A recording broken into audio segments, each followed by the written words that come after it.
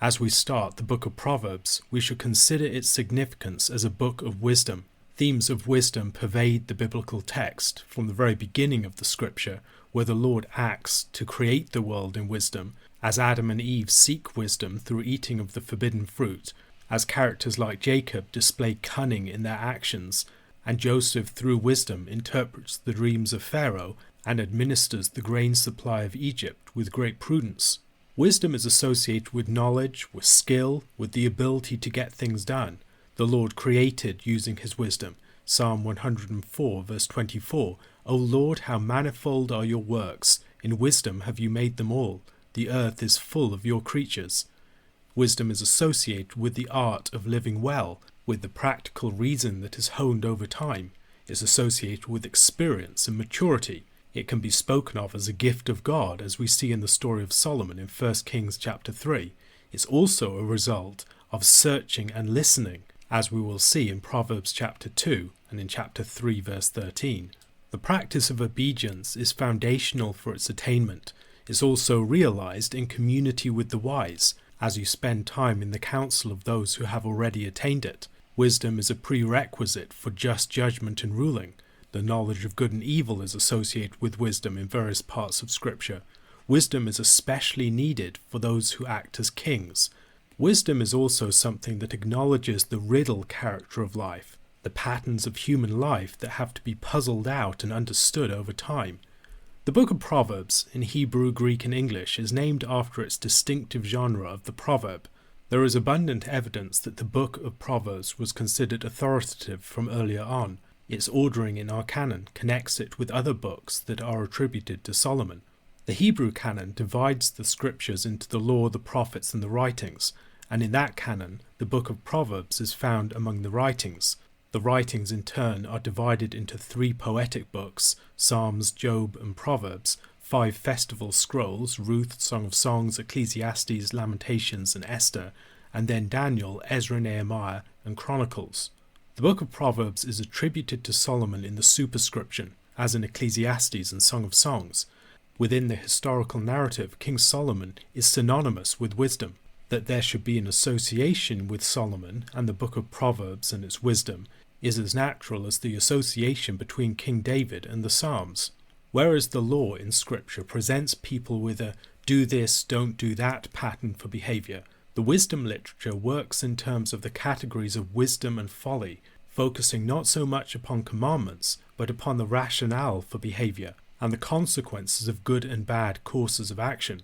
In the process, it helps us to understand more of the logic behind the law, of the goodness of the law, that the law is not just arbitrarily imposed upon us, but that it is reasonable and good, and that those that follow it will typically prosper. While the primary form of the law is a word imposed upon people from without that they submit to and acknowledge, wisdom is arrived at through reflection upon the world. The law itself already makes movements towards helping people to understand its inner rationale. In books like Deuteronomy, we see the condensed form of the law in the 10 Commandments, and then that expounded in the chapters that follow. As the hearer of the law meditates upon the connection between these things, and the connection between the law and the narrative, a deeper understanding will emerge. Deuteronomy chapter 4 verses 5 to 8 gives some sense of the wisdom that will arise as people live in terms of and seek to understand the logic of the law. See, I have taught you statutes and rules, as the Lord my God commanded me, that you should do them in the land that you are entering to take possession of it. Keep them and do them, for that will be your wisdom and your understanding in the sight of the peoples, who, when they hear all these statutes, will say, Surely this great nation is a wise and understanding people. For what great nation is there that has a God so near to it as the Lord our God is to us, whenever we call upon him? And what great nation is there that has statutes and rules so righteous as all this law that I set before you today? Just as the law in its wisdom was supposed to draw other nations to look to and learn from Israel, so the wisdom literature was also something that should have drawn other nations to learn from Israel. The Queen of Sheba and various other people in the region came to learn from Solomon in his day. The wisdom of Solomon came from an insight into the world, from a knowledge of a natural law, the logic that God had built into his creation. It is not directly dictated, as the law is. Rather, it arises from the insight that the Lord gave to Solomon into his world and the way that it works. The revelation of the wisdom literature is not so much an object in itself, a body of special revelation delivered by God like the Ten Commandments. Rather, it is the result of the Holy Spirit opening people's eyes to see the revelation in the world. Consequently, there is a very strong empirical character to the book of Proverbs. This is the result of reflection upon God's world and upon society. On account of this empirical character, and the fact that its character as special revelation arises more from the manner of its disclosure than from the truths disclosed, we can see a great many parallels between the book of Proverbs and other works of wisdom literature in the ancient Near East. This shouldn't surprise us. They are all looking at the same world. Wisdom is a sort of order immanent in creation. It is a matter not primarily of speculative reason, but of practical reason. It is discovered as the art of living well. In Scripture, such wisdom can be seen in rule and the exercise of power. It can also be seen in the cunning of those who are in positions of weakness, but manage to outwit those who are more powerful. Some have suggested that the books of Song of Songs, Proverbs, and Ecclesiastes can be related to different periods of the wise person's life. The Solomon of Song of Songs is the youthful Solomon, the Solomon of Proverbs is the father of the young man, and the Solomon of Ecclesiastes is the older Solomon looking back over his life. Although this is a speculative theory, and many would dispute it, it does bring to light the importance of time and wisdom. Wisdom is learned through experience, through passing through various seasons of life. As the wise person grows through these various seasons in life, they colour and help him to grow in his insight. While the book of Proverbs is attributed to Solomon at the beginning, other people are mentioned as authors or compilers of it. In chapter 22 verse 17 and 24 verse 23, the wise are mentioned as authors of some of the material. In chapter 30 verse 1, Agur is mentioned, and King Lemuel is mentioned in chapter 31 verse 1 as passing on the teaching that his mother gave him. Advisors of King Hezekiah are also mentioned as exercising a scribal or editorial role in chapter 25 verse 1. Proverbs generally emerge in an oral context, and then they are authored and collected. Solomon did not write the whole book, but he seems to be foundational to the collection. The historical account of 1 Kings chapter 4 verses 29 to 34 records the fact that Solomon was the author of many proverbs, and God gave Solomon wisdom and understanding beyond measure, and breadth of mind like the sand on the seashore, so that Solomon's wisdom surpassed the wisdom of all the people of the East and all the wisdom of Egypt. For he was wiser than all other men, wiser than Ethan the Ezrahite, and Heman, Calcol, and Dada, the sons of Mahal, and his fame was in all the surrounding nations. He also spoke 3,000 proverbs, and his songs were 1,005. He spoke of trees, from the cedar that is in Lebanon to the hyssop that grows out of the wall. He spoke also of beasts, and of birds, and of reptiles, and of fish. And people of all nations came to hear the wisdom of Solomon, and from all the kings of the earth who had heard of his wisdom. Several proverbs speak to situations that seem to be rather distant from the life of the court. Even in chapter 1 there is the warning to the young man against falling in with gangs, expressing a temptation that a young prince would probably not feel as keenly in the same form.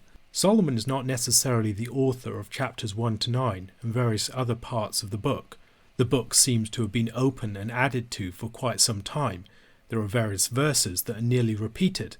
Chapter 14 verse 12 is very similar to chapter 16 verse 25, verses 10 and 11 of chapter 6 to chapter 24 verses 33 to 34, chapter 10 verse 1 to chapter 15 verse 20. It is important to recognize various editorial hands in compiling and gathering the material together and forming it into a unified work. It is important, however, to pay attention to the final product and the context of this work. It is a canonical text with a unified character of its own. Its material is not ordered in a haphazard manner, but there is a logic and an overarching order. The superscriptions of the text give us some indication of the structure of the book. Chapter 1 verses 1 to 7 is the preamble. That's followed in chapter 1 verse 8 to 9 verse 18 with an extended discourse on wisdom. Chapter 10 verse 1 to chapter 22 verse 16 is a collection of Solomonic proverbs. Chapter 22 verse 17 to 24 verse 34 are the sayings of the wise. Chapter 25 verse 1 to 29 verse 27 are more Solomonic proverbs. Chapter 30 verses 1 to 33 are the sayings of Agur. Chapter 31 verses 1 to 9 are sayings of King Lemuel, and then the final part of the book, in verses 10 to 31 of chapter 31, it's a great poem to the virtuous woman. Although the main body of the book contains classic proverbs, there are genre distinctions. Chapters 1 to 9 contain discourses and speeches, whereas chapter 10 to 31 contain the more typical form that we think of as proverbs. And the proverbs themselves seem to speak to and come from various contexts. Some speak to a court context, for instance chapter 23 verses 1 to 3. Others are more agricultural, as in chapter 10 verse 5. As in the book of Jeremiah, which was also compiled of various material over time, the book of Proverbs has an order difference between the Masoretic Hebrew and the Septuagint text. The later part of the book is ordered as follows. The sayings of Agur come first, followed by the further sayings of the wise, then the numerical parallelisms of chapter 30 verses 15 to 33, then the sayings of King Lemuel, more Solomonic proverbs compiled by Hezekiah's men, and then finally the poem to the virtuous woman. Most of the proverbs that we have in this book are brief statements of truth. They can be observations, exhortations, or other sorts of declarations. However, it is important that they be used properly, in the right time and circumstance. There are conditions for the truth of a proverb that must be understood. Many hands make light work, and too many cooks spoil the broth seem to have opposing meanings, but in the right context they are both true. In the mouths of the wise they are powerful, but in the mouths of fools they are destructive. Improperly used they can be useless or worse, something that the book of Proverbs itself highlights. Chapter 15 verse 23 speaks of the importance of the apt answer, the word that's spoken in season. Chapter 26 verse 7 declares, "Like a lame man's legs which hang useless is a proverb in the mouth of fools." And verse 9 of that chapter, "Like a thorn that goes up into the hand of a drunkard is a proverb in the mouth of fools." Proverbs are typically poetic and usually terser in Hebrew than they are in translation. As we move forward in the book, we'll see different types. There are antithetical ones. There are better than proverbs. There are proverbs that compare things to others, saying that they are like them. There are also number parallelisms, such as we see in chapter 30 verses 18 to 19. The prologue of the book, in chapters 1 to 9, largely contains speeches from the father to the son and from Lady Wisdom to young men. Within these chapters, the fundamental lessons are taught about the correct posture towards wisdom. Young men are taught about the danger of evil associations, the importance of giving their heart to wisdom, the blessings and the goodness and the integrity of wisdom, the importance of being mindful of your path and guarding your heart, the danger of gangs and promiscuous women, the importance of the fear of the Lord over everything else, and the long-term benefits of the way of wisdom. The chapter begins by introducing us to the source of the book, Solomon, who is the author and perhaps also compiler of some of the foundational material. He's the son of David and the king of Israel, both things that qualify him as someone to learn wisdom from. It's not addressed to a particular named person, which perhaps, as Bruce Waltke suggests, gives it a more democratic character. Following the introduction of the author, there is a preamble containing the purpose of the Proverbs, to know wisdom and to understand its mode of expression, words of insight. The submissive learner receives practical wisdom, mastery, the art and skill of living well, and the teacher gives prudence to the inexperienced, the immature, and the morally unformed. This is also written for the sake of the wise. Those who have already gained a great deal of understanding can return to and reflect upon these proverbs and these words of wisdom with great profit. Fundamental to everything is the fear of the Lord. The fear of the Lord is the beginning of wisdom. This is perhaps the great refrain of the wisdom literature, and much of the material of Scripture returns to this theme. Job is described as one who fears the Lord, and in chapter 28, verses 23 to 28 of his book, we read, "God understands the way to it, and he knows its place, for he looks to the ends of the earth and sees everything under the heavens. When he gave to the wind its weight, and appointed the waters by measure, when he made a decree for the rain, and a way for the lightning of the thunder, Then he saw it and declared it. He established it and searched it out. And he said to man, Behold, the fear of the Lord, that is wisdom, and to turn away from evil is understanding. Psalms 111 and 112 are a great pair of wisdom psalms. The last verse of Psalm 111 reads, The fear of the Lord is the beginning of wisdom. All those who practice it have a good understanding. His praise endures forever. The first verse of Psalm 112 reads, Praise the Lord, blessed is the man who fears the Lord, who greatly delights in his commandments. We find similar statements at many points in the book of Proverbs, chapter 1 verse 7, chapter 9 verse 10, chapter 15 verse 33, chapter 16 verse 6, chapter 19 verse 23. We also find related statements in Ecclesiastes chapter 12 verse 13 and Isaiah chapter 11 verses 1 to 5. There are various facets of the fear of the Lord that help to explain why it might be the beginning of wisdom. It's associated with humility, a recognition of your place and your limitations, and a need to be subject to the teaching of the Lord. It's associated with obedience, a commitment to follow the Lord's commands and to learn through that practice. It's associated with love, a desire to seek after wisdom and to pursue it until you've found it. It's associated with reverence and a posture of wonder and awe towards the Lord, true wonder that is not enthralled or enslaved by anything lower than God himself. Wisdom is how God formed the world, and to live by wisdom is to live with the grain of God's universe. And this posture of thought is a personal and a moral one. Out of the heart spring the issues of life.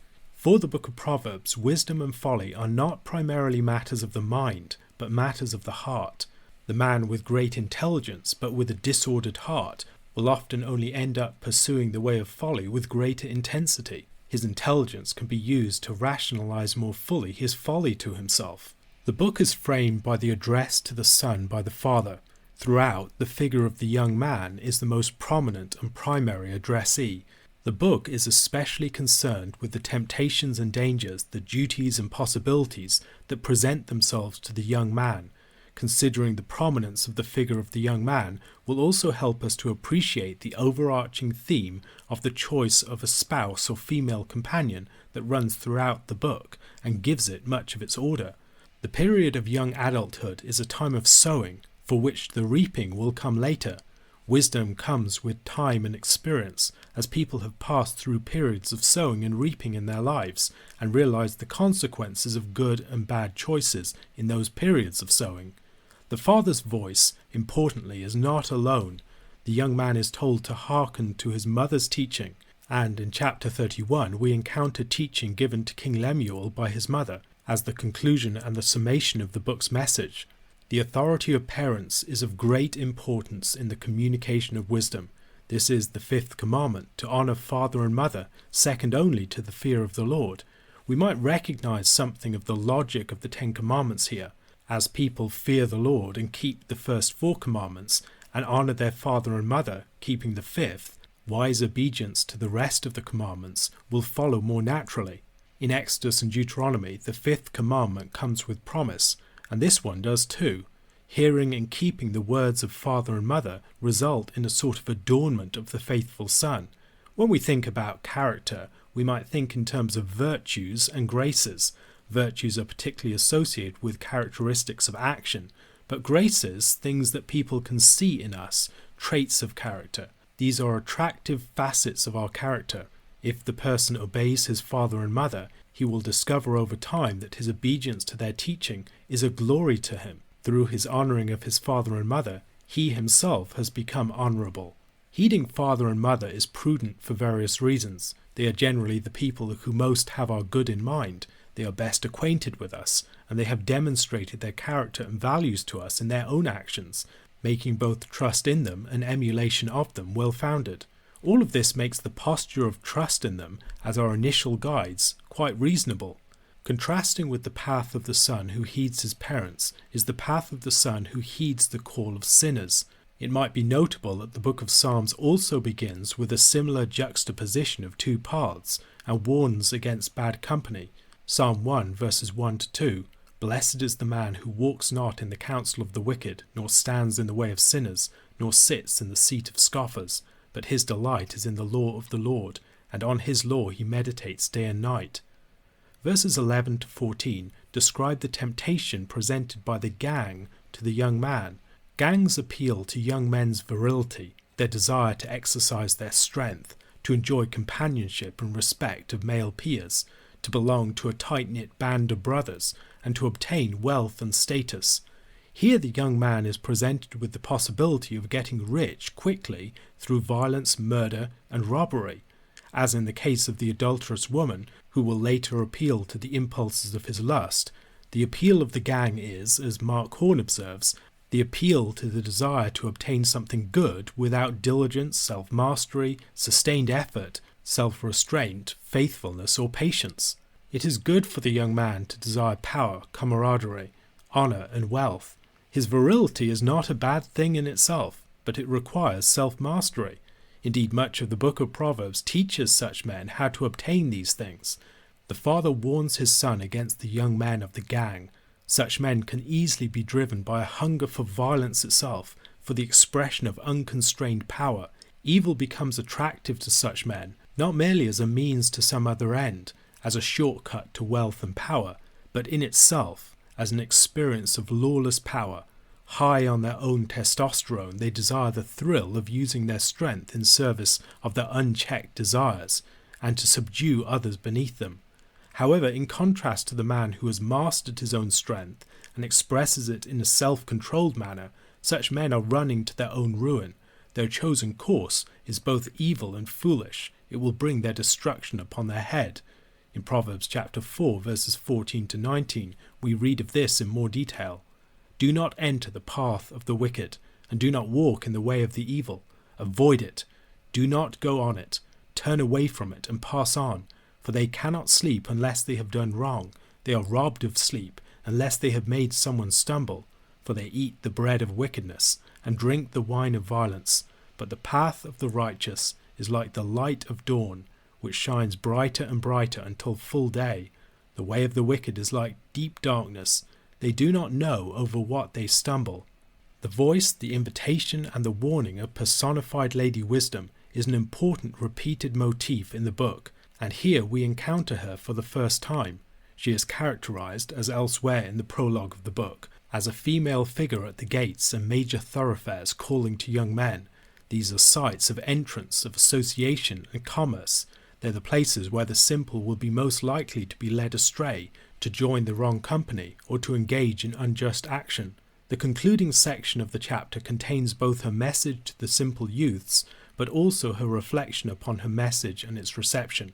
Bruce Waltke suggests that verses 22 to 33 follow a book-ended pattern.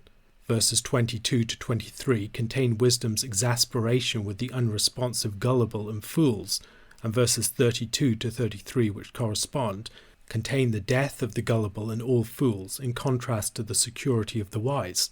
The next section, in verses 24 to 25, contains the gullible being condemned for refusing her rebuke, and the same thing happens in verses 30 to 31.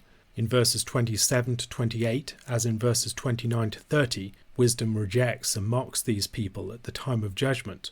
Lady Wisdom observes the simple youth's love of being simple, the law of irresponsibility, of lack of accountability, of resistance to counsel and authority, an absence of self-control, the enjoyment of levity, and a disregard for rebuke. The simple take refuge in mockery and levity as a way of deflecting the gravity of truth and wisdom. What Lady Wisdom offers to such people is a rebuke, and if they will accept this rebuke, the opportunity to turn before it is too late, before they have become so settled in the way of folly or doomed themselves to the bitter fruits of its harvest. If they respond appropriately, she will pour out her spirit to them like a fountain of truthful words that will bestow life to them. However, her speech ends with a denunciation. They have rejected her words, and so she will mock them when calamity strikes. At that point, it will be too late, and wisdom won't be anywhere to be found. Their key failure was their hatred of knowledge and their rejection of the fear of the Lord.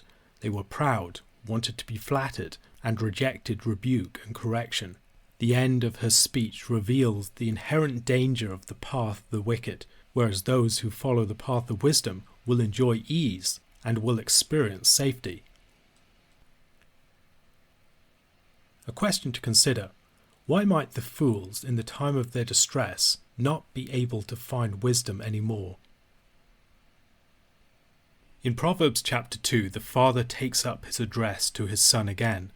Bruce Waltke observes that this chapter could be regarded as an alphabetic poem. Many of the subjects introduced in this chapter will be unpacked in the chapters that follow, and in this chapter we have a condensed expression of many themes that we will see later on.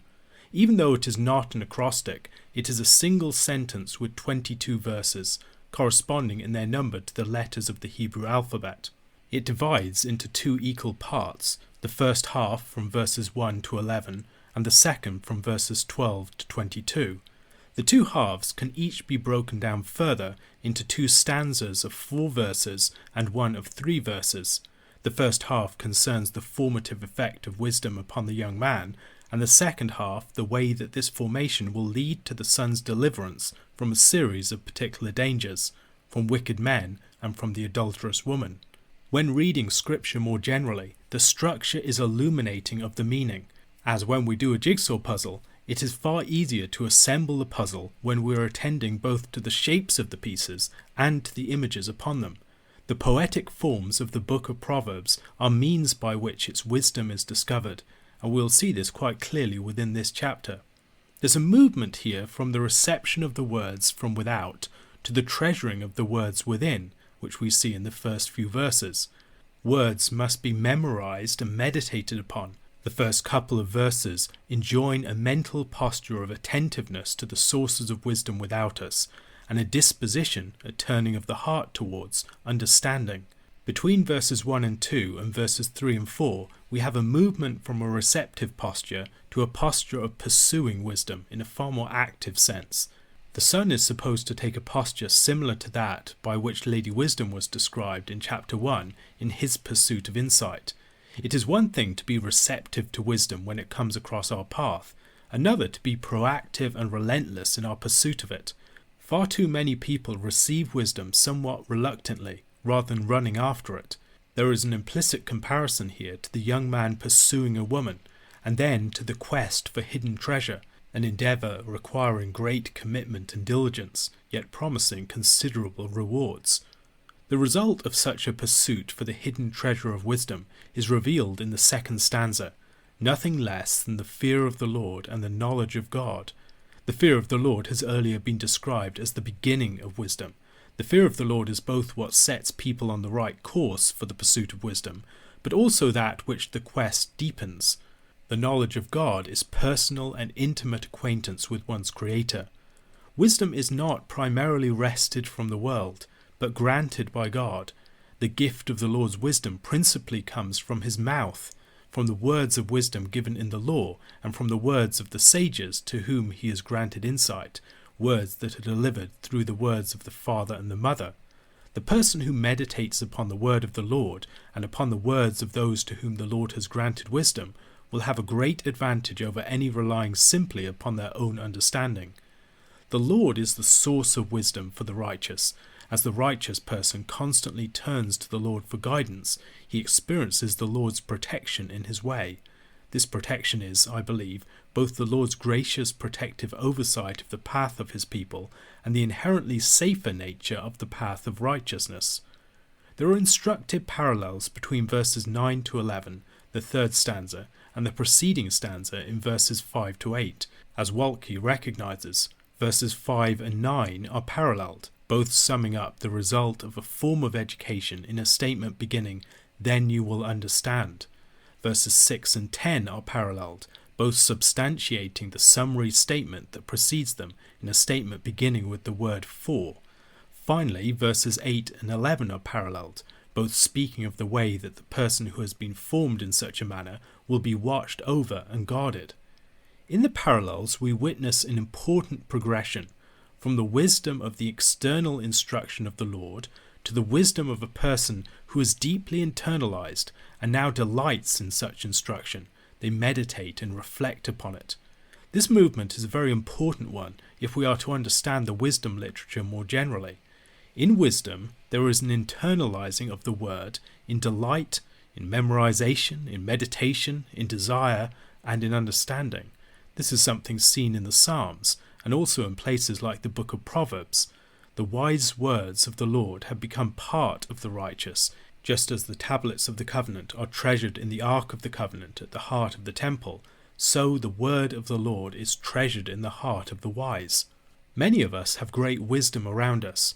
We have wise counselors, we have access to the insights of gifted scholars and sages in our libraries, and most importantly, we have the guidance of divine wisdom in Scripture to which we devote ourselves.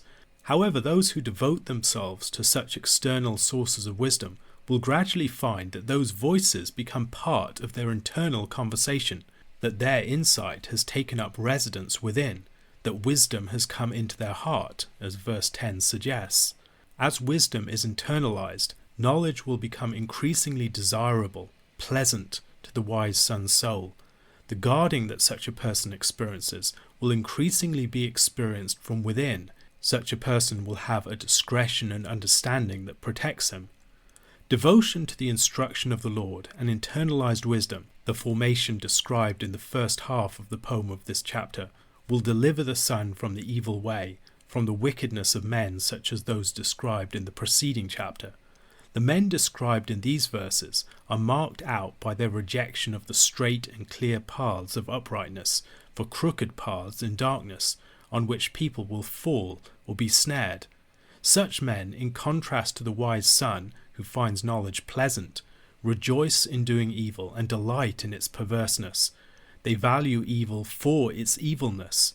Such men are not to be trusted, their speech is twisted, and their ways are devious. In addition to being delivered from wicked men, wisdom will also deliver from the forbidden woman and the adulteress.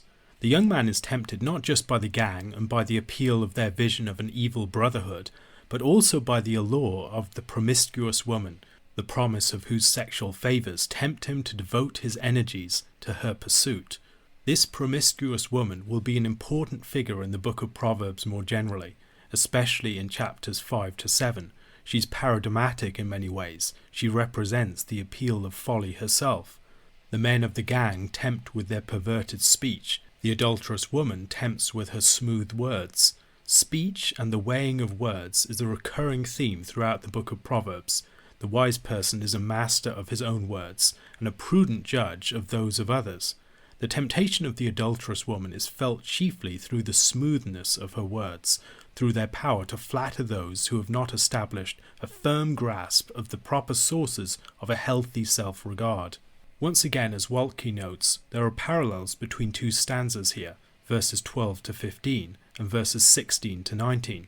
Verses 12 and 16 are paralleled in their statements concerning deliverance from the dangerous speech of some threatening group or figure, the speech of perverse men and the words of the strange woman. Verses 13 and 17 both speak of forsaking something. The perverse men forsake the paths of uprightness, and the forbidden woman forsakes the companion of her youth. Verses 14 to 15 and verses 18 to 19 describe the respective paths of the perverse men and the forbidden woman, indicating the doom of those who follow them. The poem ends with a description of the ways and paths of the good and the righteous, in contrast to those offered by evil men and adulterous women. The theme of contrasting ways, a wise and righteous path leading to life, and a foolish and wicked path leading to death, is one that is encountered throughout the Scriptures. We ought to consider the way that the wisdom literature develops this theme of the contrasting paths, the path of righteousness and the path of wickedness, the path of obedience and the path of disobedience, are now elaborated to include the juxtaposition of wisdom and folly, as the one following the path of righteousness begins to discern more fully its rationale, even beyond the duty of obedience. The final two verses declare the contrasting fates of the upright and the wicked, much as in places like Psalm 1, but perhaps the clearest comparison is between these verses and Psalm 37. In verses 5 to 11 of that psalm we read, "Commit your way to the Lord, trust in him, and he will act. He will bring forth your righteousness as the light, and your justice as the noonday. Be still before the Lord, and wait patiently for him. Fret not yourself over the one who prospers in his way, over the man who carries out evil devices. Refrain from anger, and forsake wrath. Fret not yourself, it tends only to evil. For the evildoers shall be cut off, but those who wait for the Lord shall inherit the land. In just a little while the wicked will be no more. Though you look carefully at his place, he will not be there, but the meek shall inherit the land and delight themselves in abundant peace. A question to consider. Where else in Scripture do we see the choice between two paths placed before people? The third and fourth speeches of the book of Proverbs are found in chapter 3. The third is in verses 1 to 12 and the fourth in verses 13 to 35. Once again, this is an address of a father to his son. The third speech presents the son with a series of charges attended with promises or blessings, keeping the father's commandments, not letting go of steadfast love and faithfulness, trusting the Lord, fearing the Lord, and honouring the Lord, concluding with the admonition not to despise the discipline of the Lord. The speech begins by enjoining the son to keep the commandments of his human father, but ends with comparing the Lord to a father who lovingly disciplines his son. We might imagine Solomon training his own son here, with the hearer as an eavesdropper. However, the framing of the father teaching the son need not be focused so narrowly upon such a concrete referent. It may be more of a literary device designed to democratize the book in terms of the father-son relationship more generally. The promise with which the speech begins recalls the promise of the fifth commandment in Exodus chapter 20 verse 12. Honour your father and your mother, that your days may be long in the land that the Lord your God is giving you. In the speech that follows, in verse 16 of this chapter, length of days is presented as the reward of wisdom. The blessing promised to the son who honours his father's instruction presumably comes because the wisdom of the father's instruction and counsel will guard the son's ways as he is beginning in his way, and has not yet internalized wisdom himself, and as he matures will also prove their wisdom to him in his own experience.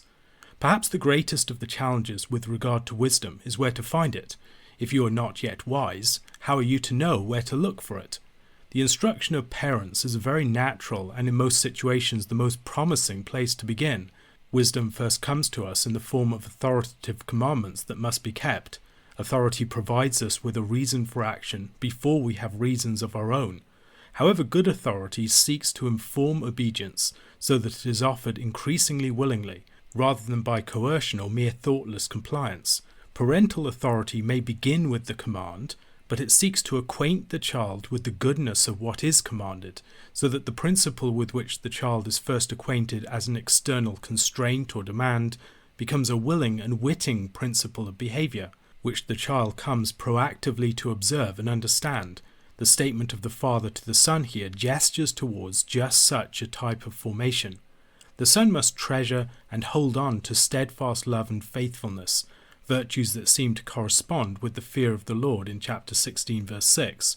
While superstitious persons might bind protective charms around their necks, the son here is told that he will discover his father's teaching in the fear of the Lord will readily answer to such an end.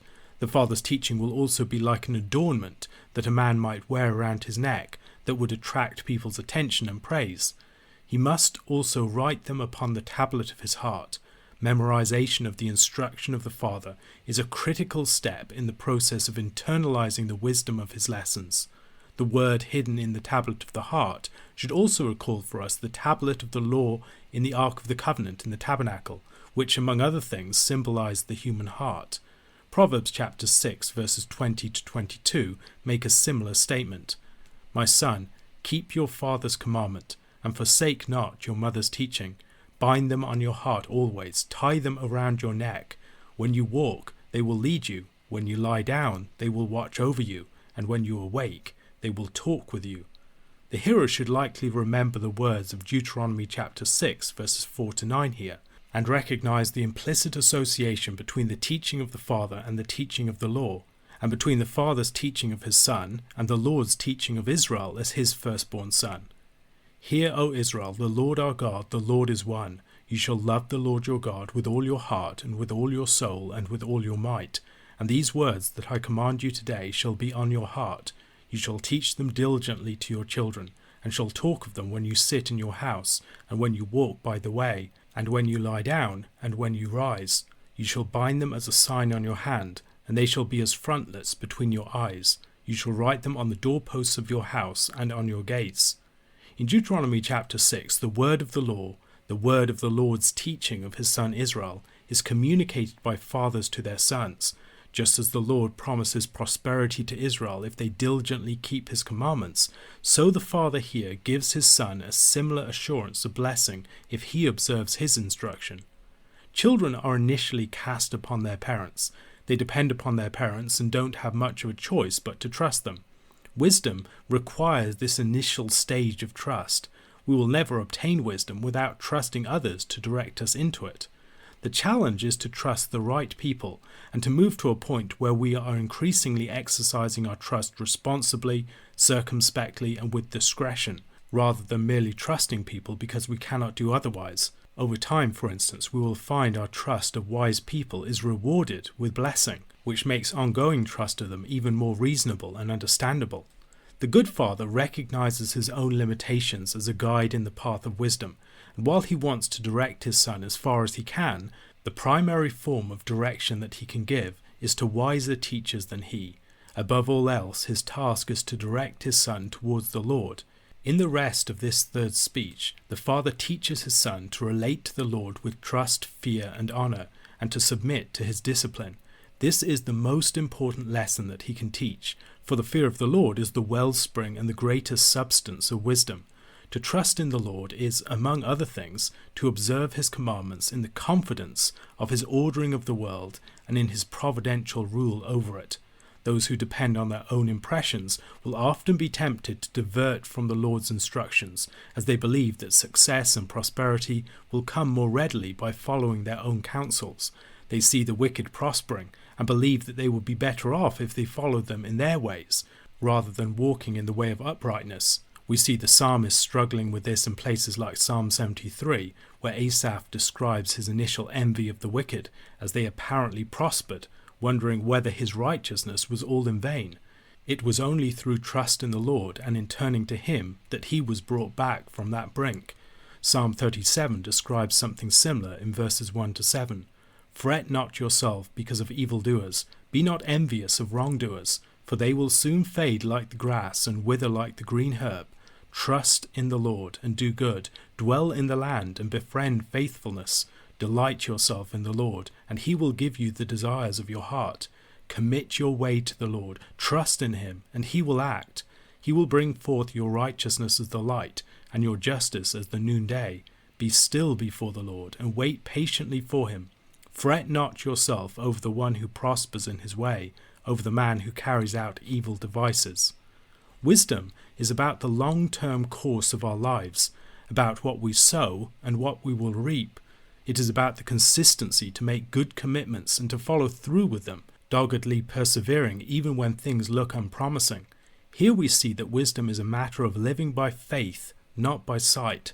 The time should come when that faith is confirmed by sight, but much of the time we simply have to act in a stubborn and daring confidence that the world is ruled by the Lord, and that if we commit our ways to him and act in dependence upon him, we will be blessed by him, even when there may be many contrary and disheartening appearances along the way. The Lord will guard us from a myriad unseen dangers, protecting our paths, not allowing us to be tempted beyond what we are able, and leading us in a path whose destination is blessedness. Fear of the Lord here involves turning away from evil. It is also the alternative to being wise in one's own eyes. It involves a posture of humility, a recognition that we have not attained to wisdom, and that we need to trust the Lord, who is its true source. Wisdom can be pursued, but we will never fully possess it. Trust in and fear of the Lord should be accompanied by an honouring of the Lord. Here the Father gives the specific case of the presentation of the first fruits to the Lord. The first fruits are the beginning of the produce, of the harvest, the things one might be most tempted to keep back, leaving the Lord with whatever is left over at the end instead. While this relates to agricultural produce, we should probably discern a metaphor for our lives here. The son might think that he wants to keep the first fruits of the harvest of his life to himself. One could imagine him thinking, "These are the best years of my life, my late teens and early 20s. Surely I should be allowed to enjoy them on my own terms, to have a good time, to sow my wild oats, and then I will serve the Lord in my 30s. However, when the 30s come, the path of folly will be well set, and its bitter harvest already starting to appear.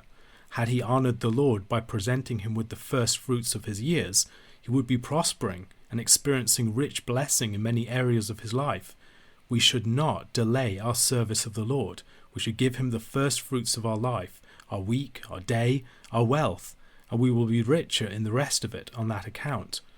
The Lord, as a loving Father, disciplines his sons. Those who trust in, fear, and honour the Lord will also find that they are disciplined by him, which, as the author of Hebrews argues, quoting verses 11 to 12 of this chapter, while never pleasant at the time, later yields the peaceful fruit of righteousness to those who have been trained by it. The Father wants to bring out virtue in his Son, to form his Son into his good character. The Lord wants us to grow as those created in his image, which relates to the theme of sonship in Scripture. This, however, requires painful correction, as the Lord deals with our folly, often through bringing us into suffering on its account.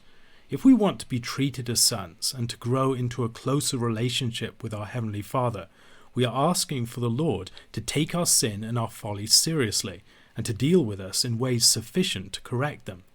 If there is one thing that the proud fool dislikes, it is correction and rebuke. However, the wise and good son desires such correction. He wishes to grow by it. The wise cultivate great sensitivity to correction, while fools harden themselves against it. As Proverbs chapter 17 verse 10 puts it, a rebuke goes deeper into a man of understanding than 100 blows into a fool. The fourth speech of the Father takes us from verses 13 to 35, stringing together four distinct sections, verses 13 to 18, 19 to 20, 21 to 26, and 27 to 35, as Bruce Waltke notes. It begins with an encomium to wisdom, extolling its surpassing value. Verses 13 to 18 concern the blessedness of the man who finds wisdom, beginning with the beatitude, "Blessed is the one who finds wisdom, and the one who gets understanding." Wealth offers many advantages and benefits, but wisdom, the Father assures his Son, greatly exceeds wealth in its value, and should be valued and pursued over everything else. If the Son obtains wisdom, many of the blessings that the fools pursue without it will be granted to him by her. Long life, riches, and honour. The long life being in wisdom's right hand suggests its greater value than riches and honour, which are in her left. The hearer of this passage may recall Solomon's own valuation of wisdom over everything else, when the Lord appeared to him in his dream at Gibeon in 1 Kings chapter 3 verses 6 to 13, and offered him what he wanted.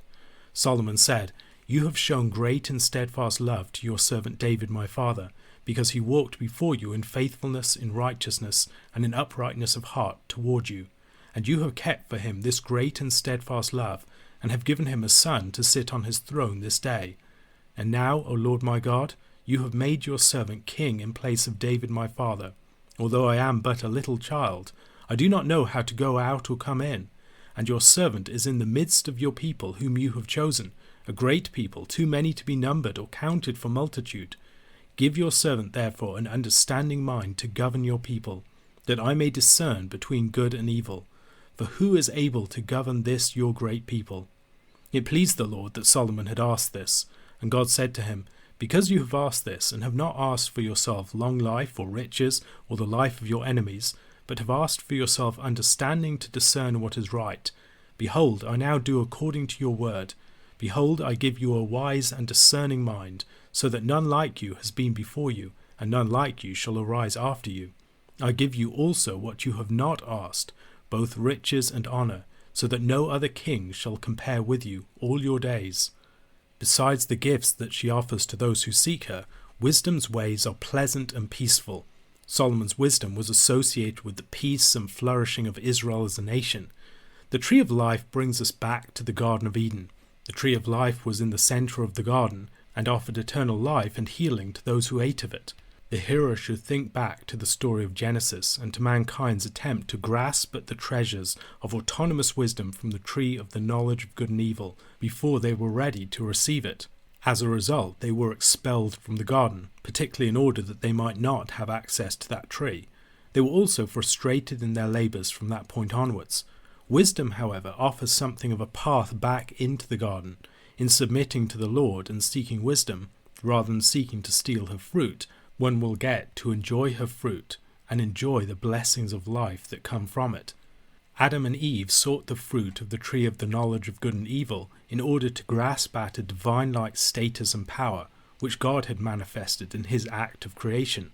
In verses 19 to 20, after the promise of wisdom serving as a tree of life to those who seek her, the Father tells his Son that the Lord himself acted by wisdom in his creation and his founding of the earth and the heavens. The world order is the product of the Lord's wisdom, and that wisdom pervades it as the immanent principle of its operations. The Lord doesn't merely create as an act of power, but also as an expression of his immeasurable wisdom. Verse 20 shows that the Lord also sustains the world by his wise providence. We are already here venturing in the direction of the personification of wisdom as a quasi-divine principle, something that will be developed in much more detail in chapter 8. From extolling wisdom, the Father moves to exhorting his Son relative to it. He must make sure to obtain it and to keep hold of it at all costs. If he does so, he will experience immense benefits on its account: life, adornment, security, and deliverance from fear and danger. The foolish walk on dark and dangerous paths, but the wise son walks in secure, straight, and well-lit ways. He won't need to fear the pits, traps, and snares that afflict the wicked and the fools. The security of the path comes both from the path's inherently safer character and from the fact that the Lord watches over, protects, and guards those who walk upon it. The chapter concludes with a series of instructions concerning a proper relationship to neighbours. Verses 27 to 30 encourage the Son readily to show good to all to whom he has any obligation, to the extent of his power to do so. He must not be grudging or reluctant in his generosity.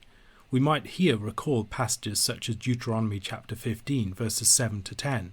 If among you one of your brothers should become poor in any of your towns within your land that the Lord your God is giving you, you shall not harden your heart or shut your hand against your poor brother, but you shall open your hand to him and lend him sufficient for his need, whatever it may be. Take care lest there be an unworthy thought in your heart, and you say, the 7th year, the year of release, is near, and your eye look grudgingly on your poor brother, and you give him nothing, and he cried to the Lord against you, and you be guilty of sin. You shall give to him freely, and your heart shall not be grudging when you give to him, because for this the Lord your God will bless you in all your work, and in all that you undertake. Likewise, the son must be wary of delaying or deferring his obligations of generosity to his neighbour. He must be speedy, and never withholding in his assistance. From reluctance in generosity, verses 29 to 30 warn the son against malicious and violent actions against his neighbour. He must not conspire against his neighbour, nor should he be litigious and a starter of quarrels, bringing accusations against the innocent, presumably intending to advantage himself in such a manner. The 10th commandment condemns the sin of covetousness, a sin that lies at the root of so many others. In the wisdom literature, envy and desire are given much closer attention. While the law focuses upon more external actions, the wisdom literature is concerned to describe the growth of sin from its first incipience to its final bitter harvest. Here the son might be tempted to envy the wicked men of violence and their seeming ease. The psalmist expresses such envy in Psalm 73, verses 3 to 13. For I was envious of the arrogant when I saw the prosperity of the wicked. For they have no pangs until death. Their bodies are fat and sleek. They are not in trouble as others are. They are not stricken like the rest of mankind. Therefore pride is their necklace. Violence covers them as a garment. Their eyes swell out through fatness. Their hearts overflow with follies. They scoff and speak with malice. Loftily they threaten oppression. They set their mouths against the heavens, and their tongue struts through the earth. Therefore his people turn back to them, and find no fault in them. And they say, How can God know? Is there knowledge in the Most High? Behold, these are the wicked, always at ease. They increase in riches. All in vain have I kept my heart clean, and washed my hands in innocence. The father here is very concerned that his son not fall into this trap. In verses 32 to 35, the father supports his warning against envy of the wicked. The final end of fools and the wicked is disgrace, as the Lord is opposed to all of their ways, and his curse rests upon them. Their downfall is sure to come. but those who trust in and fear and honor the Lord will themselves inherit honor. A question to consider: what are some ways in which we can make ourselves more receptive to the correction and discipline of the Lord? Honoring father and mother, a principle that is integral to the practice and communication of wisdom, makes it possible for the lessons learned by previous generations to be passed on to later ones, without these lessons always having to be relearned from scratch the hard way. In Proverbs chapter 4, the father shares the teaching that he himself received from his son's grandfather, which he passes on to them in turn. The father gives his sons not merely his teaching, and here the teaching being given is largely the grandfather's teaching that he is reporting, but his own example as a learner.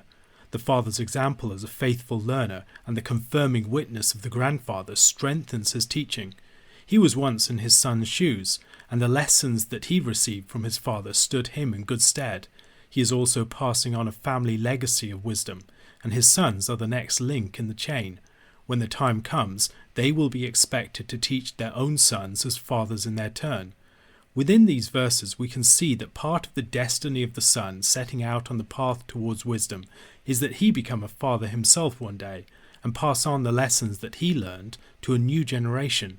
The father-son relationship is such that the father is raising another to fill his position in the chain of the generations. A son is a potential father, and a good father is a son who has attained to an appropriate maturity. The sons here may be not a group of brothers, but a group of students, a possibility Michael Fox mentions. Bruce Waltke suggests the possibility that the father might be speaking not to a group of his immediate children, but to the multi-generational lineage arising from him. The grandfather's training of the father began when he was still very young and impressionable, still very much within the orbit of his mother and dependent on her tenderness.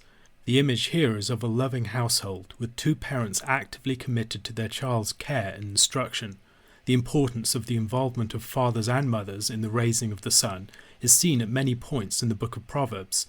Father and mother both bring something distinct to the task of child-rearing, and there are different areas where the teaching of one or the other becomes more important. Gender dynamics pervade the book of Proverbs in ways to which we ought to be attentive. The father-son relationship is treated as paradigmatic for the passing on of wisdom, but the quest for the right woman is seen as paradigmatic for attaining it. Wisdom is personified as a woman, and the book ends with a great poem concerning the wise wife. The most important thing in the instruction of the grandfather reported by the father was that the son must get wisdom, here implicitly personified as the woman he should want as his bride. As Genesis chapter 2 verse 24 teaches, a man must leave his father and mother and be joined to his wife in marriage. In many respects, the paradigmatic process of a son's development is from the tender care of his mother to the instruction in the law of his father to the arms of his bride. Both the mother and the father have to propel their son towards another. The mother needs to move the son more into the orbit of his father, lest he remain a psychologically underdeveloped mother's boy. The father needs to move the son out into the world so that he can move out of his father's shadow and start his own household and family. A crucial part of the instruction that will make this move possible is teaching in the quest for a bride. And here the real bride that must be sought is Lady Wisdom. The father's teaching will last for a season, but the time will come when the son must move out from under it, and it is imperative that he does so as one devoted to Lady Wisdom as his bride. The rewards of having Lady Wisdom as one's bride are considerable. One possesses wisdom not as knowledge in one's brain, so much as in a manner akin to the way that one might have a wife. A husband has a wife as he commits himself to her, doesn't forsake her, as he loves her, prizes her, and honours her. The same is true of wisdom. The son is exhorted to devote himself to wisdom, as he might devote himself to his wife. To possess wisdom as his own requires an enduring and deepening commitment and relationship with her, a posture of heart towards something distinct from himself, to which he must always be rightly comported. As he commits himself to wisdom as his bride, wisdom will keep him, guard him, exalt him, honour him, adorn him, and crown him with the beautiful crown that a bridegroom might wear. For Proverbs, the quest for wisdom is much more like a lifelong love affair than it is like the accumulation of information, as our own culture can often think of it. The controlling metaphor starts to shift from verse 11 onwards, with the theme of marriage to wisdom being replaced by that of walking in the ways of wisdom. The exhortation to the son to heed his father's words is once again attended with the familiar promise of the fifth commandment. The days of those who heed the words of their parents will be long in the land. The palette of the metaphor of the paths of wisdom includes terms such as way, paths, walk, step, run, stumble, turning away, going on it, passing on, all terms or expressions that appear at several points in verses 10 to 19. The juxtaposition of the way of righteousness and the way of wickedness here is familiar to us from other parts of Scripture, reminding us of places such as Psalm 1 and its warning against walking in the way of the wicked. The metaphor of walking highlights the way that wisdom is, for Proverbs, primarily about the art of living well, rather than about mere head knowledge. Wisdom is displayed in the realm of behavior, and the teaching of wisdom is mentoring and discipleship in the skills of life. The language of verse 13 makes clear that wisdom is something that must be diligently persisted in, never abandoned, and vigilantly guarded. Wisdom is nothing less than the son's life. If he loses wisdom, he loses everything. The path of the wicked, in contrast to the way of wisdom, is treacherous and must be avoided at all costs. In verses 14 and 15, the father adds warning to warning, lest the son fail to recognize just how imperative it is that he resist the law of the way of the wicked. The verses that follow describe the wicked as those whose regular bodily rest is hampered by their commitment to evil. Wickedness consumes them. They are obsessed with it. It becomes more essential to them than sleep, and their very food and drink. There couldn't be a starker contrast than there is between the path of such evil men and the path of the righteous. The father adopts the very strongest of oppositions to describe the difference. It's the difference between light and darkness. The path of the righteous isn't merely like light, but it is like the rising light of the dawn. It becomes clearer and more glorious as it ascends. Righteousness matures over time. The wisdom of those who have persisted in the way of wisdom for many years greatly exceeds those who are just setting out on it. By contrast, the wicked walk a crooked way, shrouded in a Stygian pitch, unable to see where they tread, and ultimately doomed to stumbling. The concluding speech of the chapter, its third, once again exhorts the son to vigilance. He must be attentive and incline his ear to the sayings of his father, not letting them out of his sight, and carefully keeping them in his heart. The word jealously guarded in the heart is like the tablets of the law in the Ark of the Covenant. This is, the father assures him, nothing short of life and healing, like the tree of life to which wisdom was likened in the preceding chapter. The wise words of the father must be found. They require the son to search them out, to pursue them, and to devote himself to them. Merely hearing them is not enough. They cannot be carelessly possessed. Many people have much information in their brains, but they have never pursued wisdom in order to find it. Of preeminent importance is the guarding of the heart. Everything flows from the heart. The heart is like the inner sanctuary. It is like the garden with a fountain from which the river flows out. We are to be the gardeners who keep and tend our own hearts like a hidden garden. The heart is the secret spring from which everything arises, and mastering it is our first, our greatest, and our most enduring task. The heart is exposed to the sight of God, but generally veiled to others. We are often most concerned with how we appear in the sight of others, and will go to much effort to make ourselves appear righteous to our neighbour, little mindful of how we appear to the God who sees the hearts of men. However, the Scripture charges us to be most vigilant and concerned with our hearts in the sight of God. As Robert Murray McCheyne purportedly, but perhaps apocryphally, said, "What a man is on his knees before God, that he is, and nothing more." The state of our heart is upstream from everything else. The pollution of our hearts will defile every one of our actions, or alternatively, its godliness can be a source of life to all who come into contact with us. From the heart upstream, the Father concludes by looking downstream to the mouth, the eyes, and the feet. Evil speech is described using similar language to that of the evil way. It is crooked, it's devious. It is not straightforward.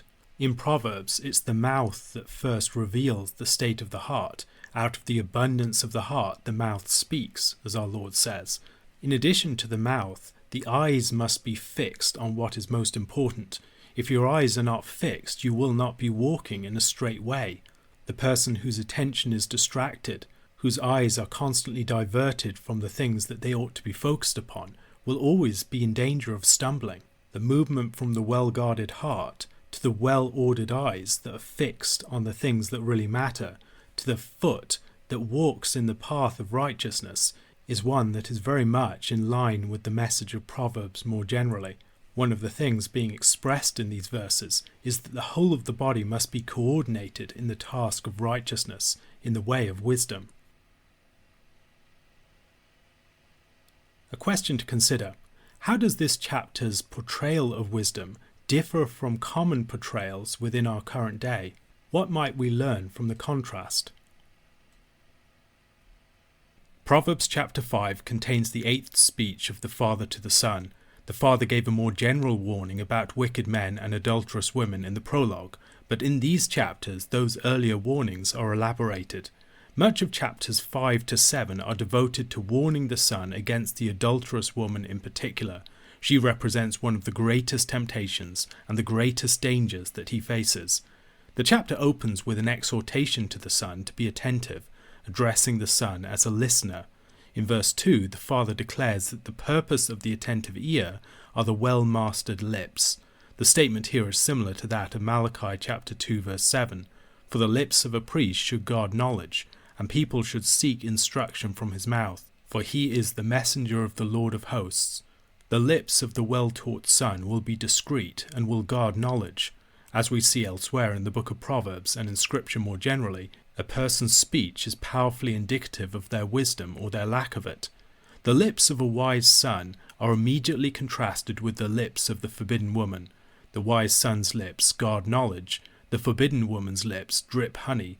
The dripping honeyed lips of the forbidden woman and the smoothness of her palate are perhaps intended to evoke the ease with which careless intercourse with the forbidden woman can move from seductive conversation to kisses and beyond.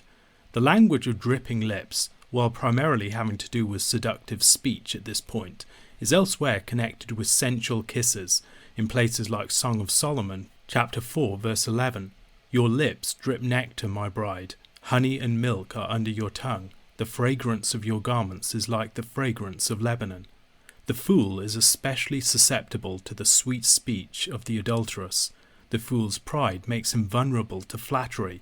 Hating rebuke, he has never gained perspective upon himself, and the flattery that the adulteress gives is the perfect bait to hook him. It tells him what he wants to believe about himself, and fools are driven more by what they want to believe than by any desire for the actual truth.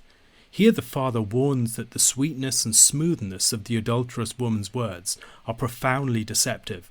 Those who take her bait will discover that the consequences of doing so are exceedingly bitter, and for all of their apparent softness and smoothness, her words are as deadly and sharp as a two-edged sword. Once again, the metaphor of the way comes up. Walking on the way of wisdom is not just about guarding your own steps, but about the company that you choose to keep. The way of the forbidden woman is descending into destruction and death, moving away from the light into enveloping darkness, and those who associate with her will end up walking the same path. She is unmindful of and blind to her path. Those who follow her are doomed to share her fate. The picture is further developed in chapter 7, which concludes with the following warning in verses 25 to 27. Let not your heart turn aside to her ways. Do not stray into her paths. For many a victim has she laid low, and all her slain are a mighty throng. Her house is the way to Sheol, going down to the chambers of death. The father gives his sons the most solemn warning against this woman, expounding upon some of the reasons why she is so dangerous. The man who gets carelessly involved with the adulterous woman will find himself at the mercy of an angry husband and family who will mercilessly bleed him dry. At that point he will be left with futile remorse as his resources and his energies are depleted, and he is finally ruined and utterly shamed within his community, his house and his reputation in tatters. The warning here can be generalized to sexual immorality more generally, which wastes countless lives. The careless young man may lose years of his life and his greatest vigor in promiscuity, squandering the first fruits of his strength and resources on women who would happily devour him whole. We can imagine such a person in his late 30s and 40s. He has had many broken relationships. He's paying support for children from whom he is alienated. He has had a costly divorce. He has wasted money on prostitutes or on his porn addiction. He is lonely, bitter, and jaded. He has a few STDs. He is unable to connect with women in any emotionally healthy manner, and the best years of his life and the greatest of his energies and vigour are behind him. He has little honour in society. People regard him as a disreputable failure. If only he had listened to the warnings when he had the chance. The accumulated bitter blows of life beat awareness of the folly of his chosen path into the careless son. However, the wise son does not have to learn lessons the hard way. By heeding the warnings of his father, the benefits of the wisdom of the previous generation can be enjoyed by the next, with the son knowing little of the painful cost that he would otherwise have incurred had he needed to experience the fate that his father warns him about in order to obtain that knowledge.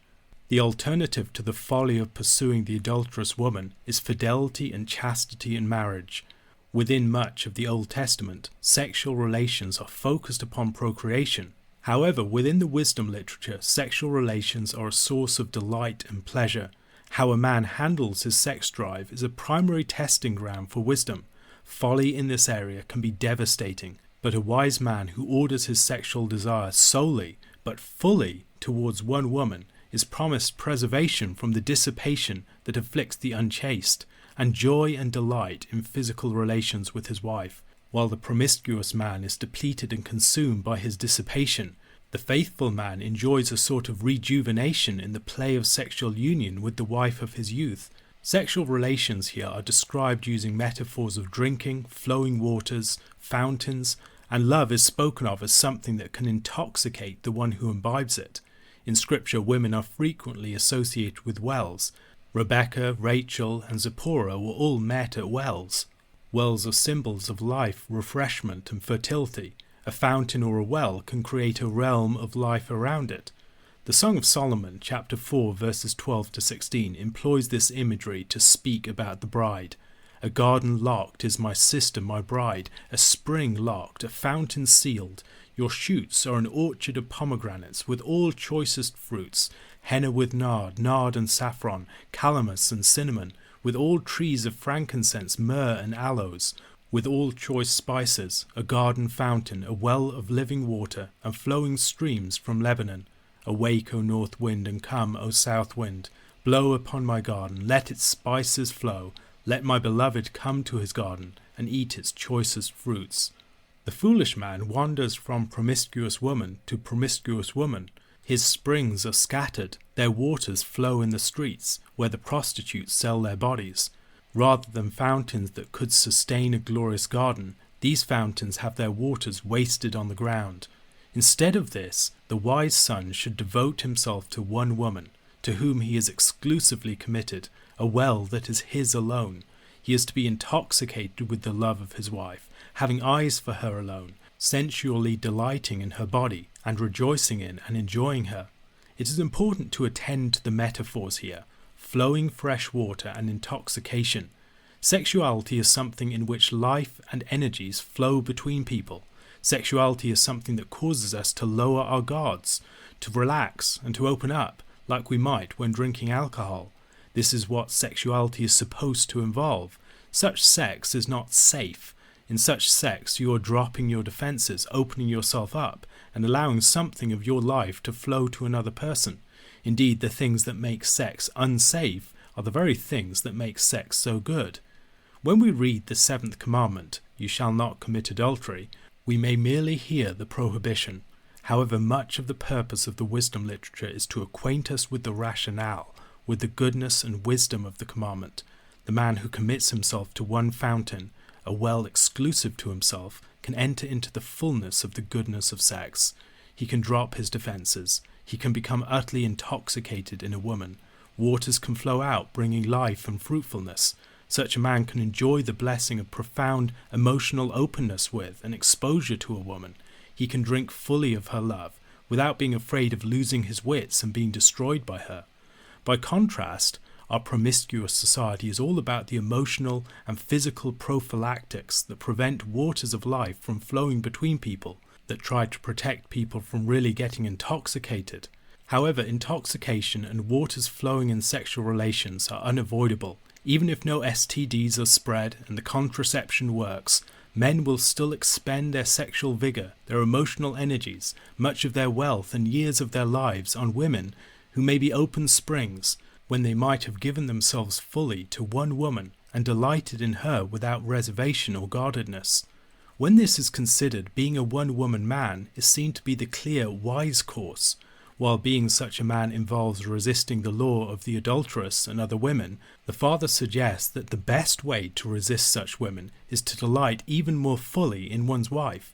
The promiscuous man can never really relate fully to or unreservedly enjoy any woman, because he is pursuing sexual pleasure against its grain, against the union and mutual lowering of defences that it naturally involves. He does not want to get too attached. She does not want to risk getting her heart broken. The faithful husband, however, is to become the lifelong lover of one woman, and she is free to let her life flow freely, always looking for ways to deepen and enjoy their bond more fully. Our paths are all overseen by the Lord, who upholds the moral order of the world. In this moral order, sin's judgments generally follow from it as a natural consequence. Sin entangles the sinner within it, and the sinner is caught in his own iniquities. The wicked man is the architect of his own destruction. Wickedness is ultimately revealed to be folly, the result of proudly resisting instruction. A question to consider: how might this passage inform our reading of Song of Solomon as wisdom literature? From the discussion of the adulterous woman in Proverbs chapter 5, Proverbs 6 moves to some examples of foolish or wicked men in verses 1 to 19, before returning to the adulterous woman again at the end of the chapter. Bruce Waltke argues that these warnings against wicked men are connected with the warning about the forbidden woman in the previous chapter, in a way that encourages the readers to perceive parallels and the severity of the danger in both the cases. The opening verses deal with a situation where the son has acted as a guarantor for another. As surety, all of the other person's debts could be demanded of him if they reneged on their duty of paying. This is a very dangerous position to put oneself in, through careless benevolence or some other motive. The figures of the neighbour and the stranger in verse 1 seem to be parallel to each other in the literary structure of the text. However, as figures, they would seem to be contrasting. Perhaps stranger is a way of describing the neighbour whose character and reliability the guarantor has not adequately judged. Rash vows are dangerous things to make, and the son must beware of making them. The person who makes such vows is caught in the snare of their own words. In such a situation, matters are urgent, and no time must be wasted. The son must immediately go to the neighbour for whom he has pledged himself a surety, and must pester him until he pays the debt, lest the son be ruined on account of his neighbour's failure to pay up. Until the debtor pays the debt, however, the son is like a gazelle, or a bird that is in great peril of being caught and killed. Verses 6 to 11 warn the sluggard, the lazy man, against the consequences of his inaction. He is instructed to get up and go to look at the ant, learning a lesson from its industriousness. It doesn't require direction or rule from some other party in order to gather its grain. While ants may have social organization, they don't need leaders to press them into action. The ant does the necessary work in the necessary season. The sluggard, by contrast, is difficult to rouse. The sluggard is always putting off what should be done immediately. He just wants a little sleep, a little slumber, a little folding of the hands, putting his duties off for just that little bit longer, an indefinite period of time. Time slips away from him, but then, all at once, the bitter consequence of his abandoned duties comes upon the dozing sluggard like a bandit, stripping him of all that he possesses. The sleep by which he puts off responsibilities and relaxes leaves him without the vigilance to guard himself, and poverty and want strike him unawares. In Ernest Hemingway's The Sun Also Rises, one of the characters is asked how he went bankrupt. 2 ways, he answers, gradually and then suddenly.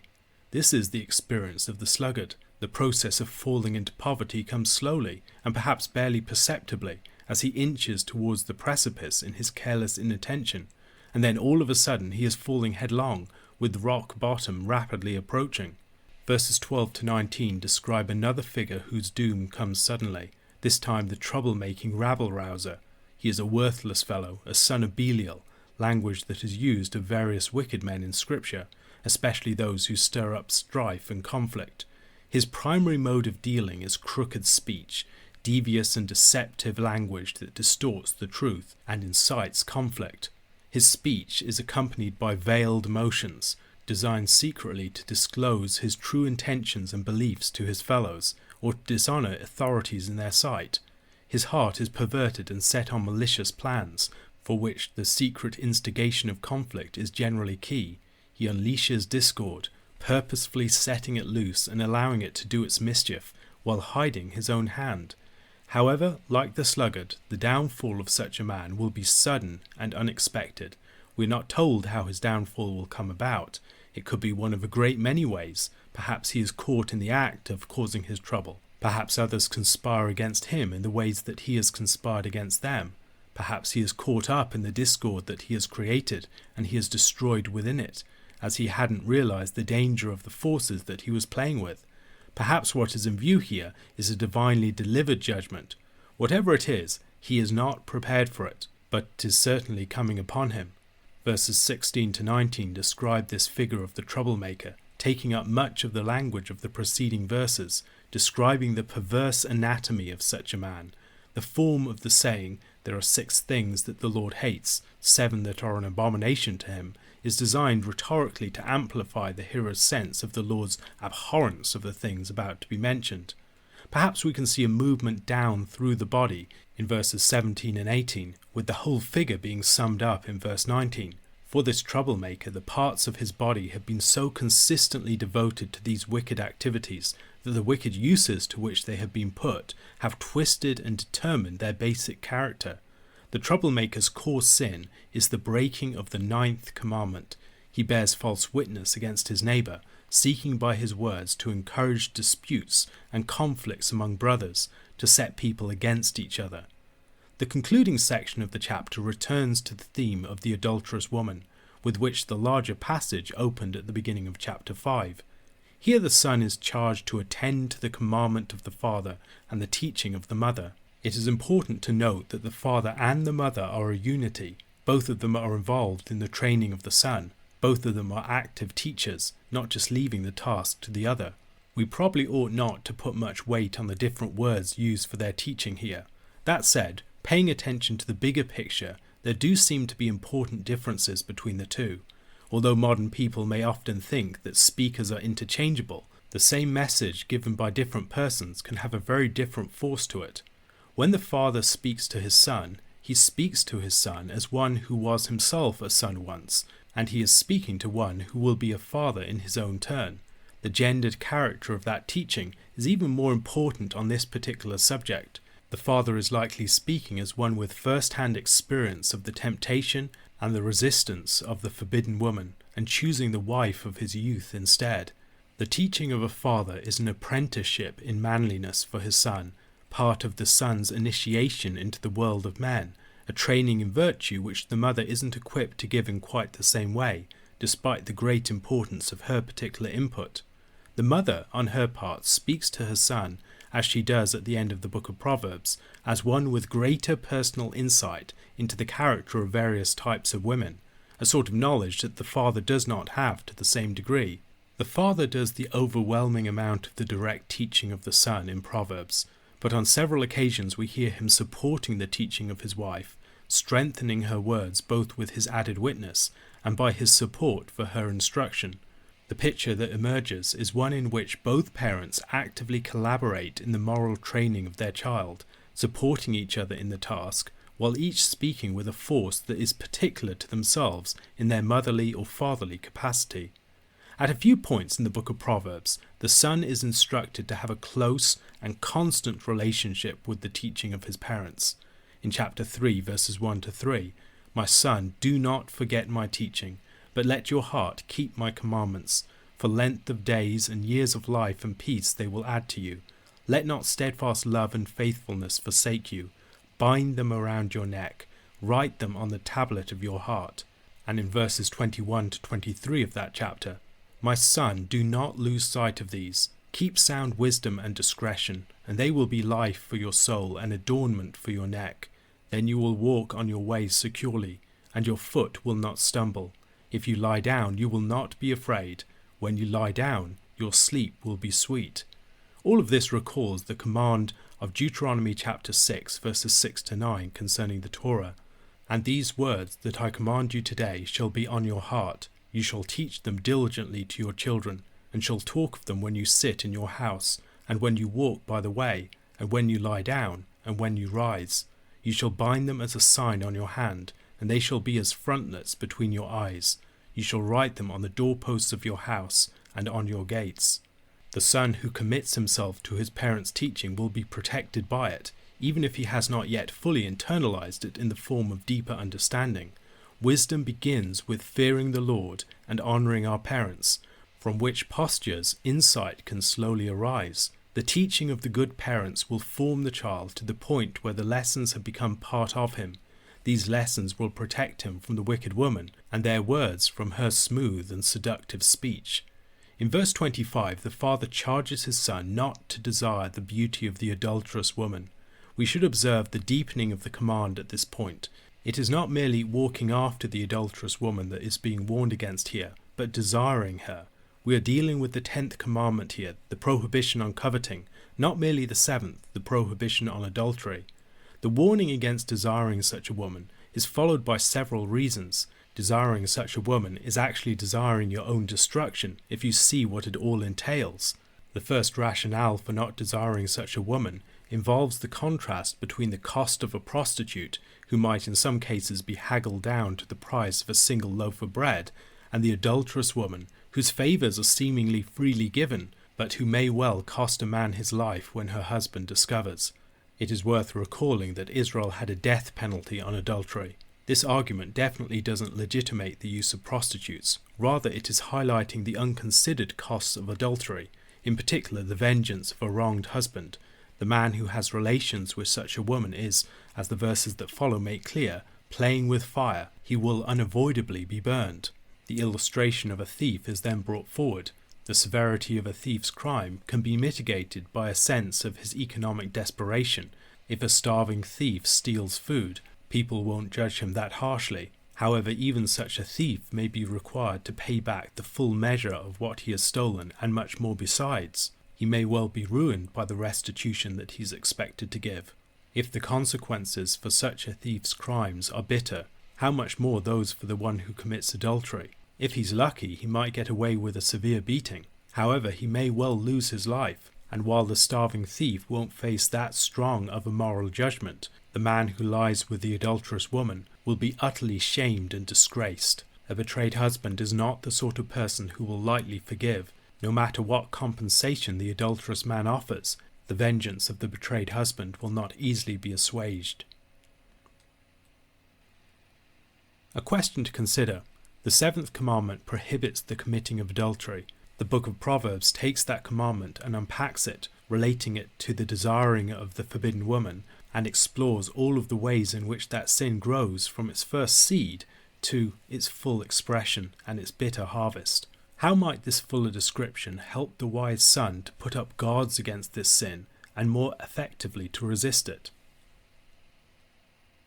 Proverbs chapter 7 contains the father's 10th speech and another extended treatment of the danger of the forbidden woman. The focus on women competing for the attention of the young man in the opening chapters of Proverbs encourages us to recognize that wisdom, or the lack of it, is principally determined by those to whom you will give your heart. The book of Proverbs frequently moves between the personified women of wisdom and folly and the concrete women the son might encounter, the adulteress, the prostitute, and the wife of his youth. By moving between these figures, the reader is supposed to recognize, on the one hand, the fact that the pursuit of wisdom must be an affair of the heart, and on the other, the fact that all of the pursuits of love in the young man's life are ultimately to be understood as expressions of the fundamental quest for either wisdom or folly. A man who has given his heart to sensual pleasure, to the pursuit of many women, to a forbidden woman, or who has taken a foolish or wicked wife, will be compromised in his quest for wisdom in a manner from which there is no easy recovery. In his pursuit of such women, he has been listening to the call of Folly herself. Those who have your heart have your devotion, your strength, and ultimately your life. This is one of the reasons why throughout the scripture there is such a concern that the people of God do not marry idolaters and unbelievers.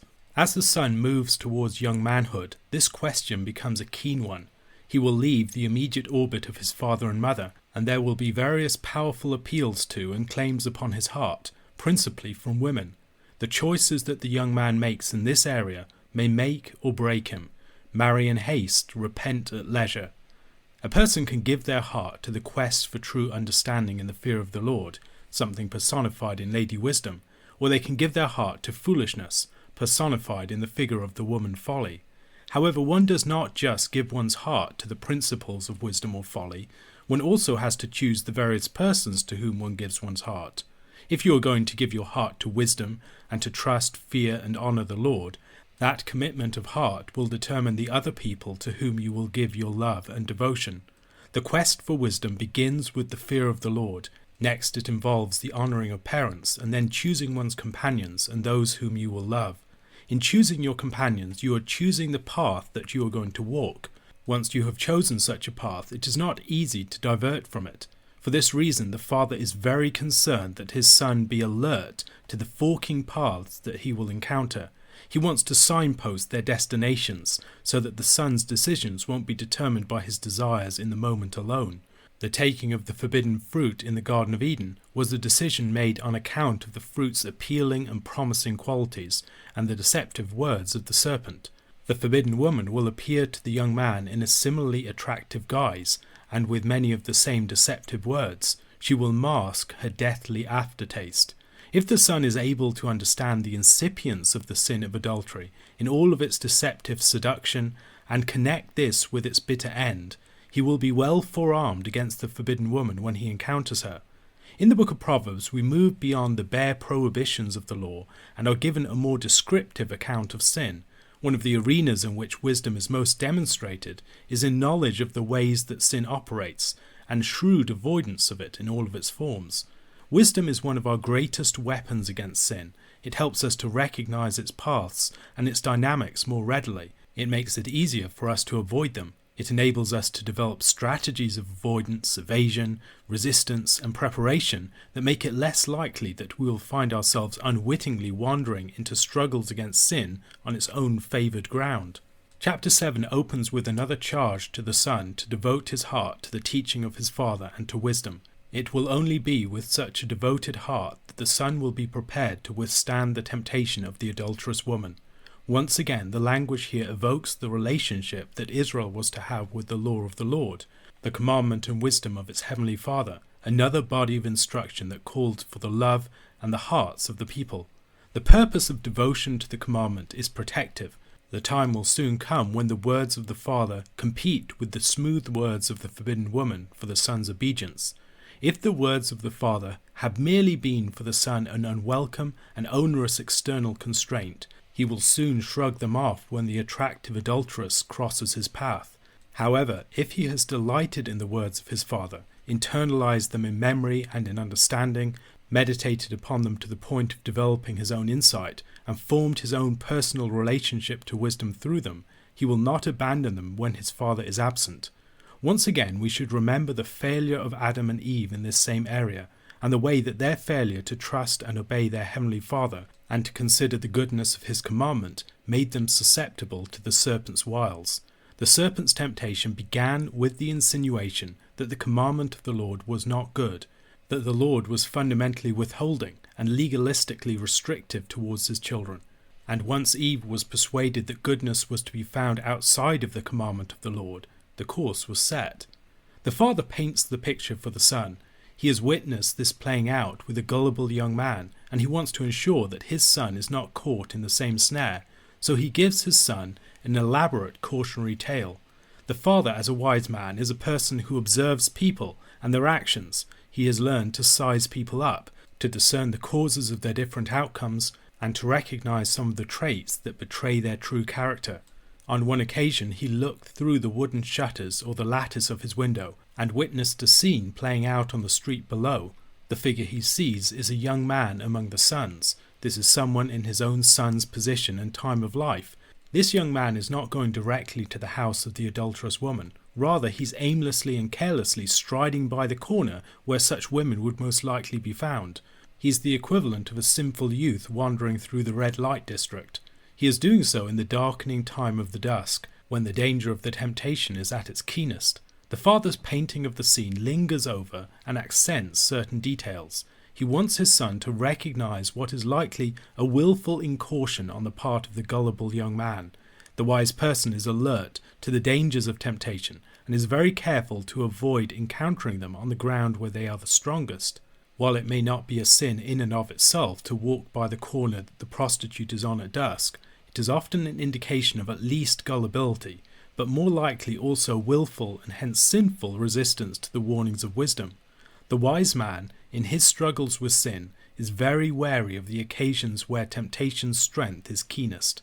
Perhaps it is certain company, perhaps it is when he is in solitude, perhaps it is when he is tired or in a mood to self-pity, perhaps it is when he is aimlessly killing time online. The wise man recognizes that sin is like fire. It requires fuel, heat, and oxygen. He is very mindful of those places where there is fuel for sin, where sinful activities are near at hand, where willing companions in sin might be found. He is alert to those places where the heat of sin is present, those times and places and persons around which or around whom he feels his sinful passions aroused. He recognizes the forms of oxygen that sin can be given, privacy and secrecy, excessive or unchecked power, and other such things. The fuel, the heat, and the oxygen that sin require are often not sinful things in and of themselves, but the wise person recognizes the danger of a culpable negligence when negotiating their interactions. For the young man in the father's account, the temptation comes quickly upon him. He didn't go seeking for her, but he foolishly put himself in danger's path. The suddenness of the woman's arrival, the way that she comes upon the unprepared young man, is conveyed in the words, "And behold, all at once she is there." And when she is there, she doesn't just quietly present herself to the man. She takes him by surprise. She throws him off his balance. She presses and cajoles him. She grabs him and kisses him. If the young man lingers a moment more, the trap that has been sprung will be impossible for him to escape. Sin isn't waiting around asking for his permission. Nothing short of firm resistance and running away will deliver him. We might here recall the story of Joseph and Potiphar's wife. The father was attentive to the gullible young man. He was also attentive to the appearance, character, and behavior of the woman. Her dress communicates something of her moral character and intent. She is dressed like a harlot, flaunting her body, using such a display to arouse the man's lust, so that the heat of his passions might meet the fuel of her sinful intent. Her dress is designed to weaken his resistance. The father can see that she is cunning and streetwise. She is a shrewd judge of the foolish man's nature. She knows just how to catch him. In the description of her as watchful or wily, we have a window into a reason why wisdom is so essential. The wicked have their own forms of wisdom and cunning. They also have insight into the world and into human behavior. The serpent was more crafty than any of the other beasts, and sinful people like this woman are shrewd, skilled at deceiving, trapping, and outwitting others.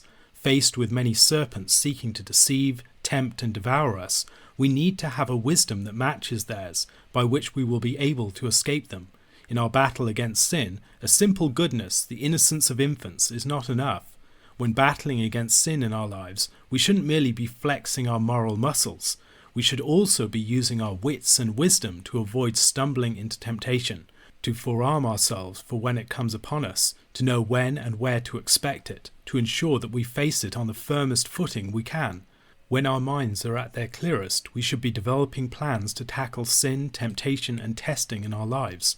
We need to plan and prepare for crisis before the crisis hits. The father continues his description of the adulteress and her manner. She is loud and unruly, someone who is manifestly driven by passions and not self-controlled. Her feet do not stay at home. She is restless and unsettled. This is seen in the way that she wanders and lurks all over town, in the street, in the market, at the corner. Wherever gullible young men might aimlessly be making their way, she is prowling and waiting to pounce, hoping to divert them. She is shameless and brazen, seeking to overcome the young man with the boldness of her seduction.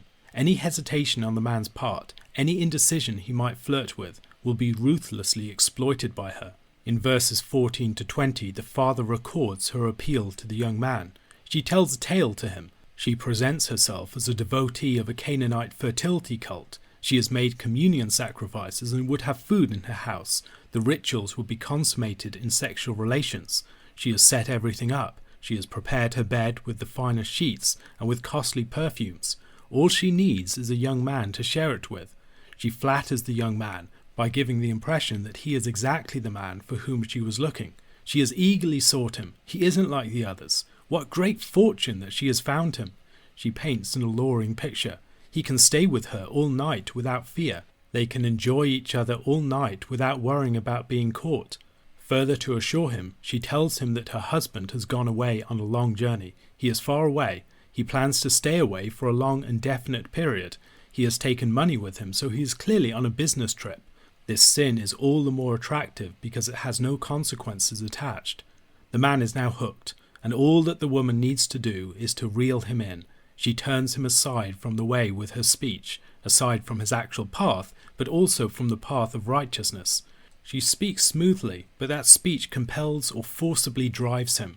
The father compares the gullible young man to a doomed animal. He's trapped, but he doesn't yet fully appreciate the severity of his situation. He doesn't realize that he is about to be killed. Having painted this extended portrait of the forbidden woman, the father concludes by underlining the importance of attention to his words once again, with the same note of urgency with which he began this speech. The forbidden woman is an apex predator. Countless men have fallen into her clutches. Her house is like a den filled with dead men's bones, and those who venture into it will find that it is dark, crooked, and that its uneven paths descend to Sheol itself. The son is cautioned to guard his heart and his feet against straying into her ways. He must be respectful of the danger that she represents and give her an extremely wide berth. A question to consider. Looking at our own lives in terms of the factors that invite the fires of sin, what are the areas of greatest danger, and what are some concrete steps that we personally can take to reduce this danger in our own lives? Proverbs chapter 7 presented us with the forbidden woman and her appeal to the gullible young man in the street. The young man's choice of a woman is a prominent theme throughout the opening 9 chapters of the book of Proverbs. It functions as a theme that frames the entirety of the book. Chapter 8 presents us with another woman making her appeal to the son, Lady Wisdom. Her appeal here recalls her initial appeal of chapter 1 verses 20 to 21. Wisdom cries aloud in the street. In the market she raises her voice. At the head of the noisy street she cries out. At the entrance of the city gates she speaks. Bruce Waltke argues, despite their contrasting styles, that we should read this chapter with the preceding chapter as a diptych, 2 panels that need to be read alongside each other. Wisdom's appeal is contrasted with that of the adulterous woman in chapter 7. Waltke writes, "The unchaste wife moves covertly at dusk and speaks falsely. Wisdom moves publicly and speaks direct and authoritative truth. Unlike the smooth, seductive but deceptive speech of the strange woman, wisdom's is straight, right, and true, not twisted or crooked. The foreign wife leads her victims to slavery, impoverishment, and death. Wisdom's speech leads her followers to kingship, wealth, and life. The foreign wife inhabits the earthly and mundane. Wisdom soars in heaven above space and time. Both rub shoulders in the city and appeal for the love of the uncommitted gullible youth, the unchaste wife erotically, wisdom spiritually. The house of the unfaithful wife is a death trap. The mansion of wisdom is the abundant life. A critical decision to love wisdom before entering the city is urgent to nerve the putty-like simpleton against the foreign woman. To gain his love, wisdom extols her virtues and her rewards. In the juxtaposition of the appeal of the forbidden woman and of Lady Wisdom, the hearer is encouraged to allow the comparison of wisdom to a woman addressing a young man in search of love to inform their understanding both of the nature of the quest for wisdom and the nature of the quest for love. The quest for wisdom has the character of a pursuit of the heart. Wisdom requires the devotion of one's desires and affections to her, not merely brain power. Where the heart is not set upon Lady Wisdom, the smartest mind will give itself to tangled webs of rationalizations and lies. Likewise, the quest for wisdom requires an appropriate attitude to matters of love. When the young man goes out in search of love, he is, whether he recognizes it or not, pursuing either the woman Folly or Lady Wisdom. There are few more important matters than the question of the person to whom you will give your heart, and this is a question that the young man will unavoidably face as he seeks to leave his father and mother and be joined to a wife. If he chooses the wrong woman, he will be caught in her folly. One of the tragedies of King Solomon was that, despite his surpassing wisdom, his heart was turned away by his wives, as we see in 1 Kings chapter 11, verses 1 to 4. There we learn that his wives turned away his heart. His love for his many wives led him to serve other gods, and his heart was not true to the Lord. On the other hand, if a man marries a wise wife, she can be the making of him, confirming him in the path of wisdom herself, whose character she displays. The wise wife is the man's great counselor, the one who will encourage and give him companionship on the path of righteousness. Wisdom's address with which this chapter opens is given in a raised voice, at the heights by the way, maybe on the top of the walls. It's at the crossroads, beside the gates, and at the entrance of the doors. Wisdom speaks to those who are on the way, especially at the places where directions are chosen, and where people enter in or go out. These are sites of decision and transition. Her address is to the simple and to the fools. The simple are those who are untaught, gullible, naive, or unformed. The fools are those who are culpably ignorant, who are not merely immature, but those who have adopted, to some degree or other, the path of folly. The simple are spoken to as those who need to be taught prudence, the fools as those who need to receive instructive correction. In verses 6 to 11, wisdom presents her hearers with reasons why they should listen to her. Her hearers should be attentive because her speech is a source of what is right, good, beautiful, and true, and she abhors and rejects all evil. None of her words are twisted or deceptive. Everyone with understanding will find her to be a sure guide. In this description, the hearer learns wisdom's character and the fact that her words can be trusted and relied upon. The rewards of heeding her are immense. The value of her instruction exceeds that of the costliest metals and jewels. She is incomparable in her worth, and a man should value her above everything else in his heart. It is worth noting at this point that descriptions given of Lady Wisdom at such points get taken up later in chapter 31 and referred to the excellent wife. For instance, in verse 10 of that chapter, an excellent wife who can find, she is far more precious than jewels.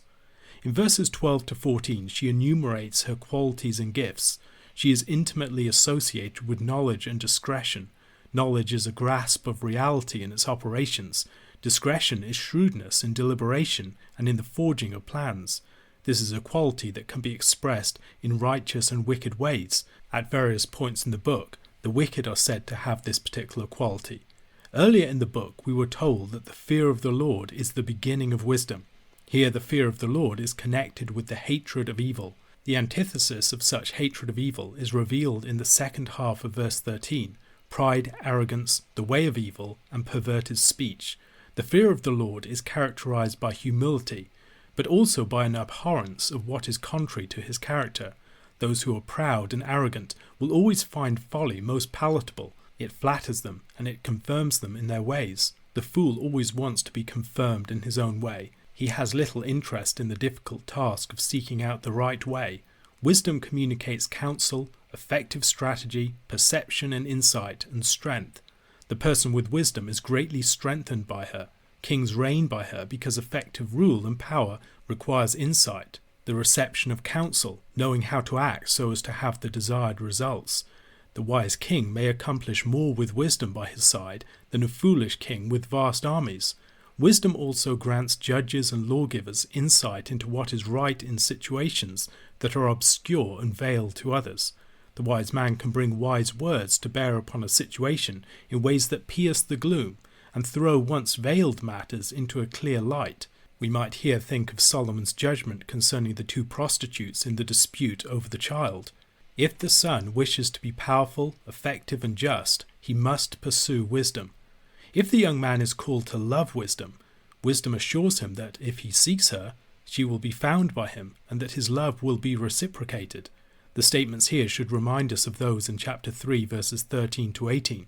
Blessed is the one who finds wisdom, and the one who gets understanding, for the gain from her is better than gain from silver, and her profit better than gold. She is more precious than jewels, and nothing you desire can compare with her. Long life is in her right hand, in her left hand are riches and honour. Her ways are ways of pleasantness, and all her paths are peace. She is a tree of life to those who lay hold of her. Those who hold her fast are called blessed. Wisdom's lovers are rewarded with her remarkable gifts and bounty. Wisdom is desirable in herself, but also desirable on account of the rich blessings that she offers. Her treasures are with her, enjoyed by those who cleave to her, but lost by those who abandon her. Those who pursue wealth without wisdom will often seek it through wickedness or violence, like the young man who joins the gang in chapter 1. Such persons will often only enjoy wealth for a short season until in their folly they surrender it. The righteous man who seeks wisdom above all else can enjoy enduring wealth as a consequence of his quest. Even though this is not what he was most focused on achieving, wisdom grants such a blessing to her lovers. In the description of wisdom back in chapter 3, the description of her value and of the riches that she offers is followed by the following statement in verses 19 to 20.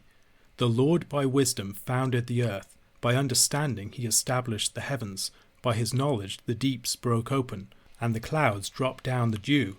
Here in chapter 8, wisdom moves to discussing her part in the original creation, her primordial character. If the Lord created by wisdom, it makes sense that all effective action in the world must occur according to her. Here we are told that the Lord brought forth wisdom at the outset of his creation, the very first act of his founding of the world. She was established in her rule, even before the earth came into being, when all was still formless and void. As the Lord fashioned the creation, wisdom was right beside him, constantly alongside him and delighting in his work. The meaning of verse 30 is debated by scholars. Many translations and scholars argue that wisdom is presented as a master workman. Others, like Leo Perdue, argue that it is not a reference to wisdom as a master craftsman or artisan, but wisdom as a little child that rejoices and dances before the Lord. Wisdom is personified as a sort of child brought forth by the Lord that plays exuberantly throughout his creation. Michael Fox, in a particular version of this understanding, argues that it should be understood as saying, I was with him growing up, wisdom being described as like a daughter of the Lord. Waltke argues for wisdom being constantly or faithfully before the Lord. Others have argued that wisdom here is spoken of as the instrument of the Lord. I find Fox's interpretation, I was with him growing up, to be the most compelling. The Lord delights in this daughter-like wisdom, and wisdom rejoices before him. The portrayal of wisdom here emphasizes the youth, the playfulness, and the vivacity of wisdom. Fox writes, reading this mythos in naturalistic terms, it means that the delight of intellect suffuses all that wisdom embraces, the artisan's pleasure in his or her craft, the counselor's satisfaction in working through a dilemma, the author's elation in the success of effort, and the scholar's exhilaration in partaking of the law and learning of tradition, in exploring the unknown, and in growing in knowledge.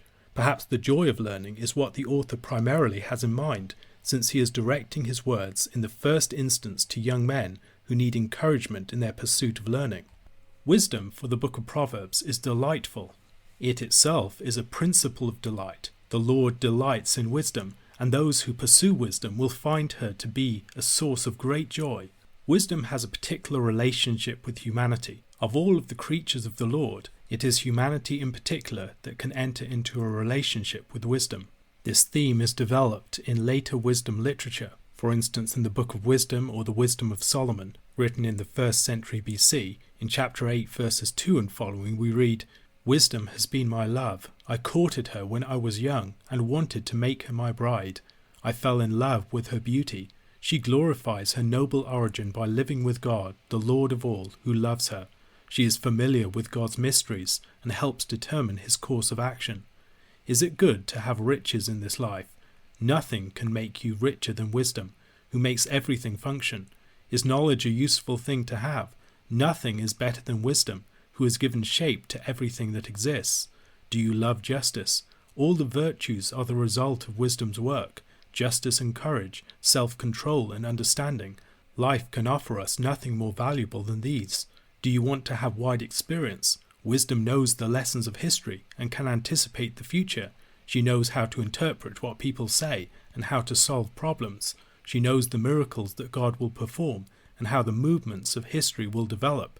So I decided to take wisdom home to live with me, because I knew that she would give me good advice and encourage me in times of trouble and grief. The writer continues this theme in verses 17 to 18. And so I thought it over. To be wedded to wisdom is to live forever. To love her is to be perfectly happy. To do her work is to be rich beyond measure. To share her company is to have sound judgment. To converse with her is to be honoured. Then I was determined to take wisdom as my bride. The sort of figure that wisdom represents has been a matter of considerable debate over the history of the church. Is wisdom an actual entity, or just some sort of personification?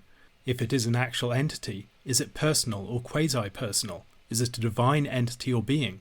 Is it a personification of an attribute of God? Is it one of the persons of the Trinity? If it is a personification, what reality justifies this personification? Historically, many have associated the figure of wisdom with the second person of the Trinity, the Son, and with the principle of the Logos. The identification of wisdom in this passage with Christ was a very commonly held position among the patristic writers, and Proverbs chapter 8 played an important role in debates about the deity of Christ. Not all patristic writers identified wisdom with the Son, however. For instance, Irenaeus in Book 4, chapter 20 of Against Heresies identifies wisdom with the Spirit. Imagery has its own logic and grammar, and gendered imagery is a good example of this. It can be tempting for modern readers to believe that we can take an a la carte approach to biblical imagery. However, imagery is chosen very carefully. It has certain connotations. In Scripture, male and female consistently stand for different things. Men and women are fundamentally different in their symbolic potential. Fox asks the right sort of questions when he considers what would be lost if wisdom here was a man. What if wisdom was the Lord's firstborn son, calling mankind to listen to him? Fox immediately notes two things that would be lost. He writes, the first loss would be the tint of eros in the mutual attraction of wisdom and humanity in chapters 8 and 9. The alternative male figure, he writes, would lack an eros-like attraction to match the draw of Lady Folly, whose slattern call emulates the explicitly sexual pull of the strange woman. He goes on, a deeper difference would be that this personage would inevitably acquire a different kind of authority, one not quite suitable for describing the way wisdom works in the world. A male with Lady Wisdom's qualities would be too much like a monarch. A firstborn son of God would be like his deputy, like the Davidic king in Zion, who rules the kings and the judges of the earth through his God-given might, and who not only teaches justice, but actively executes it. Lady Wisdom is not a king figure. She is powerful, and she is the principle of just dominion, but she does not herself exercise rulership. Instead, others rule by her. Her influence is verbal, working through persuasion and appeal to affection, not through exercise of office and power. Her power and appeal come from the just workings of the universe and the good sense of individual minds, rather than from the constraints and compulsions of political institutions. As we go through the book of Proverbs, we see wisdom presented as a wise wife, as one who is a grand hostess, as a lover who appeals to young men, as someone who builds a house and provides for people. The book of Proverbs is about the relationship between the royal son and wisdom. It's framed in terms of the quest for a good wife. The book juxtaposes the way of folly, the foolish woman that leads to destruction, with Lady Wisdom and the noble wife, who should both be desired and sought. The book ends with the portrait of the noble wife, Lady Wisdom as a sort of royal consort. The prince's relationship with Wisdom is presented as erotic in character. It's comparable to the relationship between a man and his wife. The figure of Wisdom, or Sophia, has inspired a great deal of theological speculation. I do not believe that it is appropriate to think of Sophia or Wisdom as a divine person, nor do I think that we should identify this figure with the Son. Nevertheless, I think that the figure of Wisdom represents a personification of something real, perhaps best thought of as the operations of the Holy Spirit within the world. The Holy Spirit gives life and breath to all things. The exuberance, the vitality, the delight, and the dynamics of life are all established by the immanent working of the Spirit that animates the whole creation. Those who are anointed by the Spirit have wisdom and live with the grain of the creation. Christ is the Logos, the Word, the one who gives structure and order to the creation. He is also the royal Son who receives the Spirit without measure. The Holy Spirit is his Spirit, the one who indwells and animates. The Holy Spirit is not wisdom. However, wisdom is, I believe, one way of speaking about the imminent work of the Holy Spirit within the creation. In the verses that conclude this chapter, wisdom drives home her message, reminding her hearers of the blessedness of those who walk in her ways. She charges her hearers to heed her and not to neglect her words. They must be devoted to her on a daily basis. Every day they must wait at her gates and by her doors. Perhaps we are to associate this with the feast of wisdom in the following chapter. She declares, "Whoever finds me finds life and obtains favour from the Lord." The significance of this verse becomes more apparent when we read chapter 18, verse 22. "He who finds a wife finds a good thing and obtains favour from the Lord." The wise son is to seek for wisdom as his wife, and to seek for a wife, a wise woman. If he fails to do so, it will be himself above all others that he is harming. In her devastating final sentence, wisdom declares that all who hate her love death. They may not think it, they may think that they love freedom and autonomy, but when the time comes it will be revealed that what they were really pursuing all that time was death and their own destruction. As we saw in chapter 1, when that destruction comes upon them, wisdom will mock at them. A question to consider: where else in the scripture might we see the figure of wisdom or other figures related to her? Proverbs chapter 9 concludes the prologue of the book of Proverbs. Especially towards the latter half of the prologue, the juxtaposition of the foolish woman and Lady Wisdom is pronounced. This was the case in the preceding 2 chapters, where there was a diptych with the forbidden woman accosting the young man at the dusk on the street in chapter 7, and Lady Wisdom in chapter 8. Chapter 9 draws the juxtaposition between these figures to its height, presenting us with a diptych of Lady Wisdom and the now personified woman Folly. In such a diptych, 2 adjacent passages of scripture need to be read alongside each other, as they present 2 related things that can be mapped onto each other in a manner that accentuates the similarities and the differences. An example of a diptych in biblical narrative would be Genesis chapter 18 and 19. These are 2 passages concerned with hospitality. Both begin with a similar yet contrasting encounter, an offer of hospitality. One of the accounts ends with a barren wife being made fruitful, and the other with a wife being turned into a pillar of salt. Reading the 2 accounts separately, you can see a lot, but if you read the 2 accounts together, you can see a lot more. In this chapter, there is another diptych with 2 offers of hospitality. These are closely paralleled invitations in verses 1 to 6 and 13 to 18. These also frame some instruction in the intervening verses.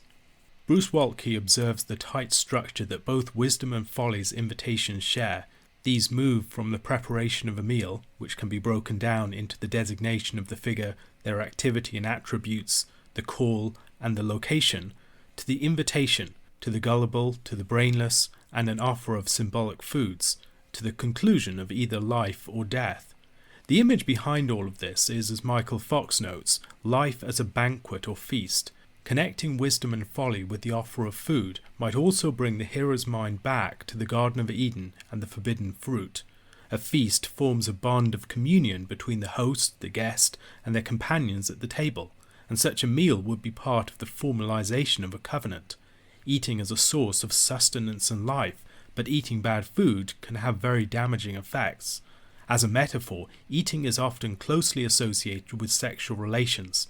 The fact that we have 2 women offering invitations to their meals in this chapter suggests an offer of intimacy which, even if not sexual, implies something of the closeness and the union that we would associate with that. The image of a woman building her house by wisdom is found at a couple of points in the later chapters of Proverbs. In Proverbs chapter 14 verse 1, the wisest of women builds her house, but Folly with her own hands tears it down. Proverbs chapter 24 verses 3 to 4, by wisdom a house is built, and by understanding it is established. By knowledge the rooms are filled with all precious and pleasant riches. Jesus concludes the Sermon on the Mount with a similar image of building a house by wisdom. contrasting the wise man who built his house upon the rock and the man building it upon the sand. The house here is not so much the physical edifice as the household.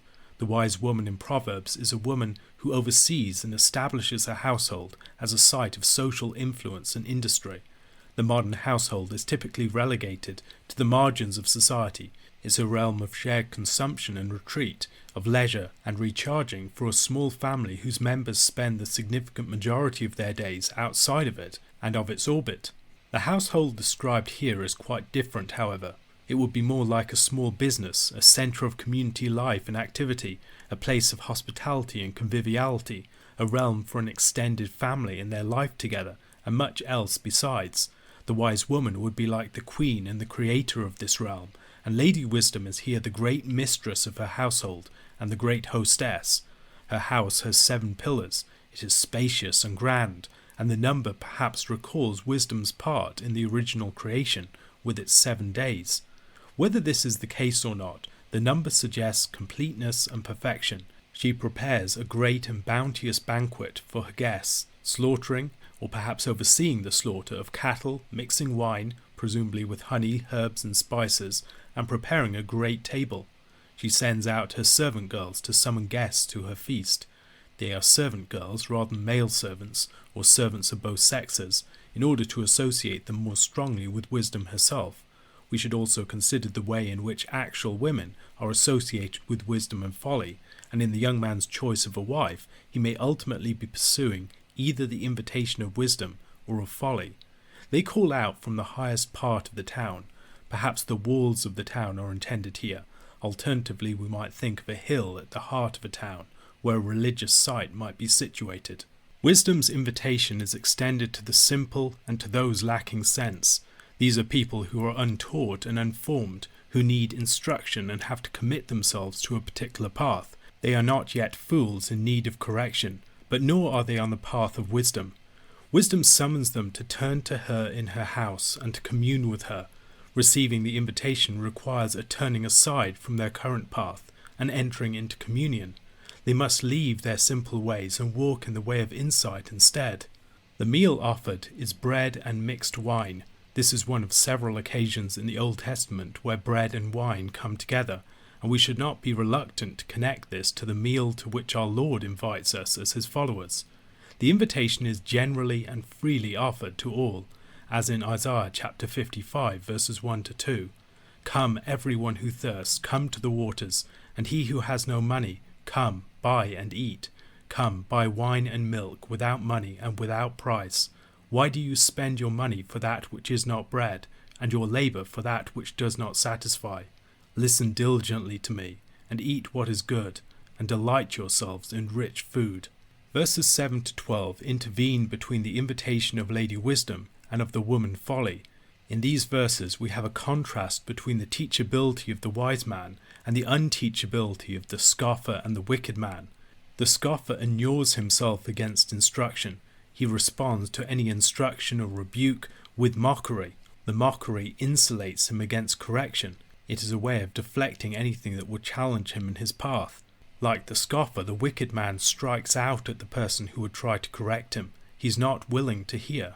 The more that you rebuke a scoffer, the more that he will hate you. Indeed, the effort to try and teach such a person or to rebuke him can be counterproductive. It hardens and confirms him in his way as he reacts against you. Often it's best to disengage from people who are acting in folly, because you'll just make their situation worse. They won't listen to you. They won't receive any correction. By the starkest contrast, the wise man loves reproof. He is one who receives reproof gladly. Any correction enables him to commit himself even more fully to the way of wisdom. The wise man grows through correction and instruction, while some wicked people might devote their skills to avoiding the task of learning wisdom. The wise man devotes his wisdom to the learning of more wisdom. At the center of this section is the great thesis statement: the fear of the Lord is the beginning of wisdom, and the knowledge of the Holy One is insight. Such a fear of the Lord corresponds to the knowledge of the holiness of God. The fear of the Lord involves a reverence and awe before the Lord, and also a corresponding humility and teachableness on the part of the worshipper. The consequence of such a posture, which is the way by which someone can find wisdom, is the multiplication of someone's days and the adding of years to their life. Even if the fool lives for as long as the wise man, he wastes his time. He squanders his days and his life in ignorance. The life of the wise man, by contrast, is enriched and grows through his wisdom. His days and years are characterized by accumulation. In verse 13, we reach the characterization of the woman Folly. To this point, we've had the concrete foolish woman, the forbidden woman who appeals to the gullible young man in the street in chapter 7. But here, behind the concrete forbidden woman, is the woman Folly. She personifies the appeal of foolishness. Reading this as a diptych with the invitation of wisdom helps us to notice significant features of the characterization of Folly. She has built no house for herself. She has prepared no great feast. She is boisterous, unruly, and brazen, and her appeal is through an ignorant seduction. She has no servants to send out. She has to do all the appealing herself. She loudly cries out from a seat by her door, and from a raised seat on the high places of the town. She is similar to wisdom in some respects, but also quite different, and her invitation is of the same type. Whoever is simple, let him turn in here, and addressing those who lack sense. She is calling to the same people as wisdom is calling to. They are competing for the attention of these people. Wisdom offered bread and wine, but Folly offers stolen water and bread eaten in secret. She does not have the slaughtered cattle, the beautiful laid table. She does not have the mixed wine of Lady Wisdom, and so all she can offer is simple fare. However, the appeal is the forbidden character. The water is stolen, and the bread is eaten in secret. Her food would not be anywhere near as appealing were it not so illicit. Precisely because the things that she offers are illegitimate, they are sweet and pleasant.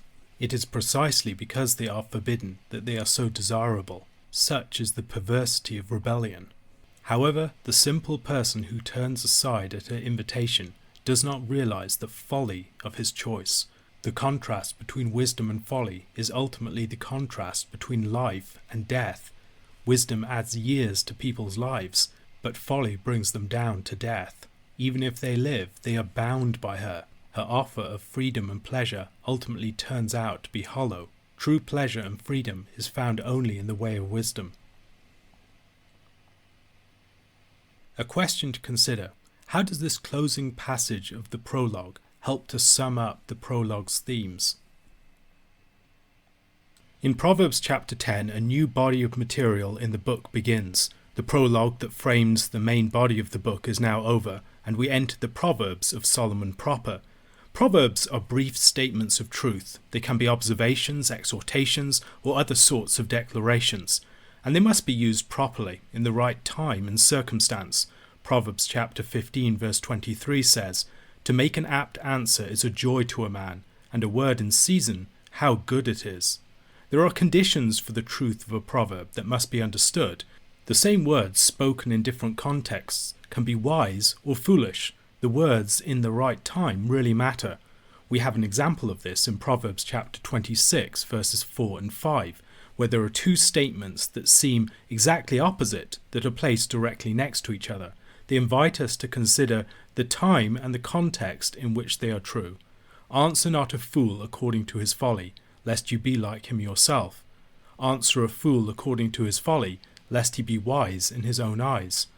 In the mouths of the wise, proverbs are powerful, but in the mouths of fools they're destructive and foolish. Improperly used, proverbs can be useless or damaging.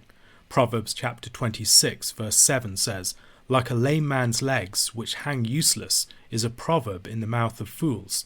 And in Proverbs chapter 26 verse 9, "Like a thorn that goes up into the hand of a drunkard, is a proverb in the mouth of fools." The proverbs of this book are poetic and usually have a terser form in Hebrew than they do in translation. They often are formed using parallelism. There are two statements held next to each other that are paralleled in some way. The literary form of the proverb is not superfluous. It's part of the means by which the proverb makes its meaning and invites the reader to reflect. Most of the material of the book of Proverbs from chapter 10 to chapter 31 is using this parallelism as a form of the proverb. There are a few varieties of parallelism. We can see examples of antithetical parallelism. For instance, Proverbs chapter 15 verse 5. A fool despises his father's instruction, but whoever heeds reproof is prudent. The proverb is like two poles of a magnet. You have the negative statement, and then you have a positive statement, or you have a positive statement, and then a negative statement. The relationship between these two statements can often be surprising. The parallel form invites us to reflect upon the parallel statements alongside of each other, to see what elements map onto each other, and what is implied by the similarities and contrasts. These also aid memorization, and they're often clearly composed for the ear and have a memorable quality in the Hebrew. The sound of such proverbs can often accentuate their meaning.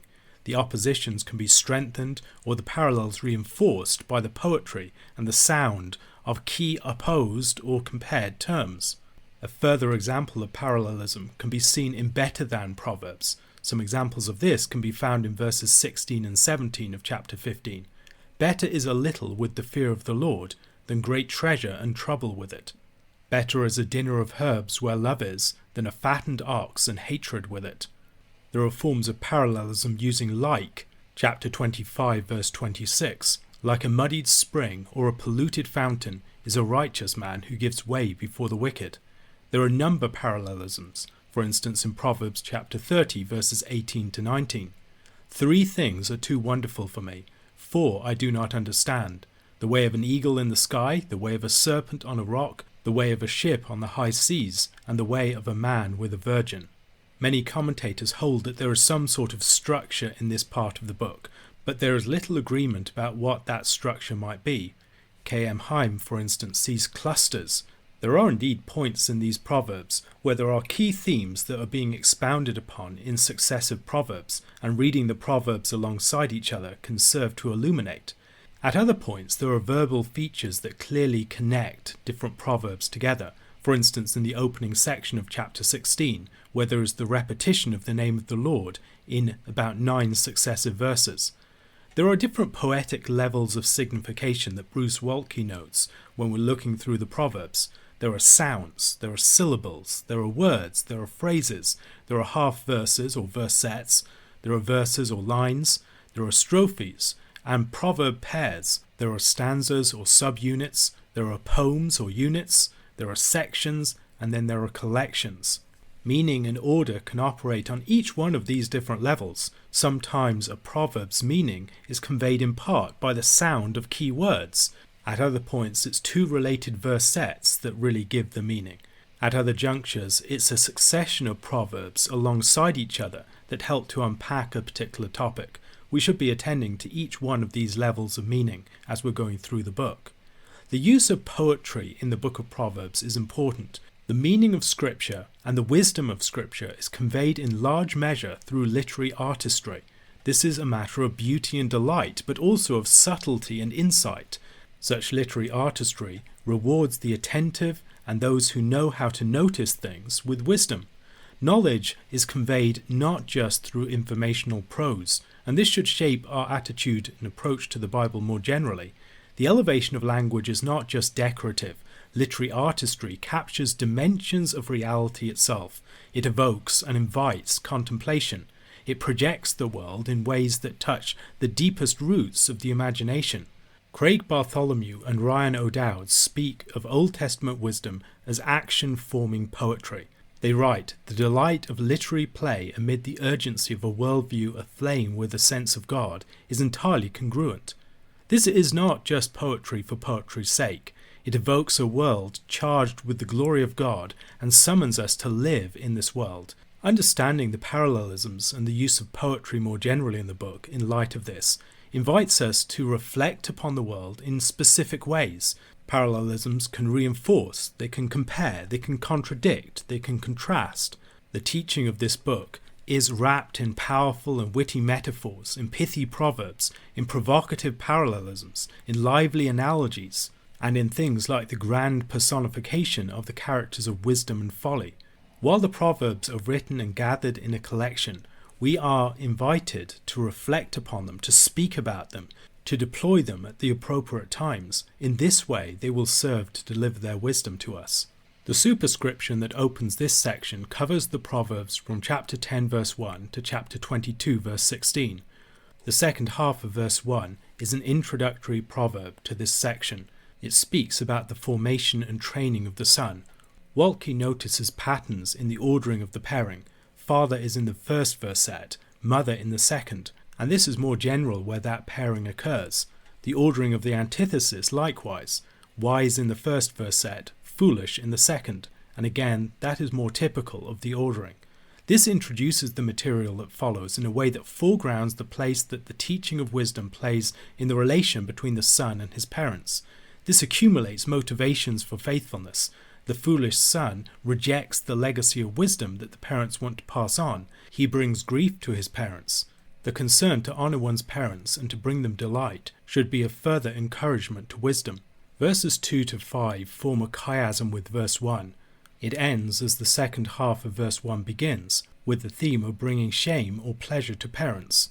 As we look through these verses, we'll also see, in the way that they order their antithetical parallelisms, that there are pairs of positive or negative statements that connect successive verses together. So, for instance, verse 3 begins with a positive statement, then has a negative, and then verse 4 starts with a negative statement and then has a positive. These verses cluster around the themes of wealth and poverty, and the corresponding themes of diligence and laziness. The source of wealth matters. Wicked wealth is cursed. It will not ultimately prosper the person who gains it. We might here think about Jesus' teaching about storing up treasure in heaven, or the parable of the rich fool. Verse 3 develops verse 2. The Lord's righteous providence is at work within the world. It upholds and enforces the moral order of his world and ensures that the righteous are blessed, while the wicked are frustrated. We might think here also of the fourth beatitude in Matthew chapter 5 verse 6. Blessed are those who hunger and thirst for righteousness, for they shall be satisfied.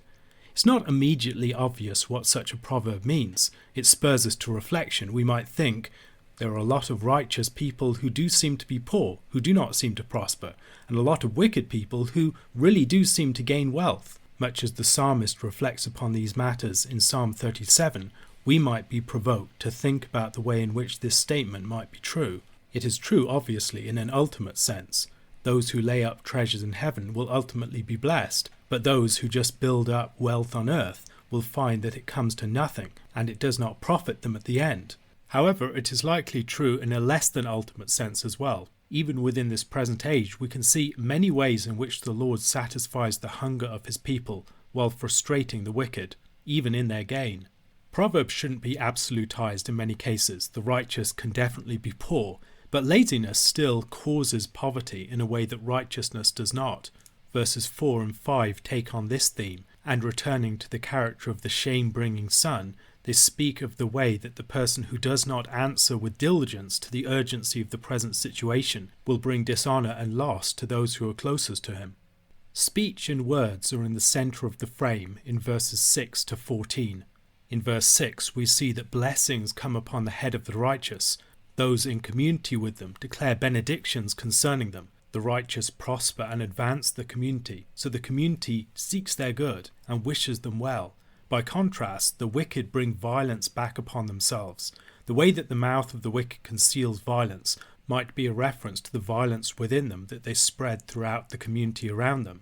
Alternatively, it might be a reference to the violence that comes back over them and overwhelms them. Their mouths are silenced as they are overwhelmed by the violence that they have caused in the community.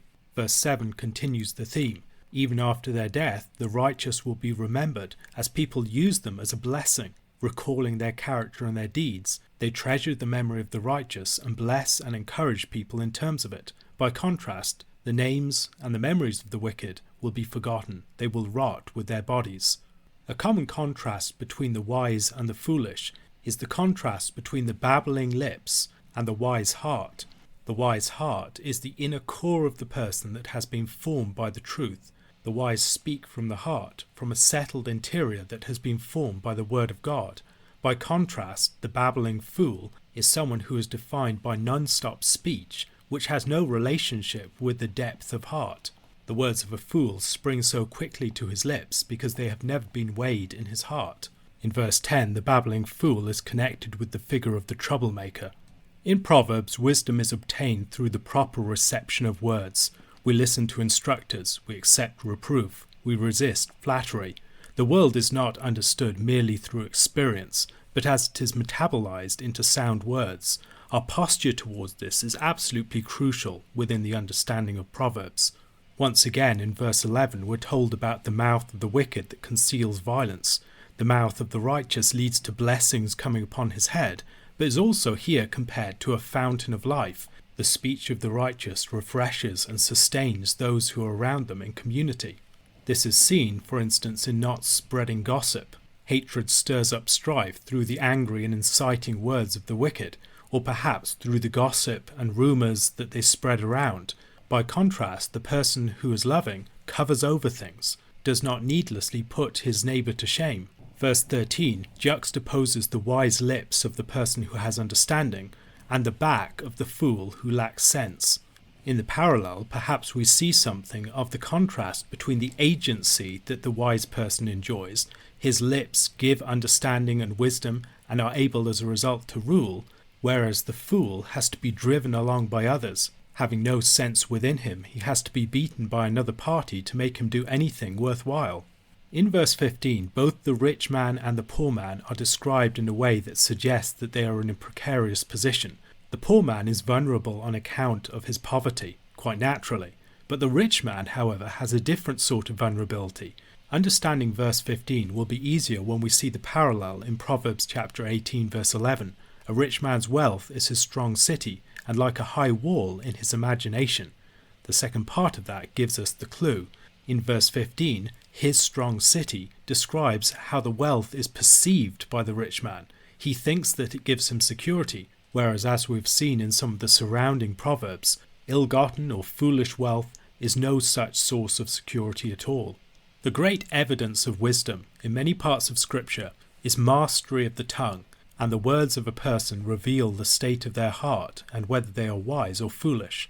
The slanderer and the prattler are the subject of verses 18 and 19. The slanderer conceals his hatred while backbiting and spreading rumours. The prattler, meanwhile, is unable to restrain his lips. By contrast, the prudent person knows when it is time to speak and when it is time to be silent. He knows the right words to give in season. The preciousness of the words of the righteous is the subject of verses 20 and 21.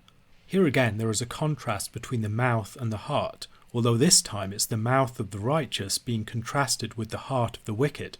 The heart of the wicked is of little value, it's not been formed, it is not a site of meditation. The heart of the wicked is more like a garbage tip, whereas the righteous guards and tends his heart like a garden. With such a well-guarded and formed heart, the words of the righteous are precious. In chapter 25, verses 11 and 12, such words are described. A word fitly spoken is like apples of gold in a setting of silver. Like a gold ring or an ornament of gold is a wise reprover to a listening ear. Unsurprisingly, the words of such wise people will be treasured by others who are on the path of wisdom. In verse 11, the mouth of the righteous was compared to a life-giving fountain. Here the lips of the righteous are a source of food. In the previous chapter, wisdom was compared to a banquet.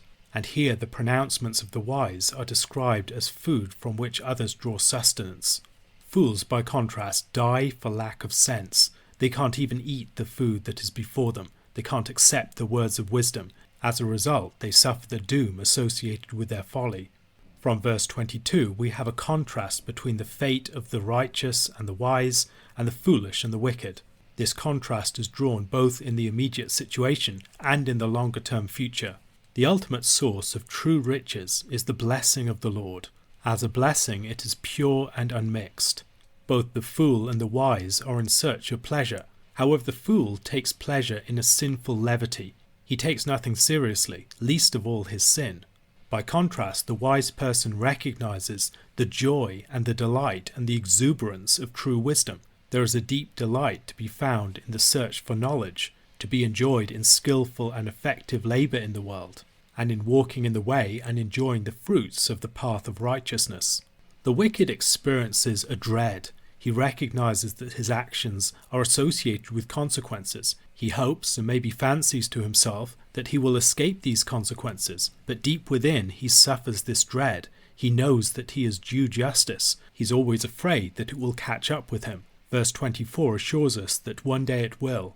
By contrast, those who hunger and thirst for righteousness, those who seek the kingdom of God, those whose desire is set upon those things that are good and wise, they will also receive what they are anticipating, not the apprehension of those that are fearing judgment upon their sins, but the godly longings of the righteous heart. It may look as if the wicked are prospering, but the true reality will be revealed when the foundations are tested, in the time of trial. At that point, the wicked will be wiped away. The righteous, however, will stand and be established forever. This looks towards not just the immediate temporal horizon of continuing history, but the great end of things when destinies are finally settled. This theme continues in verses 27 and 28. In verse 29 we are told that the way of the Lord is a stronghold to the blameless, but destruction to evildoers. The way of the Lord is his moral government of the world, the way that he establishes righteousness. The righteous walk in the way of the Lord. They are walking in line with the grain of, this moral governance. By contrast, this same moral government is something that crushes and destroys the evildoers. The contrasting fate of the righteous and the wicked is also the subject of verse 30, which might remind us of Psalm 37 verses 9 to 13. For the evildoers shall be cut off, but those who wait for the Lord shall inherit the land. In just a little while the wicked shall be no more. Though you look carefully at his place, he will not be there. But the meek shall inherit the land and delight themselves in abundant peace. The wicked plots against the righteous and gnashes his teeth at him. But the Lord laughs at the wicked, for he sees that his day is coming. The same establishment of the righteous within the land is also related to the establishment of their speech. As the mouth of the righteous brings forth wisdom, what is within their hearts, they will be established. Meanwhile, the perverse tongue will be cut off from the land, just as the wicked are cut off. Their speech, their lies, will be silenced. The speech of the righteous and the speech of the wicked reveal what they have a deep acquaintance with in their heart. The lips of the righteous reveal their knowledge of what is acceptable, and the mouth of the wicked the perversity that they harbour within. A question to consider. What are some of the ways in which the mouth of the righteous could be considered a fountain of life? Proverbs chapter 11 continues the collection of the Proverbs of Solomon. A balance would be scales used for measuring weights. These could be tampered with in various ways to produce a false impression in favour of the owner. The weights were used on the balance against the items being sold. Unjust merchants could use weights that were lighter than they ought to be to tilt sales in their favour, and weights that were heavier to advantage them in their purchases. They might keep both in their bags, bringing out the larger or the smaller weight, depending upon whether they were selling or buying. Proverbs is here repeating principles that are presented elsewhere in the Torah. Leviticus chapter 19 verses 35 to 36, for instance. You shall do no wrong in judgment, in measures of length or weight or quantity. You shall have just balances, just weights, a just ephah, and a just hin. I am the Lord your God, who brought you out of the land of Egypt. And again in Deuteronomy chapter 25 verses 13 to 16. You shall not have in your bag two kinds of weights, a large and a small. You shall not have in your house two kinds of measures, a large and a small. A full and fair weight you shall have, a full and fair measure you shall have, that your days may be long in the land that the Lord your God is giving you. For all who do such things, all who act dishonestly, are an abomination to the Lord your God. In Deuteronomy, the prohibition of the unjust weight appears among material mostly devoted to the 10th commandment against coveting. One might also class this under the 8th against stealing, or the 9th against false witness. Proverbs underlines the claim of Deuteronomy chapter 25 verse 16 that righteous practice in such matters should find motivation in desire for the Lord's favour.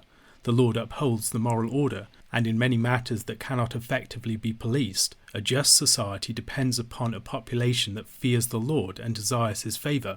A consistent use of just weights will raise people's trust of trustworthy individuals, but it will also raise the general trust levels in society as a whole. By contrast, a society where people routinely defraud others will be greatly limited by its low level of social trust. An exaggerated opinion of oneself and presumption in one's action invites the corrective blows of bitter experience. The proud man is unwilling to receive the correction offered by the wise rebuke, nor is he attentive to the teaching of the understanding more generally. Consequently, he must learn the hard way by eating the bitter fruit of his folly. The downfall of the proud can come about by many different means. By contrast, the humble, humility being a virtue closely associated with the fear of the Lord, are not exalted in their own eyes. They will treat others around them accordingly. They will put them before themselves and win favour with many as a result. Humility also produces teachability. They will receive the law of the Lord and also learn wisdom. Verses 3 to 8 contrast the ways of the righteous and the wicked. The way of the Lord is the way of integrity, and the upright commit themselves to this way, even when they can't understand why it is leading them on the paths that it is. Here we see the importance of trusting in the moral government and providence of the Lord, and obeying his commandments accordingly, even when it doesn't seem to be beneficial. We often think about the righteous holding their own integrity, but here we see that the integrity of the righteous, as it is a commitment to the way of the Lord and his moral government, is something that preserves and guides them. By contrast, the treacherous are brought to ruin by the very dynamics of the paths that they have committed themselves to. A similar truth is expressed in verse 4. Verse 4 is closely related to chapter 10 verse 2. Treasures gained by wickedness do not profit, but righteousness delivers from death. Implicitly then, the riches at the beginning here are the unrighteous mammon that people can build up and trust in. However, despite the fact that riches seem promising, what will truly deliver someone is righteousness. When trials and days of testing come, it will be integrity that guards people. All of this requires a certain walking by faith. In the immediacy of a situation, it can often seem pragmatic to compromise, to take the way of wickedness instead of the way of righteousness, to adopt just a little crookedness, to emulate successful sinners around you. However, these verses make plain that those who adopt such paths will come to ruin. The wicked person trusts in their own providence, their own ability to govern their world, and yet the righteous recognizes that they are not in control, and in situations where it would seem that they are definitely on the losing side, they still trust in the Lord, and in the end they are rewarded for that trust. The wicked's wealth will come to nothing, but the righteous will be delivered by the Lord. In the end, their integrity will also advantage them over the way of the wicked. The wicked will be caught in their own schemes. The mouth of the godless man is a source of violence. We might think of Paul's description of the mouth of the wicked in Romans chapter 3 verses 13 to 14. Their throat is an open grave. They use their tongues to deceive. The venom of asps is under their lips. Their mouth is full of curses and bitterness. This verse is similar to the one that precedes it in verse 8. The godless man is a troublemaker from which the righteous need to be delivered. However, the righteous will be delivered through wisdom, and the troublemakers will be caught up in their own trouble. Verse 9 functions as a transition between verses 3 to 8, which speak about the contrasting destinies of the righteous and the wicked, and the way in which their characteristic behaviours set them on the paths towards their divergent destinies, and the verses that follow in verses 10 to 15, which concern the fate of the community that is influenced by the righteous and the wicked in different ways. Here the concern for the community is seen in the city, the neighbour, and the people more generally. Cities are built up when they have righteous people in their midst. We might think here about the way that righteous people protect the city from judgment. As in the case of Sodom, if there were 10 righteous people, the whole city would have been saved on their account. The righteous are also concerned to do good to their neighbours, to build up the city around them.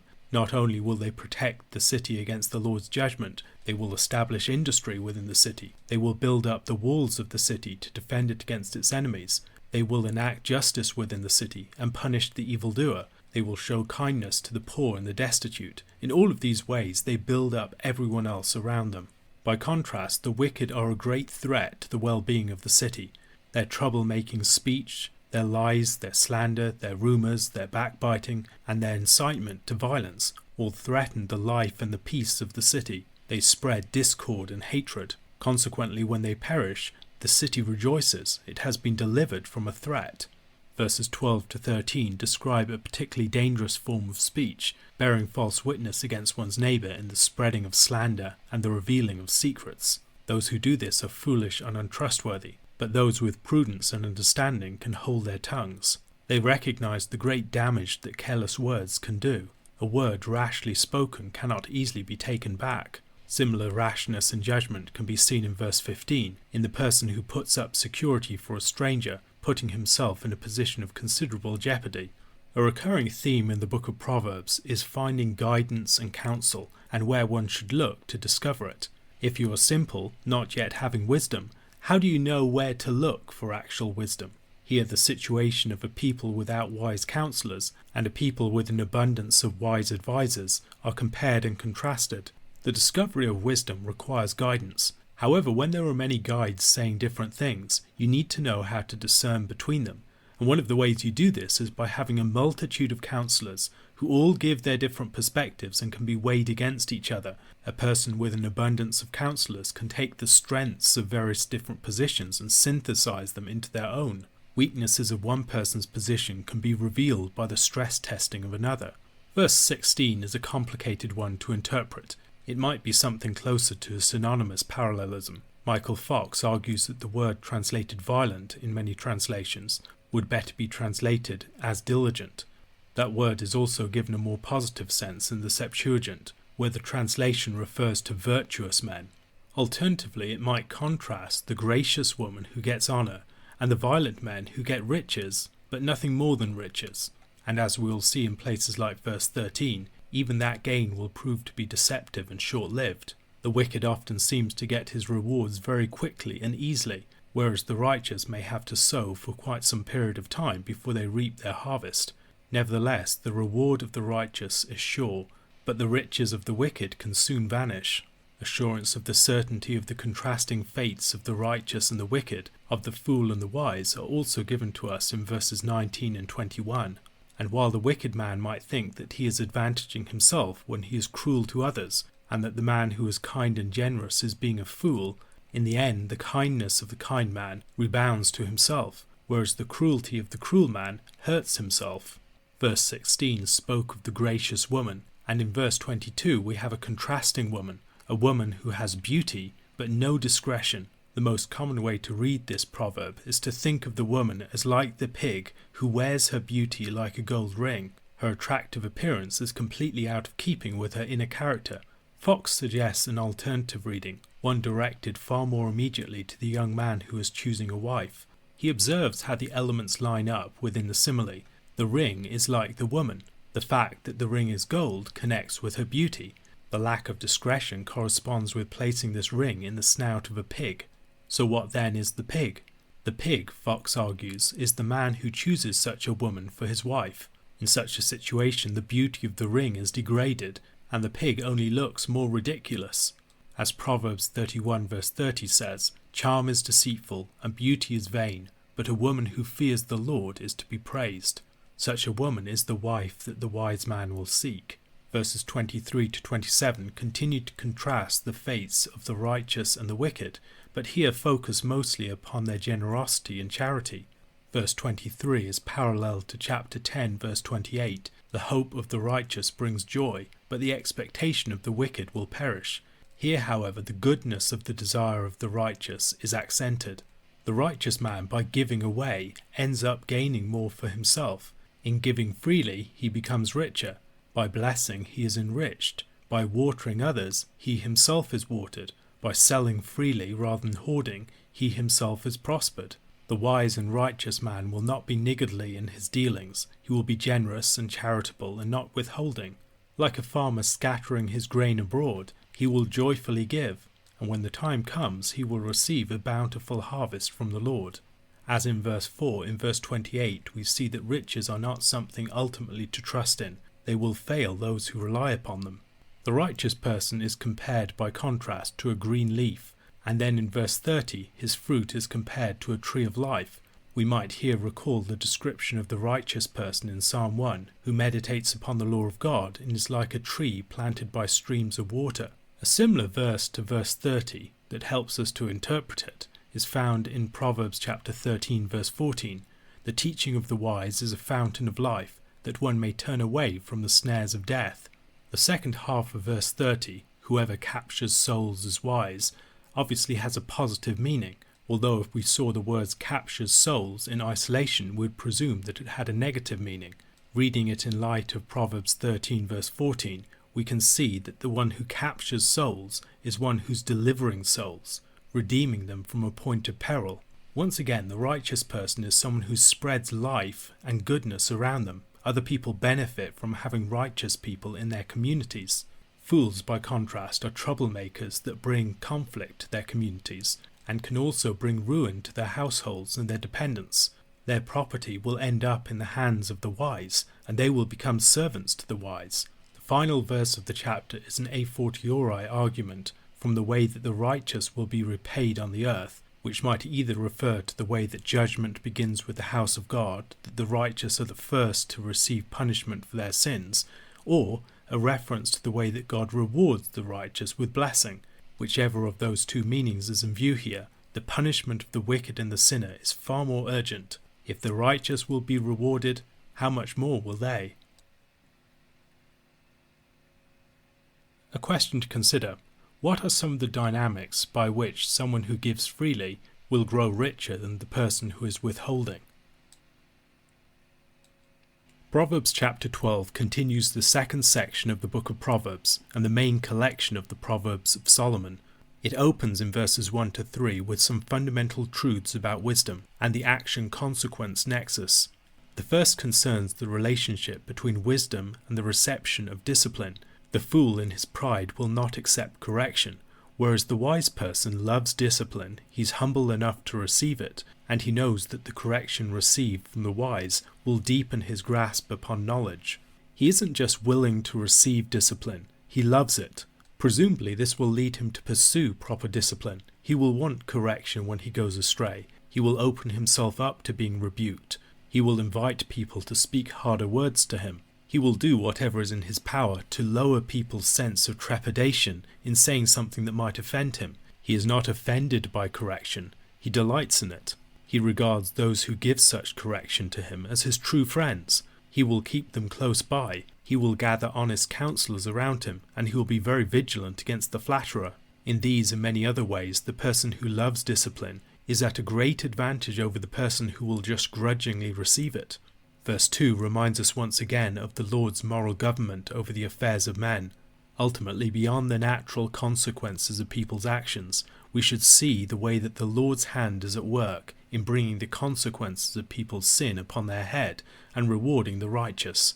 Verse 3 continues to explore the consequence of wickedness. Wickedness may look to prosper. It grows up and flourishes for a period of time, but there is no root, and when the time of testing comes, it does not remain. However, the righteous are firmly grounded, and as a result, they will remain. Our actions and character reflect upon and affect other people, and theirs reflect upon and affect us. The righteous and wise son is a glory to his parents. Likewise, the excellent wife is the crown of her husband.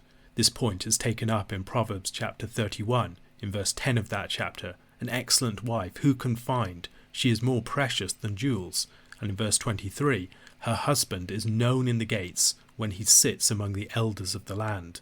The wise wife here is described as the greatest source of her husband's honour and standing. Her excellence equips her husband to exercise rule and enjoy social standing within his community. People often talk about the biblical teaching concerning the headship of the man as if it were primarily internally focused within the life of the married couple. However, in Scripture, the headship of the man is primarily directed out into the society more generally. And here we see that it is not a headship in which the man is alone. Rather, his capacity to exercise headship is profoundly dependent upon his wife.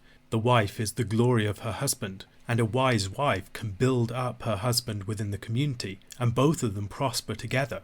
Rather than primarily thinking of the headship of the man being over the woman, we should think a lot more about the way that the woman is the one who crowns the headship of her husband. Without such a wise wife, a man is robbed of his greatest counselor. He's robbed of his glory, of the one who gives him standing and honor within the community. There are few things more debilitating, as the second half of this verse makes clear, than a wife who brings shame. She compromises her husband's standing in the community. She is rottenness in his bones, greatly weakening him and causing him significant pain. Verses 5 to 7 consist of contrasts between the righteous and the wicked. It moves from their thoughts and counsels to their words and mouth, to their station and house. From deceitful counsels we get to lying in wait for blood, to persons that are overthrown, and on the other side we have just thoughts, leading to the protection of upright mouths, to a house that will stand and endure in the time of testing. In verse 8 we see that people's social standing depends upon their known character, whether they are foolish or wise. The theme of social standing continues in the next verse, where those who are inordinately concerned with social appearances are seen to be foolish. It is far better to prosper within one's means than to put on a great display of wealth that one does not actually possess. There are forms of behaviour that can reveal the character of a person. How a man treats those who are providing him with service, or those who are under his authority, can be very revealing. Perhaps also how a man treats children who cannot offer him any great honour in return for his attention.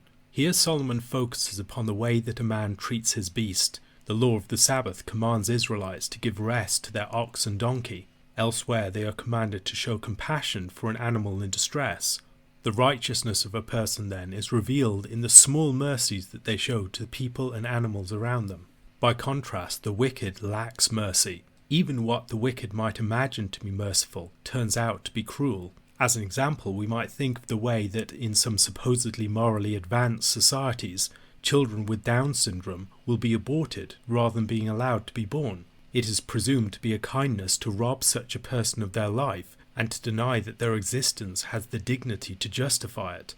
Some people are always in search of a get-rich-quick program, some way to find a shortcut to the gaining of wealth. However, the person who diligently works their land and does not try and take the shortcut will find that they have plenty of bread, while the person who is always looking around for such schemes will come to nothing.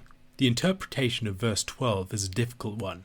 The word rendered spoil could also be rendered as net or snare, or maybe stronghold. Bruce Waltke argues for the final rendering, suggesting that the meaning is that the wicked desires the fortification that is enjoyed by evildoers. They want this external defence.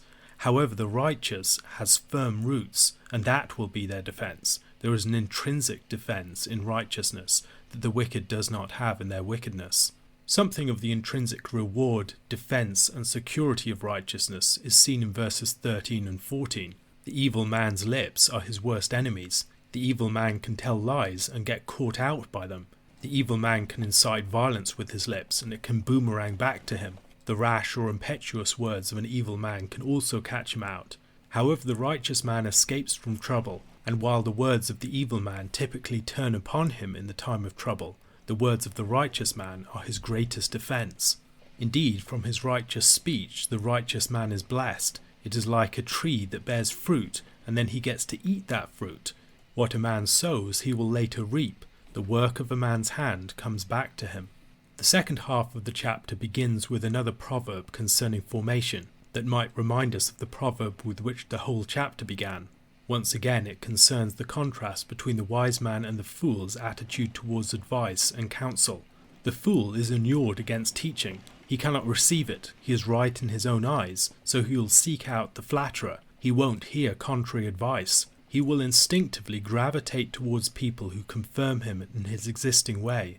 Verses 16 to 23 are concerned with sins of speech. They are stitched together by the alternation between negative followed by positive verse sets and positive followed by negative verse sets. One of the hallmarks of a fool is his inability to control his spirit. He gives immediate vent to his temper and cannot master it. You will always know when a fool is angry. By contrast, the wise and prudent man is the master of his spirit. He is able to ignore an insult. He is not bound up in a reactive relationship with other people. By responding peacefully to provocation, he is able to de-escalate situations. He gives people the opportunity to climb down. How many times in an argument do people utter rash words that they wish they could take back, but because the person with whom they are speaking cannot master their spirit and ignore an insult, they are pressed to double down on words that they would gladly retract. The person who can ignore an insult in this manner is the master of the situation. He is not determined by the anger of others or by the heat and tension of situations. The connection between character and action is one that is often underlined in the book of Proverbs. Here we see that the person who speaks the truth gives honest evidence, and a false witness utters deceit. If you perceive people's actions, you will have a sense of their character, and likewise, if you have a sense of their character, you will have a sense of their characteristic actions. In situations of uncertainty and in clarity, this gives us a principle by which we can judge how much to rely upon the words of people. While it may seem banal or tautological, it is an important principle to grasp. The liar, for instance, will lie even when he doesn't have to. It is characteristic to him. When you have no way of immediately ascertaining the truth of a person's statement, you can nonetheless judge by their characteristic actions whether they are to be relied upon. The person who speaks the truth is discerned in a similar manner. If someone tells the truth even when they don't have to, or even to their own harm, we have good reason to rely upon them when things are otherwise uncertain. In verse 19 we see that the truthful lips endure, whereas lying tongues are soon silenced. Perhaps we could see this as being silenced in judgment, or maybe they are silenced by being confounded or condemned. While this is primarily a promise of blessing to the righteous and judgment upon the wicked, it also serves to illustrate the principle of time, the way that time reveals the character of people. The words of fools and liars rapidly depreciate in value, whereas the words of the wise will greatly appreciate in people's estimation over time. By the same principle, we should be wary of giving too much weight to novel words, and should pay far more attention to words whose wisdom has been tested by time. When people are always chasing the latest fad, they will be very susceptible to being led astray by lying tongues. When reading the Proverbs, it is important to pay attention to their form and what it reveals about their meaning. For instance, the antithetical parallelism of verse 20 suggests a contrast between the deceit that is in the heart of the wicked and the joy known by those who plan peace. The implication is that the deceit with which the wicked are preoccupied is something that brings no joy at all. It is a miserable obsession that brings them only bitterness. The righteous are protected against evil. Whatever happens to them, the Lord ultimately shepherds them towards their good. All things work together for good to those who love God, to the called according to his purpose. No such protection is enjoyed by the wicked. They are filled with trouble, they make trouble, and trouble will come back upon their own heads. Once again in verse 22 we are reminded of the moral government of the Lord. Lying lips are an abomination to him, but those who act faithfully are his delight. Seeking the praise of the Lord and trusting in his moral government, it is not foolish to pursue an honest path. Verse 23 forms a bracket with verse 16. Verse 16 begins with a fool who cannot help but reveal his internal state, and then describes the prudent who is able to cover it up. Verse 23 reverses that order. The heart of fools proclaims folly. The fool cannot constrain his lips. He gives full utterance to his character. If you spend any time with the fool, he will want to tell you about his folly. He cannot help but broadcast it. Not appreciating just how shameful his folly is, he cannot easily help but reveal its presence to those around him. If you really want to discover if someone is a fool, just listen to them. Give them time to speak. They will soon declare themselves. Verses 24 to 27 are bracketed by statements about the diligent and the slothful. Just as the words of the truthful appreciate in value, so the hand of the diligent will make him rich over time, while the slothful will come to nothing and be reduced to forced labour. In verse 27 we see that the slothful man will not even begin the task of pursuing game perhaps, or will not bring it to its proper completion. He will waste the resources that he has to hand. The power of words is an important theme in the book of Proverbs. In verse 18 we see the power of rash words to cause damage, and the power of wise words to bring healing. The careless sword thrusts of rash words are easily applied, but words of healing reveal wisdom. In verse 25 we see something similar. The power of a good word fitly spoken in season to revive the troubled or anxious spirit. Righteousness and wickedness are contagious. They provide patterns for others to emulate. In verse 26 we see this. The person who's righteous is not just righteous for himself, he serves as a pattern and exemplar for others. When people see the righteous, they are spurred to righteousness. Verse 28 sums things up in describing the path of righteousness. It is a path of pure life, whereas we see earlier in the book of Proverbs, it is a path of rising light. A question to consider. Proverbs chapter 12 is concerned at many points with the way that people's words and actions, even ones that might seem otherwise insignificant, reveal their characters. If we want to discern people's character, What are some of the key things in the immediate situation, in the medium term, and in the long term that will help us to discern what type of persons they are? Proverbs chapter 13 begins with another proverb concerning instruction. Translating it more directly, it says, "A wise son, a father's instruction." The second verset about the scoffer's failure to heed rebuke implies that the wise son hears the father's instruction.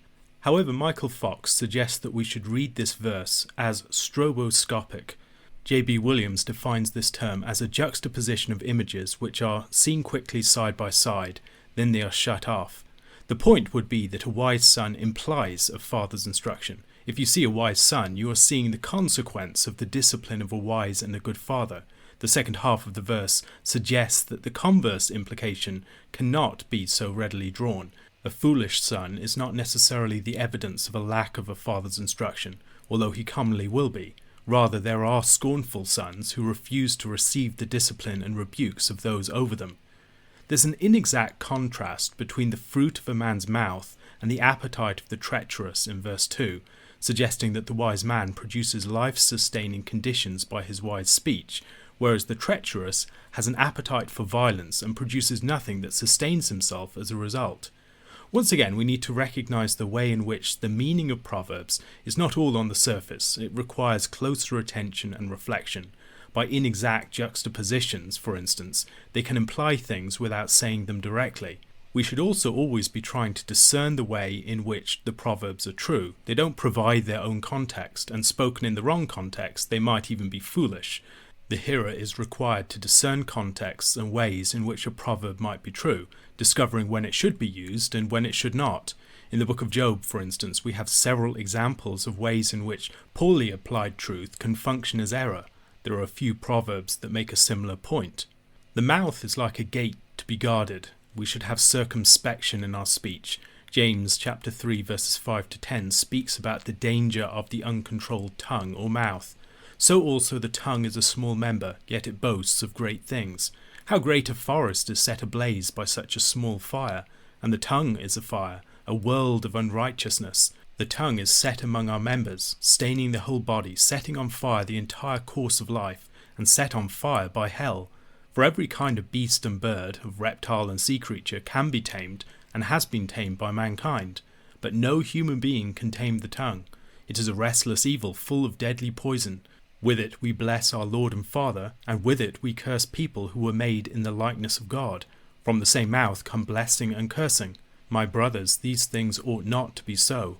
A similar point is made in Proverbs chapter 21 verse 23. Whoever keeps his mouth and his tongue keeps himself out of trouble. Verse 4 contrasts the craving of the soul of the sluggard, who gets nothing in reward for his craving, and the soul of the diligent, that is not defined by craving, but is nonetheless richly supplied. As he works hard, he finds more than enough for his needs. Verses 5 and 6 present two contrasts between the righteous and the wicked, the righteous hating falsehood, and righteousness guarding the one whose way is blameless. We've seen the same point elsewhere in the book of Proverbs. Righteousness is something that protects people. Their integrity is something that upholds and guards them. On the other hand, the wicked, by the very sinful paths that they have chosen for themselves, invite ruin. Themes of wealth come to the foreground in verses 7 to 11. Verse 7 is a complicated one to understand. Bruce Waltke gives a number of different possibilities. It could refer to the person who considers himself rich but isn't, the one who lays up treasure for himself and is not rich toward God, like the rich fool of Luke chapter 12, or it could refer to people who are blind to what they have or do not have. Or maybe the focus is on pretense. We can think about this in the context of Proverbs chapter 12 verse 9. Better to be lowly and have a servant than to play the great man and lack bread. Verse 8 is another complicated verse to understand. There's an inexact opposition in the antithetical parallelism of the verse. The ransom of man's life does not match here's no threat. The rich man has the resources to buy his way out of trouble that he has gotten himself into. The second half of the verse is not so clear. Waltke suggests that since the poor man cannot pay up, he has no motivation to listen to moral rebuke. The rich man's standing and possessions means that he has something to lose, which make him more receptive to moral correction. The rich and famous, for instance, may publicly confess their faults when they are called out, because their wealth is put in jeopardy. Fox argues that this is not very persuasive. It is far too convoluted an explanation. William McCain argues that it means that the poor man, who lacks the supposed security of wealth, may find that people have less leverage on him. He has nothing to lose, so he cannot be threatened in the same way. The difference between the wealth of the righteous and the wealth of the wicked is expressed in verse 9, with the light of one and the lamp of the other. The lamp of the wicked may seem to burn very brightly for a time, but it is short-lasting, whereas the true wealth of the righteous will endure. A common theme of the book of Proverbs is the substance and character and source of people's wealth. We may focus simply upon the appearance, but that leaves many of the most important factors unexamined. Easy money, wealth obtained through wrongdoing, wealth that is not backed up by diligence, and other sorts of perverse wealth are short-lasting and provide no long-term security. At other points, it is the nature of the wealth that is contrasted. A rich person may have vast sums in the bank, but may have a life that's miserable and full of care, whereas a righteous person who is invested in the life of their household may enjoy great prosperity of a kind, albeit with little money to his name. Many of the things that are most valuable are not things that appear on a bank balance. Insolence and refusal to take advice produce strife. Arrogant and unteachable fools produce violent and unsettled communities. Waltke expresses the principle from a different perspective. Where there is strife, there is pride. By implication, one of the hallmarks of the wise who take advice is peace. Once again, the source and the character of wealth is the subject of verse 11. Wealth that's gained as easy money will soon dwindle. The person who gets a great windfall in the lottery can easily squander it. The foolish lottery winner can squander what they have because they do not have the principles by which such wealth is truly gained. Meanwhile, the person who gathers little by little has the fundamental principle by which wealth is generated. Within our society, we can often focus narrowly upon the way that money is divided or the way that power is divided, and not pay enough attention to the different ways that these things are generated in the first place. A society that is built upon gambling and speculation may enjoy great wealth, but it will not actually be secure wealth, whereas those who gather little by little and build up in a responsible way have wealth that will be more enduring. The theme of desire fulfilled connects verses 12 and 19 and brackets the material between them, which mostly concerns desires and what comes to pass for the foolish and the wise. The sapping of morale is one of the results of frustrated hopes, but the experience of the realization of one's hopes revives and gives new life. Verse 13 speaks of the despising or revering of the commandment and the consequences that these postures bring upon oneself. The person who reveres the word of God and who honors the teaching of the wise, which is the subject of the next verse, will prosper, whereas those who despise it will come to ruin. In verse 14, the teaching of the wise is described as a fountain of life. It grants those who attend to it the fullness of life and its blessings. In verse 15, we see that good judgment wins favor with God and man. People pay attention and give honor to the wise, and more so as time goes on, and as they see that their words have not fallen to the ground. Their words grow in weight over time and in value. The antithesis here, however, is treachery, which is likely not what we would presume to be the antithesis. When reading Proverbs, John Higgins has helpfully suggested covering up the second verset while reading the first, and then guessing what the antithesis or the synonymous or synthetic parallel would be. Then we should look at what the actual statement is, and then reflect upon the difference between what we expected and what is actually the case. Here the surprise of the antithesis invites us to reflect upon how treachery and disloyalty may be the opposite of the good judgment that wins favour, or alternatively, on how prudence is loyal. The next verse shows how the shrewd man acts circumspectly, whereas the fool flaunts his folly.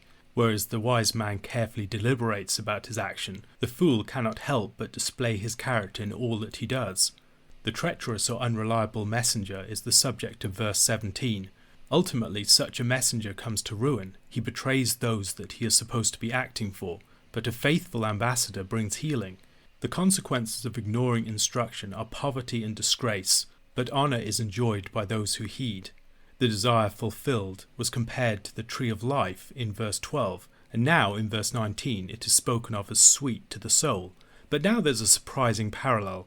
To turn away from evil is an abomination to fools. The only immediate point of contrast here seems to be between sweetness and abomination, but this invites us to unpack and to consider what might be implied. The The fulfillment of desire is sweet, but such a gratification comes only to those who abhor evil. The fool cannot allow himself to turn away from his evil, so he will be doomed to experience the frustration and the sickness of deferred hope. Verse 20 moves to the subject of companionship. Who are your companions? Those people that you keep company with will shape your character. Those who walk with the wise take on their character, likewise those who associate with fools. You can tell a lot about people by their friends and the company that they keep. You can tell something, as you see in this verse, about their destiny. You will also have an indication of their character and their values. The book of Psalms begins with this concern to avoid evil company. Psalm 1 verse 1. Blessed is the man who walks not in the counsel of the wicked, nor stands in the way of sinners, nor sits in the seat of scoffers. 1 Corinthians chapter 15 verse 33 makes a similar point. Do not be deceived. Bad company ruins good morals. Verses 21 and 22 should be read as a pairing. The first begins with sinners and then goes on to the good, and then the next begins with good and goes on to sinners. As such, they are a miniature chiastic pair. They explore the contrasting fates that belong to these two groups. Disaster is like a homing missile on its way towards the sinner. He is doomed. It's only a matter of time. In verse 22, the emphasis moves to the question of inheritance or no inheritance. The good that the righteous person establishes can endure.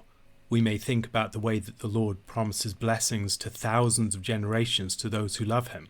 On the other hand, there are principles that countervail this within the wisdom literature. We might think about the book of Ecclesiastes, which speaks about the futility of the person who lays up wealth and builds a legacy, only for it to be carelessly squandered by a fool that comes after him. Proverbs push against each other and are often qualified by each other. One of the marks of the wise is knowing the extent to which and the context within which a statement is true. Injustice is a powerful force that can frustrate the poor, in verse 23. Wicked oppressors are one complication of the deed-consequence nexus of Proverbs. The ground or the poor themselves are swept away by injustice, and so the diligence of the poor may be denied its just reward. The English proverb, spare the rod, spoil the child, is expressed more sharply in verse 24. The one who spares the rod hates his son. The mercy of the wicked is cruel, as we see in chapter 12 verse 10. Wicked parents may think that they are being kind to their children in not disciplining them. However, theirs is an act of great cruelty. Jordan Peterson has written about these dynamics in his book, 12 Rules for Life. He writes, children can be damaged as much or more by a lack of incisive attention as they are by abuse, mental or physical. This is damage by omission rather than commission, but it is no less severe and long-lasting. Children are damaged when their mercifully inattentive parents fail to make them sharp and observant and awake and leave them instead in an unconscious and undifferentiated state. Children are damaged when those charged with their care, afraid of any conflict or upset, no longer dare to correct them and leave them without guidance. I can recognize such children on the street. They are doughy and unfocused and vague. They are leaden and dull instead of golden and bright. They are uncarved blocks trapped in a perpetual state of waiting to be. He continues later, the neglect and mistreatment that is part and parcel of poorly structured or even entirely absent disciplinary approaches can be deliberate, motivated by explicit, conscious, if misguided, parental motives. But more often than not, modern parents are simply paralyzed by the fear that they will no longer be liked or even loved by their children if they chastise them for any reason. They want their children's friendship above all and are willing to sacrifice respect to get it. This is not good. A child will have many friends, but only two parents, if that, and parents are more, not less, than friends. Friends have very limited authority to correct. Every parent therefore needs to learn to tolerate the momentary anger or even hatred directed towards them by their children, after necessary corrective action has been taken, as the capacity of children to perceive or care about long-term consequences is very limited. Parents are the arbiters of society. They teach children how to behave so that other people will be able to interact meaningfully and productively with them. It is an act of responsibility to discipline a child. It is not anger at misbehavior. It is not revenge for a misdeed. It is instead a careful combination of mercy and long-term judgment. Proper discipline requires effort, indeed is virtually synonymous with effort. It is difficult to pay careful attention to children. It is difficult to figure out what is wrong and what is right and why. It is difficult to formulate just and compassionate strategies of discipline and to negotiate their application with others deeply involved in a child's care. Because of this combination of responsibility and difficulty, any suggestion that all constraints placed on children are damaging can be perversely welcome. The primary form of discipline in the book of Proverbs is not punishment. It is loving instruction, guidance, and giving an example. Those who depend narrowly upon punishment are misguided, but so are those who think it kindness not to discipline. Hebrews chapter 12 verses 5 to 11 describes the discipline of the Lord. And have you forgotten the exhortation that addresses you as sons? My son, do not regard lightly the discipline of the Lord, nor be weary when reproved by him. For the Lord disciplines the one he loves, and chastises every son whom he receives. It is for discipline that you have to endure. God is treating you as sons. For what son is there whom his father does not discipline? If you are left without discipline, in which all have participated, then you are illegitimate children and not sons. Besides this, we have had earthly fathers who disciplined us, and we respected them. Shall we not much more be subject to the Father of spirits and live? For they disciplined us for a short time as it seemed best to them, but he disciplines us for our good, that we may share his holiness. For the moment all discipline seems painful rather than pleasant, but later it yields the peaceful fruit of righteousness to those who have been trained by it. The rod stands for discipline more generally, not spanking more narrowly. There are many forms of discipline that fall under this theme here, nor should this be focused just upon the young child. The rod here may be related to the punishment that would be inflicted upon the severest actions of the older child. The rod then would represent the furthest extent that punishment can take, as in the case of the man's blood being shed, who has shed man's blood, in Genesis chapter 9. The consequences of poor parental discipline are seen everywhere within our society. Many of the social dysfunctions that we experience are either the consequence of a lack of discipline of our children, or the bitter harvest of seeds of poor discipline that was applied earlier on. Proud, entitled, selfish people who believe that the world should revolve around them and that no one should cross their will have generally been made that way by a certain sort of upbringing. This gets at another sense of the meaning of this verse. Whoever spares the rod hates his son. He comes to loathe the son that his upbringing has produced, whereas the son who has been raised faithfully by his father enjoys a good relationship with that father, because the son that has experienced discipline becomes a likable person. One of the tests of good discipline is whether it produces this lasting love between parent and child. Many children have experienced cruelty and violence from their parents, which masquerades as discipline, but is really anger and vengefulness. The parent wants to break or suppress the child's will. They terrorize their child because they believe that their will should have dominance. Many modern forms of parenting are a reaction against cruel forms of parenting that prevailed in the past. However, parents who coddle and spoil their kids, and parents who psychologically manipulate and condition their kids just to make them compliant with them, are also expressing a sort of hatred towards them, rather than actually instructing them. The loving father will be diligent to discipline his son. He will not allow a sort of false empathy for his son to prevent him from exercising such discipline. True discipline is a result of compassion and love. Even though it hurts the child, it does the opposite of harming them. The child may not like it, but it will be for their long-term good. This is a test of true love in the book of Proverbs.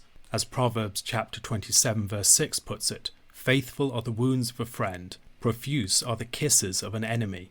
This principle very strongly applies to parenting.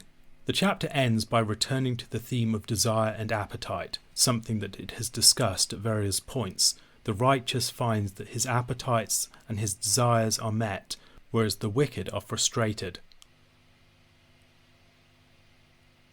A question to consider. In verse 15 we read, "Good sense wins favour, but the way of the treacherous is their ruin." Why is treachery the antithesis of good sense? Proverbs chapter 14 begins with a proverb that might remind us of Proverbs chapter 9 verse 1. "Wisdom has built her house, she has hewn her 7 pillars." We should remember that the book of Proverbs is largely written to the young son. The choice of wisdom is seen in the choice of the right woman. This is particularly seen at the very end of the book of Proverbs, in Proverbs chapter 31 verses 10 to 31. The house of the woman is her household, and her standing within the community. The foolish woman is the opposite of such a wise woman. She will bring to ruin everything that is left in her charge. The wrong woman will be the ruin of her husband, but the right woman will be his glory. You can discern people's fear of the Lord by their integrity or their lack thereof. This is the claim that is made in verse 2. In many ways it's an application of a principle that our Lord teaches us. By their fruit you will know them. If you see someone walking in uprightness, you know something about their character. They are someone who fear the Lord. Someone who is devious and deceptive, you know something about who they are within. They despise the Lord. The fool's careless words in verse 3 come back to haunt him. Not having guarded his lips, his rash vows, his inciting words, his lies, or whatever he speaks that is false and foolish, comes back and ends up causing him trouble. The wise man, by contrast, is greatly strengthened by his speech. He speaks wisely and prudently, and so as a result his words empower him. There is no manger to clean when there are no oxen, but nor will there be abundant crops. Verse 4 makes the point that out of unwillingness to undertake the unpleasant task of cleaning the manger, a man cuts himself off from a great source of wealth. The fool and the sluggard's desire for easy money is related to this. They don't want to undertake responsibility and unpleasant tasks, and so they're always looking for the quick fix, the quick way to get rich. The diligent and the responsible and the wise, however, know that taking up responsibility and challenge and difficulty brings true and lasting wealth. How is a judge to discern the character of a witness? Mostly through consistency of character. Lying is like breathing to the false witness. He breathes out lies. He can't help but speak lies. Even when he does not need to speak lies, he will speak them nonetheless. It's become second nature to him. The faithful witness, by contrast, will consistently speak the truth, even when it is difficult, unpopular, or might cause him some severe disadvantage. A common theme in the book of Proverbs is that one's posture of heart is determinative for whether one will receive wisdom or not. The person who is a fool or a scoffer is inured to wisdom. Even if he wanted to find wisdom, he will not be able to find it. His heart is not apt for the receiving of wisdom. Verse 7 warns people to move away from the presence of fools. If you encounter fools who are settled in a particular context, you have a good indication that you are not in a place where you are likely to encounter wisdom. By their fruits you will know them. This applies to contexts as well as to persons. If, for instance, you want to know if a church is a good church, pay attention to the people who have been there for many years. See what character it has produced in them. If you want to know if a pastor is a good pastor, pay attention to their family. Do they have a happy wife? Do they have faithful children? Do they have a calm and peaceful home? Or is it a place of conflict and discord? Dwayne Garrett suggests that verses 8 to 15 function as a concentric or chiastic pattern, beginning with the shrewd and the fools in verse 8, then that's paralleled with the gullible versus the shrewd in verse 15. Making amends for sin in verse 9 is paralleled with being repaid for sin in verse 14. Secrets of the heart in verse 10 parallel with secrets of the heart in verse 13. And then at the heart, the destruction of the wicked versus the prosperity of the upright in verse 11, and the deceptive way to death in verse 12. The focus of this section is upon walking by faith, not by sight. There's an inexact antithesis in verse 8. The wisdom of the prudent matches with the folly of fools, but the one is associated with discerning his way, and the other with deceiving. Perhaps the suggestion is that the folly of fools is self-deceiving. Alternatively, the insight of the prudent in his way is something that brings light and insight to other people who are around them. Fools don't take sin seriously, and as a result they mock at the guilt offering and the need to make reparations for trespass. However, the upright are very mindful about the dangers of sin, and as a result they enjoy acceptance. No one truly knows what another person is experiencing. The heart cannot be discerned merely from outer circumstance. You can see someone smile, but you do not know whether great sorrow may lie behind it. It is both difficult to discern and difficult to communicate the true state of people's hearts. As a result, we should beware of presuming by outer circumstance or outer appearance to judge people's inner state. The warning not to judge by outward appearance continues in verse 11. The house naturally looks much more secure than the tent, but yet a house of wickedness is much less secure than the tent of the upright. By outward appearance, it may look often as if the wicked are truly flourishing and the righteous are failing, but yet with the eyes of faith we can see that this is not the case. We should appreciate the importance of living by faith within the book of Proverbs.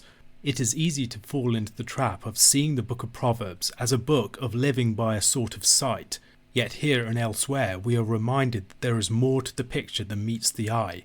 Living by faith and not by sight is also a subject of verse 12. Things may seem right to the man by his sight, but yet that way can lead to death. It's only the person who lives by faith and follows the law of God, accepting in the fear of the Lord his commandment, that will know the true way that leads to life. We must not merely judge by the outward appearance. Verse 13 is like verse 10. We should not judge by present appearances.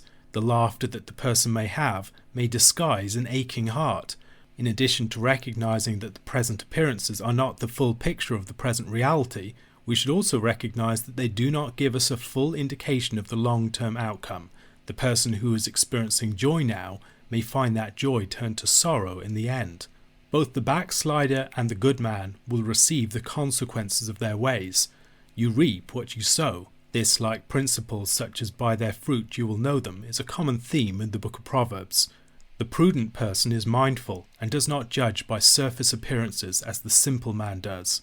The prudent person is led by the fear of the Lord, and as a result gives thought to his way, and does not merely judge by the outward appearance. Folly is recklessness. The fool does not give thought to the future. He is allergic to reflecting upon where his actions are leading him. He will squirm in discomfort whenever forced to think about future consequences. By contrast, the wise man is circumspect. He does not merely fixate upon present pleasures, trying to dismiss from his attention the way that things might be headed, to consider the harvest that the seeds of his present action might be sowing. An example of the reckless person is the impetuous and quick-tempered person. But alongside this figure, there is also the conniving schemer. The wise person contrasts with the impetuous and hot-headed man. He is cool and level-headed. However, there is a cool-headed form of evil, of the schemer, but he is also doomed on account of his wickedness.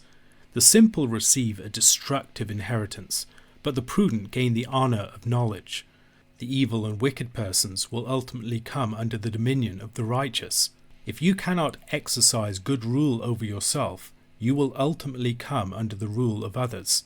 The dangers of both poverty and riches with respect to friendship are described in verse 20. The poor person is cut off from friendship. No one wants to be the poor person's friend because the poor person will be dependent upon them. But the rich has many friends. All these people are gathered around them, wanting what they can give. Those friends are fair weather friends, and they would rapidly abandon them were they to lose their wealth.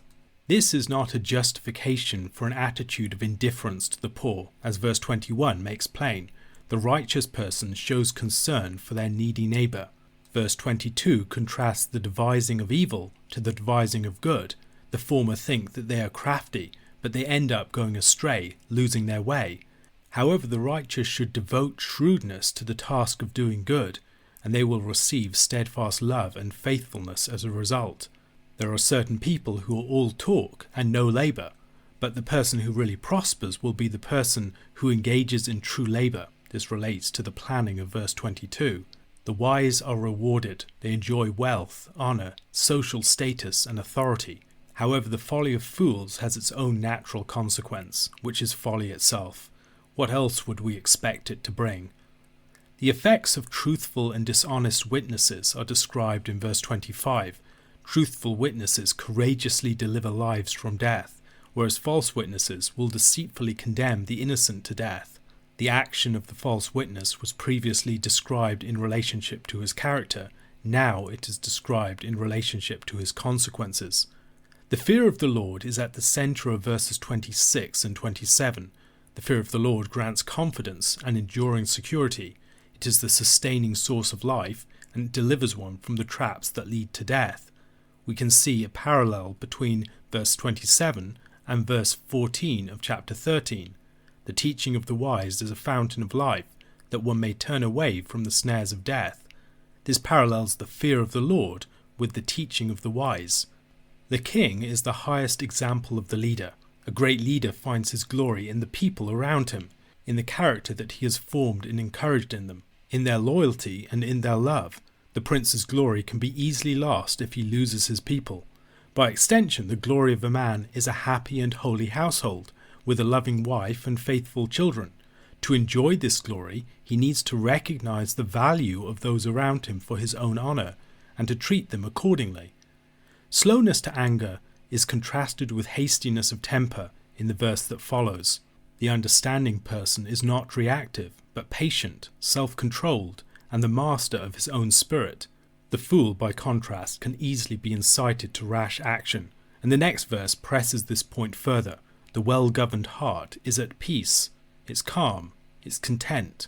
However, the fool's heart is unsettled by envy, by passion, resentment, and all these forms of bitterness, and it eats away at him from within.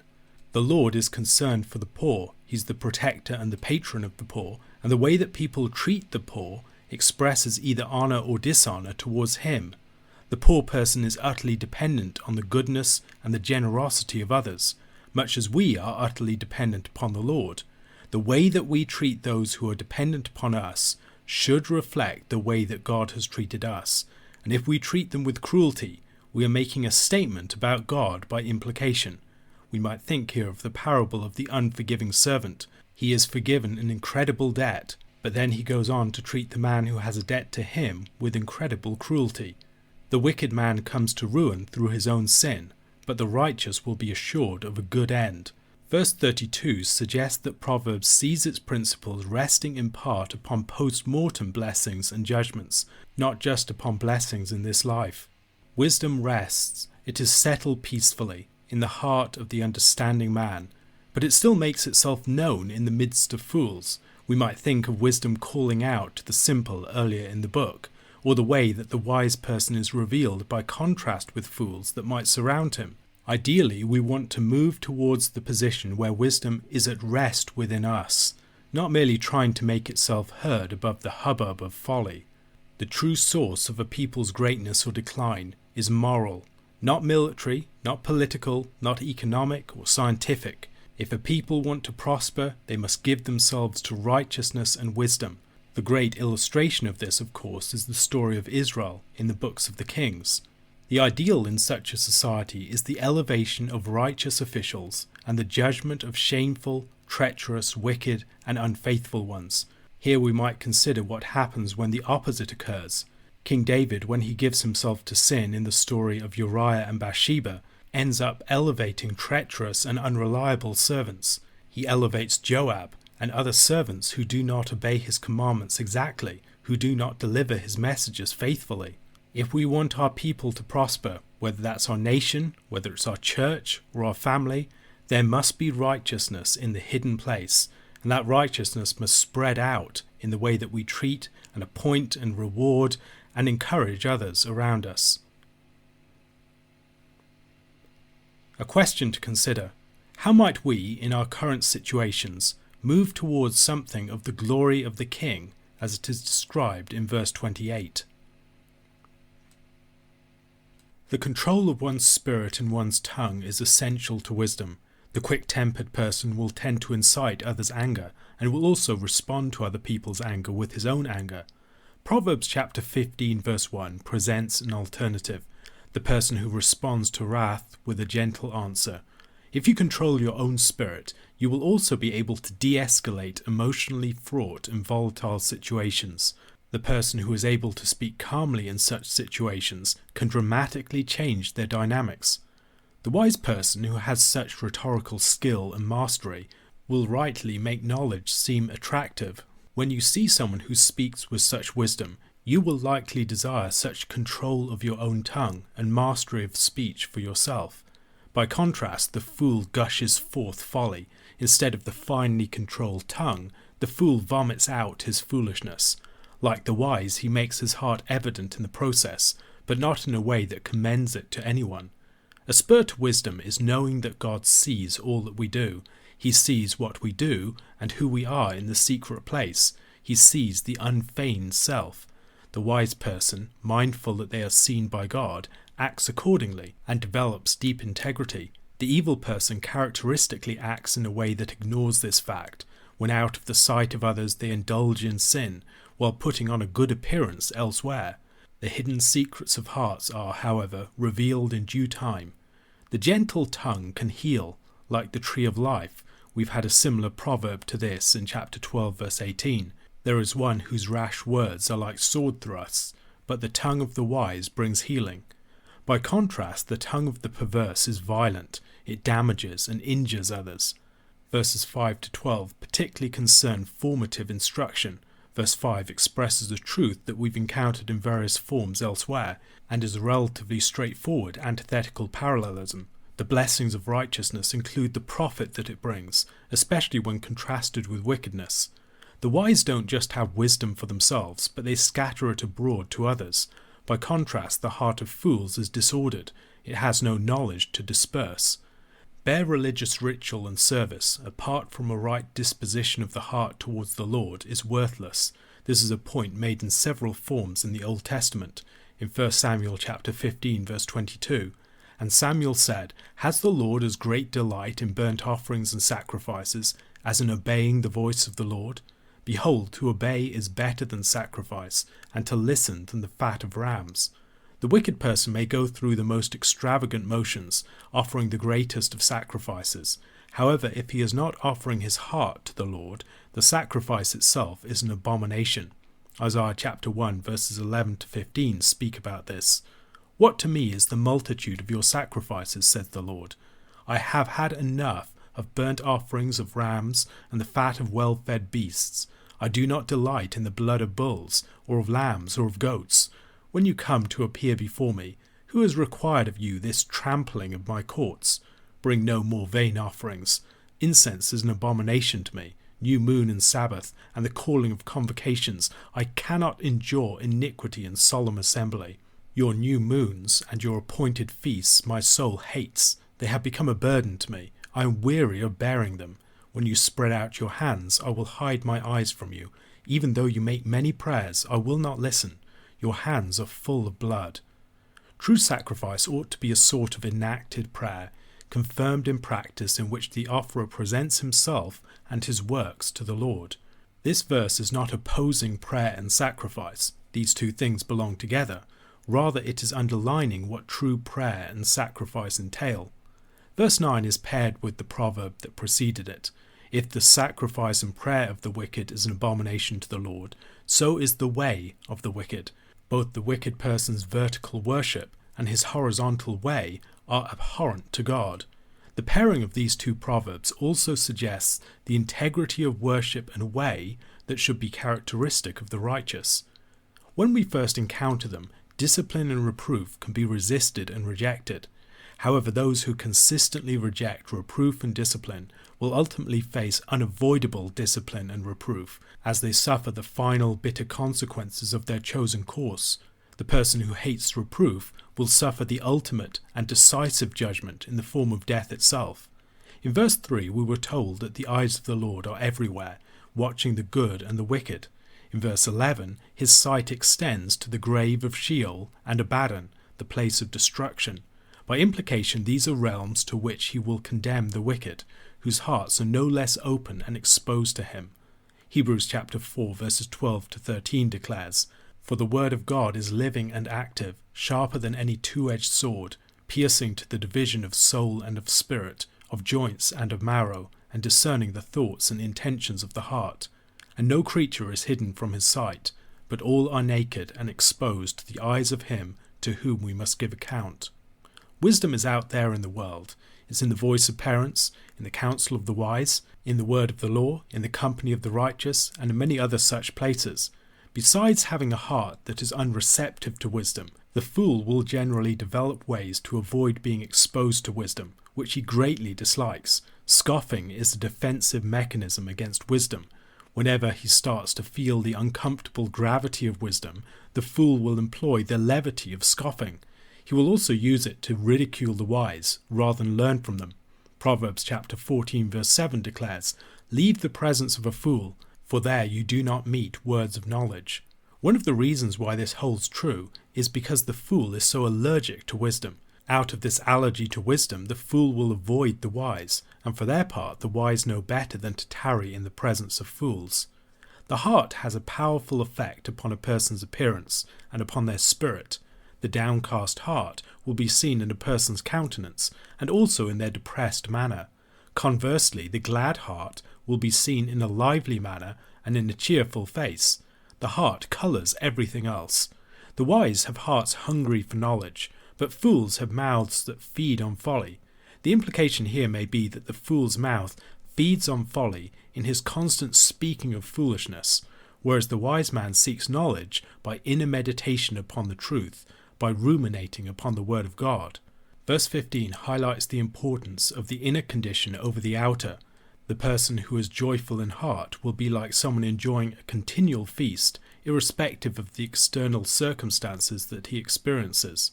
Verses 16 and 17 which follow underline the importance of the state of a person's heart over their outward situations. A heart that fears the Lord and loves its neighbour with little material wealth is greatly to be preferred to great wealth and fine meals without these things. Proverbs chapter 4 verse 23 counselled, "Keep your heart with all vigilance, for from it flow the springs of life." These verses provide just another reason why this counsel is so important. Verse 1 declared, "A soft answer turns away wrath, but a harsh word stirs up anger." Now the same principle is pressed further. It's related to the characters behind the words. The hot-tempered man gives harsh words, but the man who is slow to anger can give the soft answer. The one who masters his own spirit can also be the master of his words and consequently the master of situations. The sluggard who wishes to avoid all exertion feels his way to be nothing but insurmountable obstacles. By contrast, uprightness and diligence will lead to one's way seeming smooth, straight, and easy. As Michael Fox observes, there are other potential interpretations here. The sluggard's chosen path is difficult. By laziness, procrastination, and avoidance of labour, the sluggard ends up condemning himself to a much more difficult path than that of the diligent. If he had set about his work diligently and straight away, he would find it much easier than he does in the end. Another possibility is that the sluggard's way is a hedge of thorns because he, unlike the upright, has never cleared it. His laziness again makes things harder for him than they need to be. Verse 20 recalls earlier Proverbs in the collection, in chapter 10 verse 1 especially, which opens this collection, but also in chapter 12 verse 1 and 13 verse 1. This is followed by another proverb tracing back folly and wisdom to the desires and loves of the heart. The fool finds joy in his folly, but the wise man walks on a straight path, by implication because he loves wisdom. Counselors are important for wise deliberation. The fool simply wants to be confirmed in his way. He will mostly listen to flatterers and shut his ears to anyone else. However, the wise man will seek a multitude of advisers. He will be careful not merely to listen to one set of voices. He wants various wise perspectives, so that informed by these in his deliberations, he can adopt a wise path. He won't just look for whatever expert agrees with him, but will search for wise voices of various viewpoints and test them against each other. The plans of people that have been so formed and tested are much more likely to succeed. Being able to give a word in season, knowingly to speak the right thing as the right person in the right place and at the right time, is a great hallmark of wisdom. It's essential to the proper use of the Proverbs themselves. The wise man appreciates that there is more to the truth than merely a statement being true in the abstract. To speak is to act. It's to deliver a specific truth in a specific context with a specific end. A claim that is true in the abstract may easily be the wrong thing to say at a given time. The wise are keenly alert to this, and this is one of the respects in which they have mastered their tongues. The stakes of the life of wisdom are great. The prudent person is not merely seeking benefit in this present life, but following the path of life upwards, moving away from the domain of death and the grave, towards enduring fellowship with God. The Lord intervenes in history against the proud, bringing down oppressors that vaunt themselves over and prey upon others. Here the pair is that of the proud and the widow, one of the most vulnerable figures. The Lord acts against the proud, and for the sake of the widow, He tears down the former, and he establishes the latter. Elsewhere in Scripture, the Lord presents himself as the guardian of the widow and the fatherless. He fills the place where the male guardian would otherwise have been. The Lord finds the plans of the wicked abhorrent, which is one of the reasons why he acts in judgment against them. However, gracious words are pure and delightful to him. The Lord is pleased with the lips of the wise. In verse 25, the house of the proud is torn down by the Lord, and in verse 27, the greedy bring trouble upon their household by pursuing unjust gain. From the antithetical parallel, this unjust gain is presumably received from bribes. Such bribes would pervert justice and gain favour at the expense of others. The wicked and the righteous are the subject of verses 28 and 29. Once more, in verse 28, we see the difference between the righteous man, who weighs his words, and the wicked, who just vomits out his evil. The Lord abhors the wicked and is far from them. He doesn't hear them. However, he delights in the well-governed heart of the righteous, and he hears such a man's prayers. The person bringing good news enlivens others. Bruce Waltke suggests that the messenger bringing good news reveals the goodness of his news in his eyes, and when that news is received, its effect is felt throughout the whole body of the receiver. Fox differs. He argues that it is the sight of the eyes that is intended here, referring to what one sees, not to the light in another person's eyes. Reproof gives life, and the person who heeds it and seeks it out will dwell among the wise. He will seek out their company, but he will also become one of them in time. The book of Proverbs often unmasks the true character of the desires and the practices of fools. In Proverbs chapter 8, verse 36, for instance, wisdom declares that those who hate her love death. They may not realize it, but that is what they truly desire. We like to presume that we know the true character of our desires. However, there are times when, after foolishly pursuing our desires, and having tasted their bitter fruit, we might say, that really wasn't what I was looking for. Proverbs tends to put this rather differently. The bitter fruit reveals what the foolish desire was about from the beginning. The person who ignores instruction is proud. The last thing that we might think is that he despises himself. However, if he does not despise himself, why is he running headlong and unheeding towards his own utter ruin? The one who heeds reproof, by implication, is the man who truly respects himself. Throughout the book of Proverbs and the other wisdom literature, the fear of the Lord is especially held forth as that which is most fundamentally characteristic of wisdom. Different places foreground different facets of the fear of the Lord. It can be seen as an honouring of the Lord's teaching, in Proverbs chapter 1 verse 7 for instance. The fear of the Lord is the beginning of knowledge. Fools despise wisdom and instruction. Psalm 112 verse 1 connects this with delighting in the Lord's commandments. Praise the Lord. Blessed is the man who fears the Lord, who greatly delights in his commandments.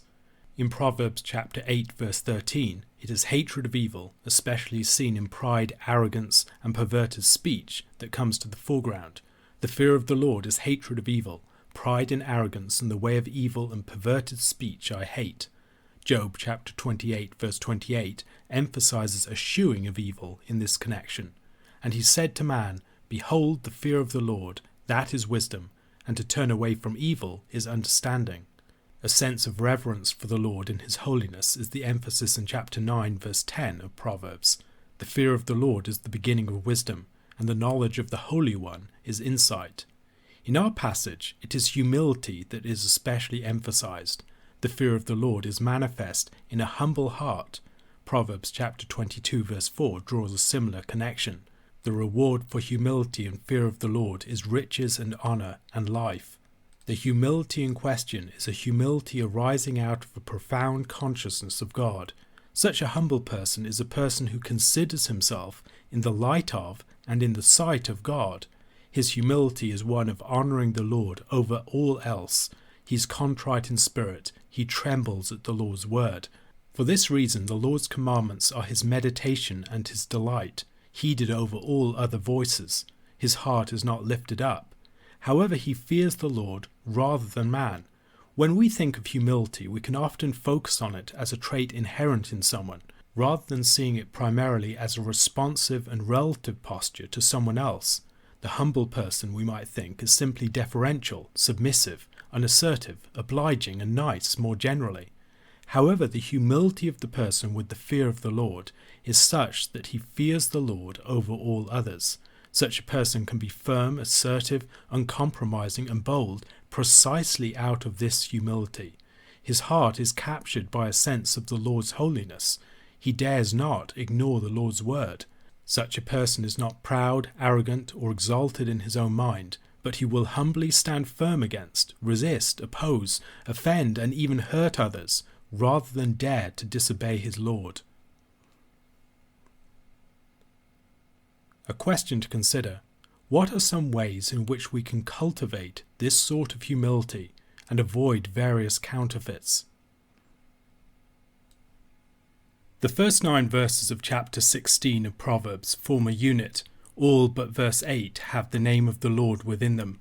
These verses are bookended by proverbs concerning the Lord's control over the plans of men, and the proverbs that follow them in verses 10 to 15 mostly concern the king.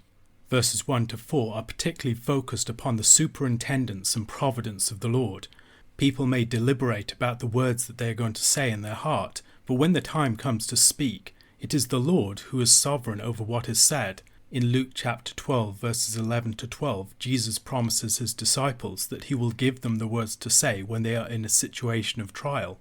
And when they bring you before the synagogues and the rulers and the authorities, do not be anxious about how you should defend yourself or what you should say, for the Holy Spirit will teach you in that very hour what you ought to say. While it focuses upon speech, this verse makes a more general point about the way that the Lord oversees and superintends all action. We may have the most elaborate plans, but ultimately it is the Lord who decides what happens. 1 John chapter 3 verse 20 declares that God is greater than our heart and he knows everything. Verse 2 speaks of the person who thinks in his presumption that all of his ways are right. The Lord, however, weighs both the paths that such a person takes and the spirit that governs him. He knows the true reality of a person's heart, and even though we may delude ourselves, we cannot delude God. God perceives and he judges the true intentions of our heart. Out of these first 2 verses arises the third. If the Lord is the one who ultimately disposes all our ways and our words, and if the Lord is the one who truly knows the hearts of men and weighs them, then we should commit our work and our plans to the Lord, praying that he will establish what we do. God's sovereignty is expressed even further in verse 4. The Lord is the one who has made all things, not just in the sense of creation, but also in the sense of fashioning things towards their purpose in history. He has even made the wicked for the day of trouble. The Apostle Paul speaks of this sovereign providence of God in Romans chapter 9 verses 17 to 24. For the scripture says to Pharaoh, "For this very purpose I have raised you up, that I might show my power in you, and that my name might be proclaimed in all the earth. So then he has mercy on whomever he wills, and he hardens whomever he wills." You will say to me then, why does he still find fault? For who can resist his will? But who are you, O man, to answer back to God? Will what is moulded say to its moulder, "Why have you made me like this?" Has the potter no right over the clay to make out of the same lump one vessel for honourable use and another for dishonourable use? What if God, desiring to show his wrath and to make known his power, has endured with much patience vessels of wrath prepared for destruction, in order to make known the riches of his glory for vessels of mercy, which he has prepared beforehand for glory, even us whom he has called, not from the Jews only, but also from the Gentiles? Knowing the sovereignty of our Creator, we should not have our hearts lifted up. Whatever plans and intentions we might have in our hearts, God is greater than our hearts. Man proposes, but God disposes. Knowing this, we should humbly commit our ways to him. However, the person who lifts themselves up in arrogance will be punished. Verse 6 speaks of iniquity being atoned for by steadfast love and faithfulness. There is debate about whether this is God's steadfast love and faithfulness, or whether it is the human beings'. Is the point here that a sacrifice needs to be confirmed by faithful practice, or is the point ultimately that the Lord is the one who atones, and that he does so on account of his steadfast love and faithfulness?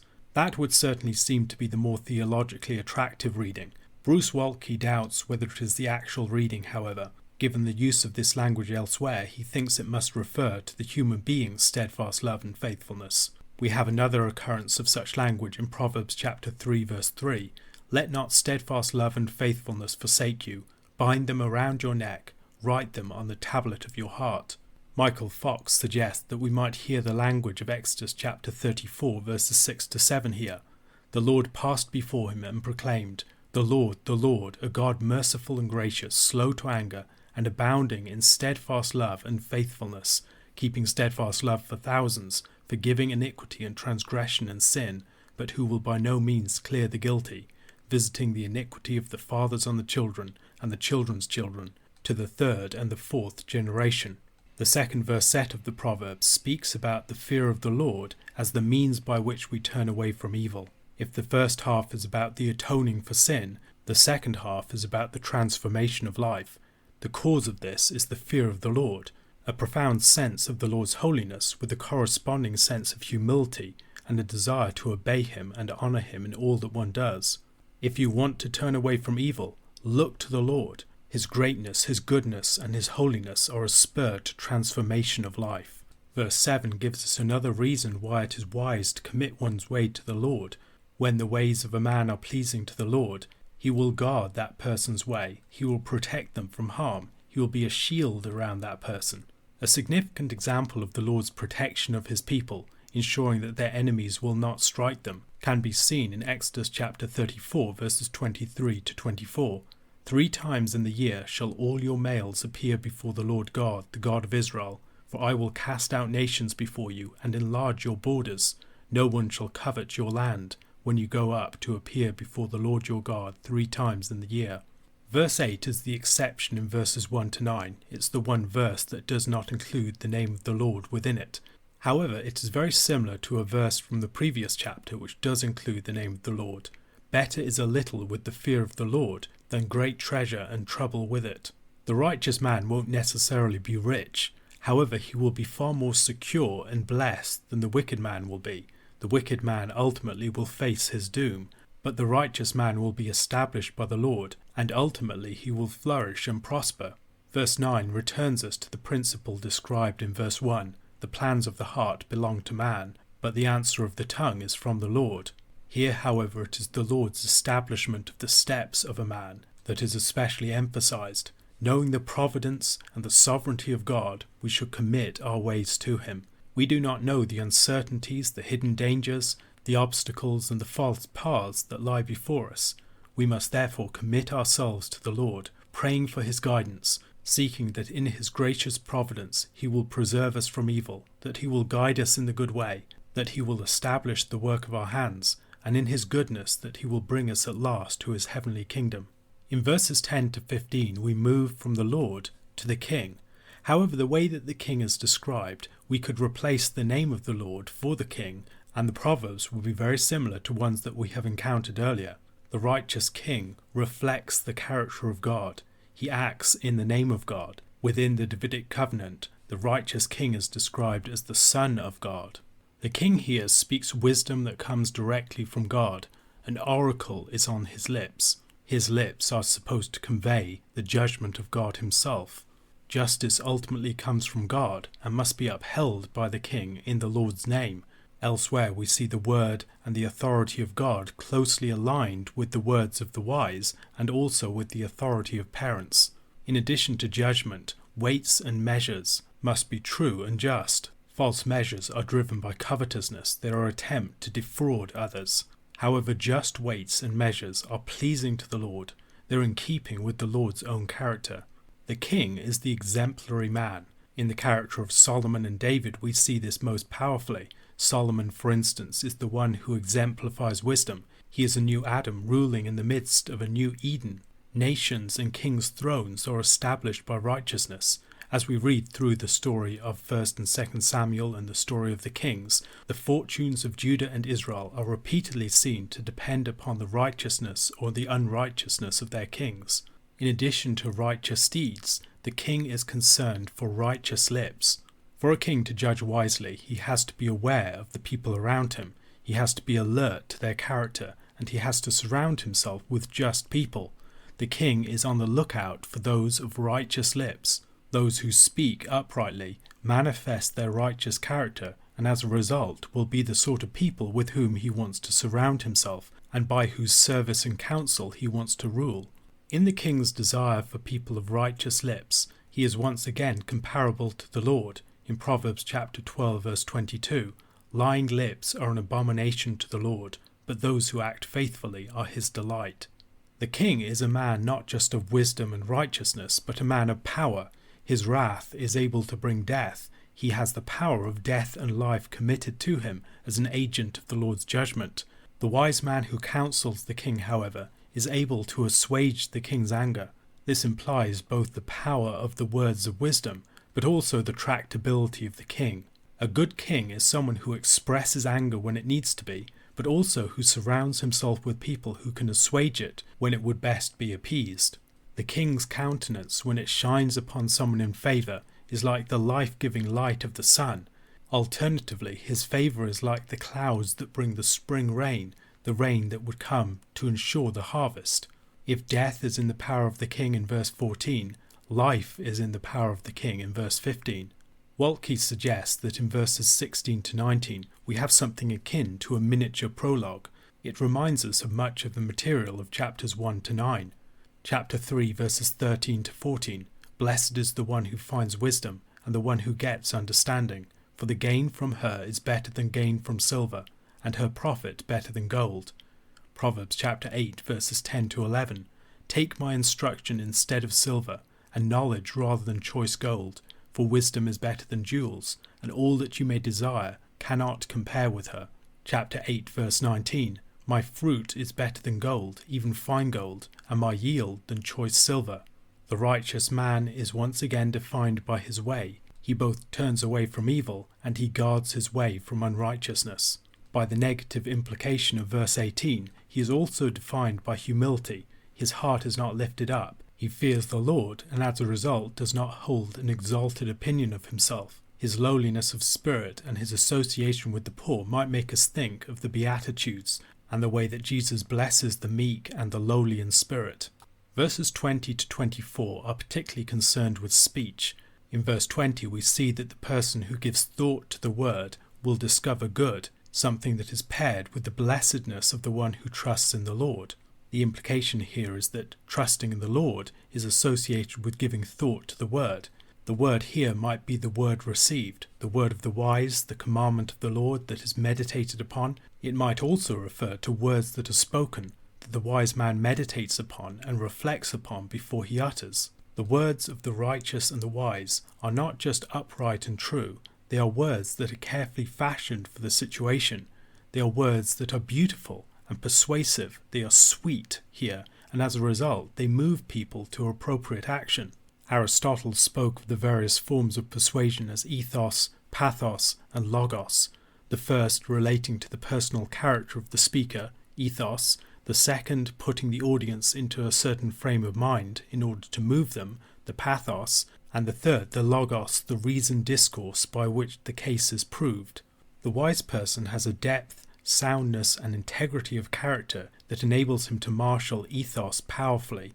He also has the faculties to make a strong and reasoned case for a position. And beyond these things, he also has the power to delight and to move an audience, to speak to them in a way that moves their feelings.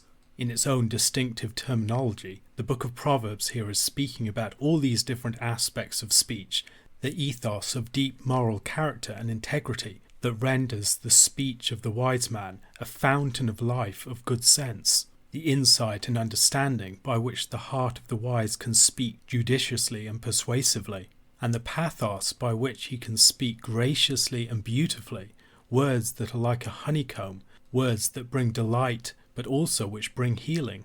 In verse 25, once again we see the limitations of man's understanding of his way. A man may be presumptively confident in his actions, and yet be on the way to death. This is why it is so important that we commit our ways to the Lord. This reminds us of verse 2.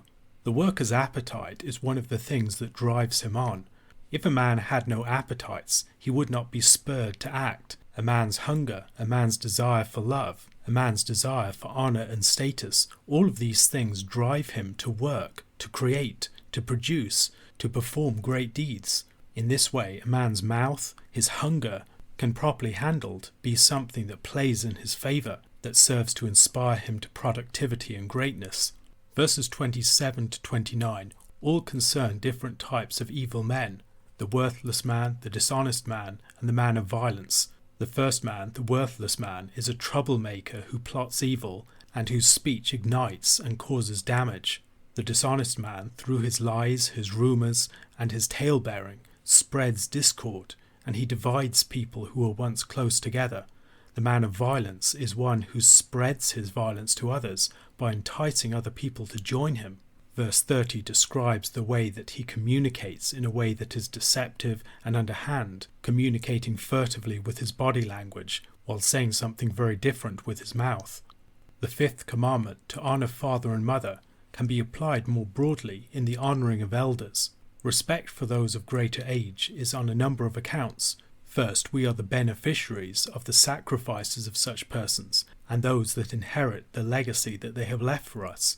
Second, they are people who have experienced a number of different seasons of life, and as a result have the experience of sowing and reaping, and the wisdom that comes with experiencing and observing a number of these different cycles in their own lives and in the lives of others around them. Such experiential wisdom can be communicated in words, but it cannot just be reduced to words.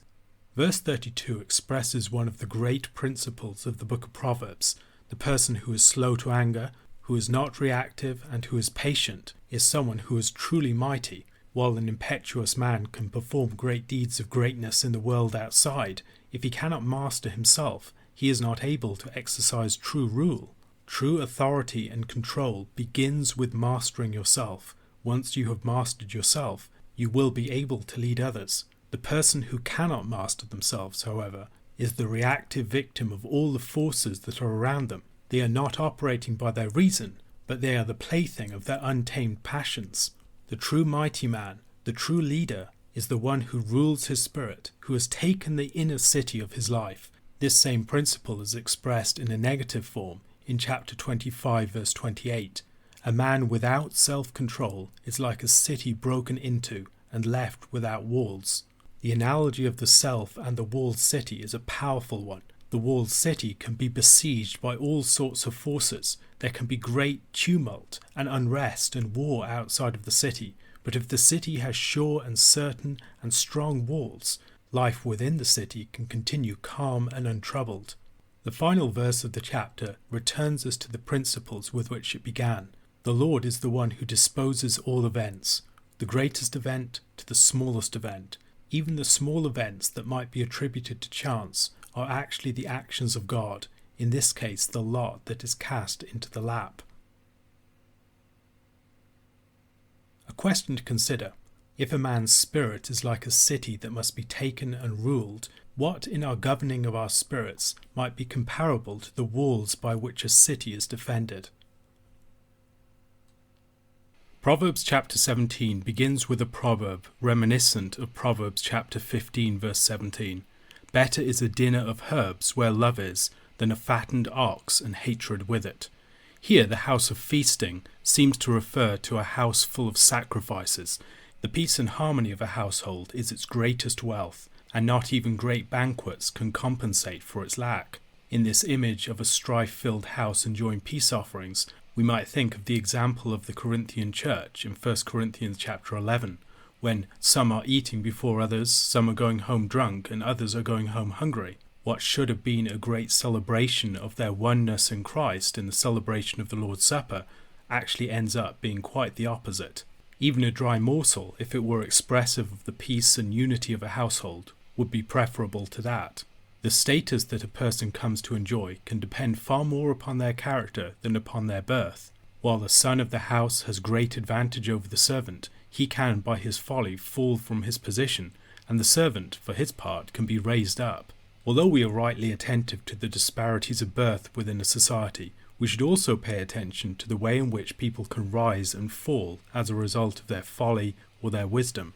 Verse 3 is similar to a statement that we find elsewhere in Proverbs chapter 27 verse 21. The crucible is for silver and the furnace is for gold, and a man is tested by his praise. What might appear to be fine silver is tested in the crucible, and that which appears to be pure gold is tested in the furnace.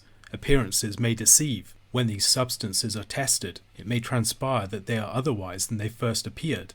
The Lord tests hearts in a similar way. The testing of the hearts in view here is probably not just the Lord's seeing of the heart. Rather, what might be in view is the Lord's testing of a heart by bringing someone into difficult situations that will reveal by the person's response the true character that they have. Among other things, this is a warning against presumption. We can easily focus upon how we appear to others, but the true character of our heart will be revealed as the Lord tests us. It is His inspection that we should be most concerned about. Wicked people listen to wicked lips, and liars give heed to lies. The people who are the source of wickedness and falsehood are also attracted to those things in other people's speech, and as a result they are susceptible to being caught in the same sort of trap that they lay for others. Verse 5 warns against schadenfreude towards the poor. We should not take delight in the misfortunes of the poor. The second verset suggests that it is the economic and material calamities that have struck them that will have encouraged the mockery. The Lord's concern for the poor here is described in ways that are similar to those in chapter 14 verse 31. Whoever oppresses a poor man insults his maker, but he who is generous to the needy honours him. Our proper posture to the person who is in distress, even our personal enemy, should be concern and care. We can see this in chapter 25 verses 21 to 22. If your enemy is hungry, give him bread to eat, and if he is thirsty, give him water to drink. For you will heap burning coals on his head, and the Lord will reward you. The glory of old age is spoken of earlier in chapter 16 verse 31. Grey hair is a crown of glory. It is gained in a righteous life. Here we are told that grandparents are crowned with their grandchildren. As grandparents are surrounded by their grandchildren, they are already seeing and enjoying the harvest of the legacy that they have stored up. There is, however, a reciprocal glory here. Children also glory in their parents and grandparents and those who have gone before them. Elsewhere in this chapter there are statements of the shame that foolish children can bring to their parents. In verse 21, he who sires a fool gets himself sorrow, and the father of a fool has no joy. And in verse 25, a foolish son is a grief to his father, and bitterness to her who bore him. Righteous children, however, are a glory to their parents, and vice versa. The righteous son will honour his father and mother, and will treat the teaching that they have given him as akin to a wonderful ornament. It's his glory. Earlier in the book we saw the connection between the way of wisdom and the fifth commandment, honouring father and mother.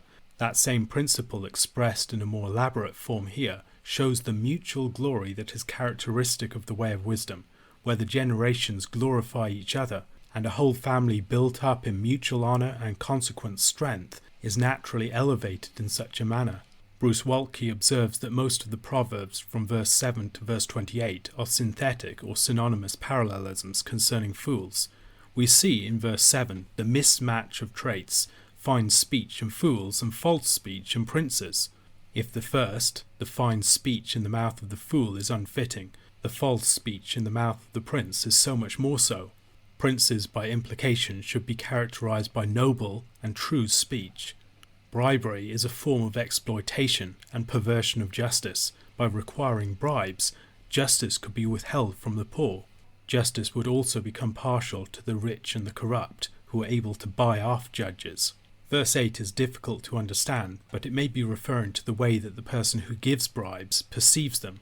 He sees it as like a magic stone that gives him special powers. Wherever he turns it, he will get his way. Perhaps in its reference to the fact that it is in the eyes of the person who gives the bribe that it is a magic stone, we are given to understand that this is ultimately foolish, and that the reality is not actually as the bribe giver fancies it to be. Perhaps because one day he will face a justice from which no bribe will allow him to escape. The danger of gossiping and tale-bearing is described in verse 9. Earlier in chapter 10 verse 12, we were encouraged to practice discretion with respect to other people's faults. Hatred stirs up strife, but love covers all offences. By spreading the word of what someone has done wrong, gossip makes reconciliation near impossible. While the verse that follows makes clear that this covering up is not just an ignoring of what has been done wrong, it does encourage us to deal with such wrongs in a posture of gentleness and forgiveness.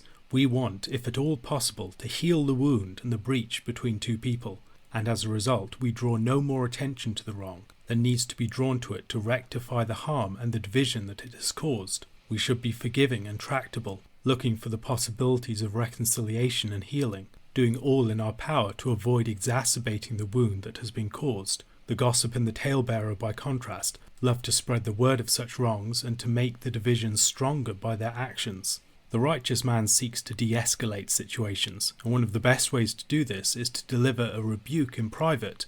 Such a rebuke will allow for a person to repent and for a relationship to be restored without requiring costly public loss of face. There is a wisdom in the way that we give a rebuke. There is also a wisdom in the way that we receive it. The man of understanding, who is characterized by the wisdom that receives reproof and correction, is deeply sensitive to rebuke. He always prizes correction, knowing that it is the way in which he can grow in wisdom. The fool in his pride, however, resists correction and rebuke, and even 100 blows upon his body would be less effective than a few well-chosen words in the ears of the wise. The insensitivity of the fool to correction is one of the reasons why he does face these severe consequences. As he has resisted correction, he ends up inviting far more painful punishment and consequences. Verse 11 describes the fate that awaits the rebellious evil man. The Lord, presumably, will send a cruel messenger against him. He will face his comeuppance. A fool is a dangerous person to be around, described in verse 12 as like a she-bear robbed of its cubs. The she-bear robbed of her cubs is deadly and implacable, while the fool described here may not be as willfully violent as a she-bear robbed of her cubs. He is no less dangerous, and people should give him a very wide berth. Those around such persons are always in danger of becoming collateral damage of their folly. Beyond the way that our characters are affected by the company that we keep, we can also suffer some of the consequences that come upon those with whom we are in association. This is an added reason to steer well clear of the fool. Perhaps an example of this could be seen in the verse that follows. Those who give evil in exchange for good will find that evil clings to their house. Anyone associated with such a house will consequently suffer.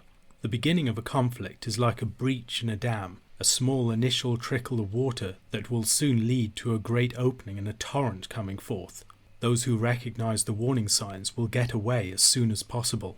Once that dam starts to burst, things will be said that can't be taken back. Actions may be taken that may provoke vengeance.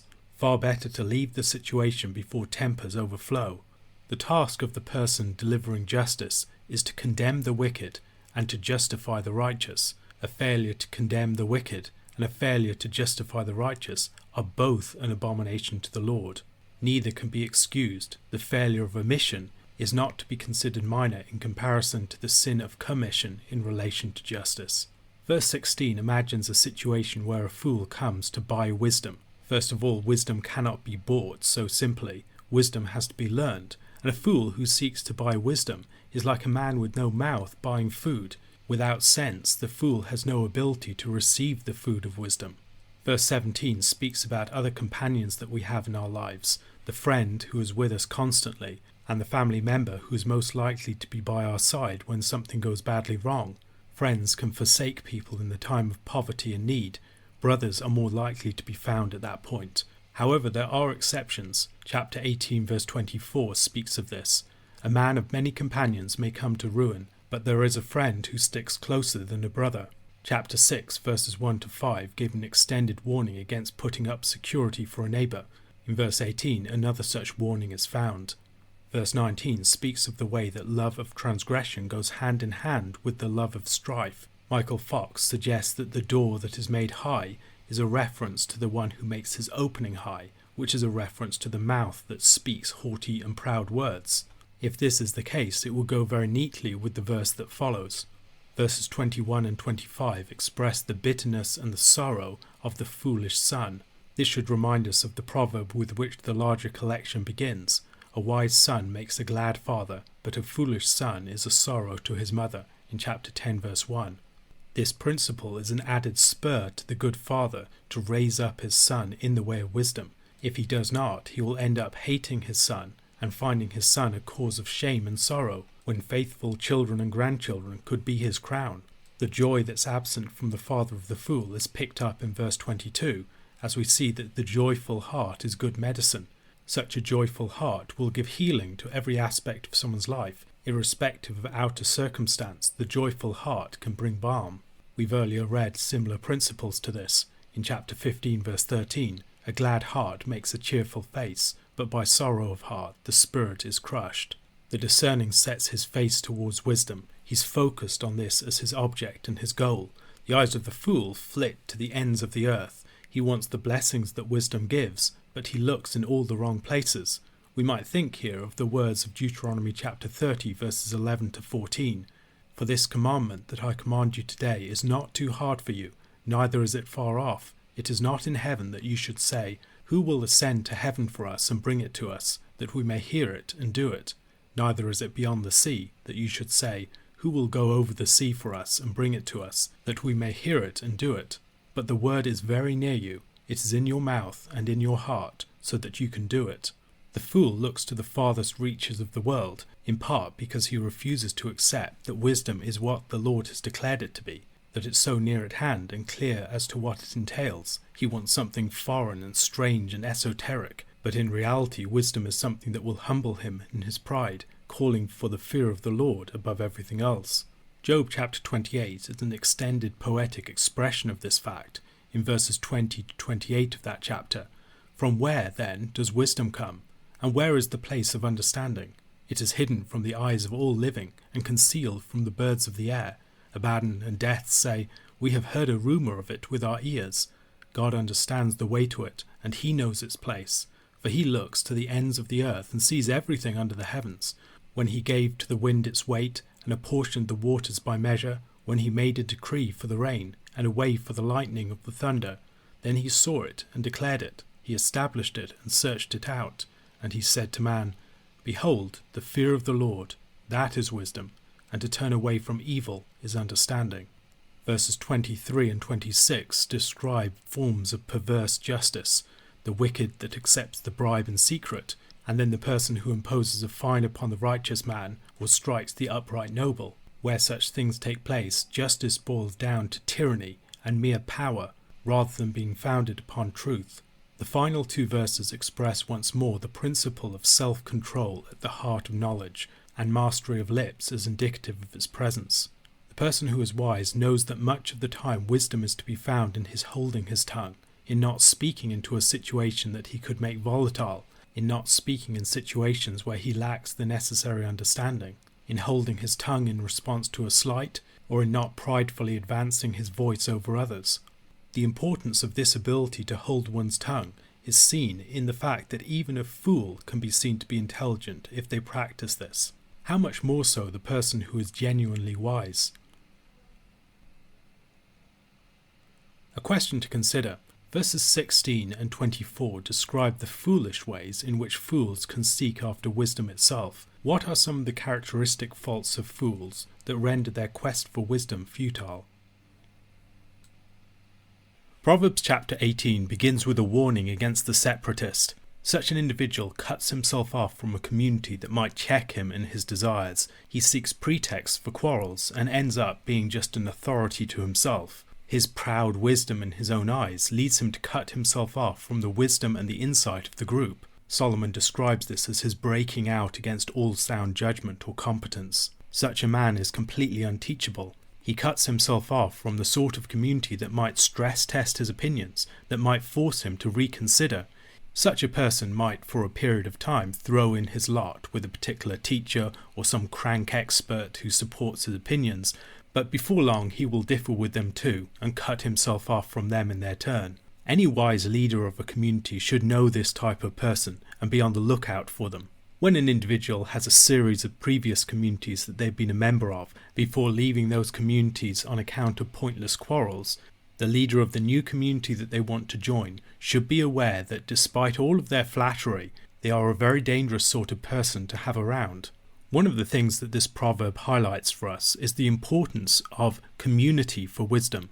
The separatist has a very narrow trust network, whereas the wise man tries to spread out his trust network very widely. He multiplies his counselors and tests different opinions against each other. He places himself in the sort of community where people might correct him. In these respects, his humility greatly contrasts with the pride of the separatist, who presumes that he has no need for a community around him.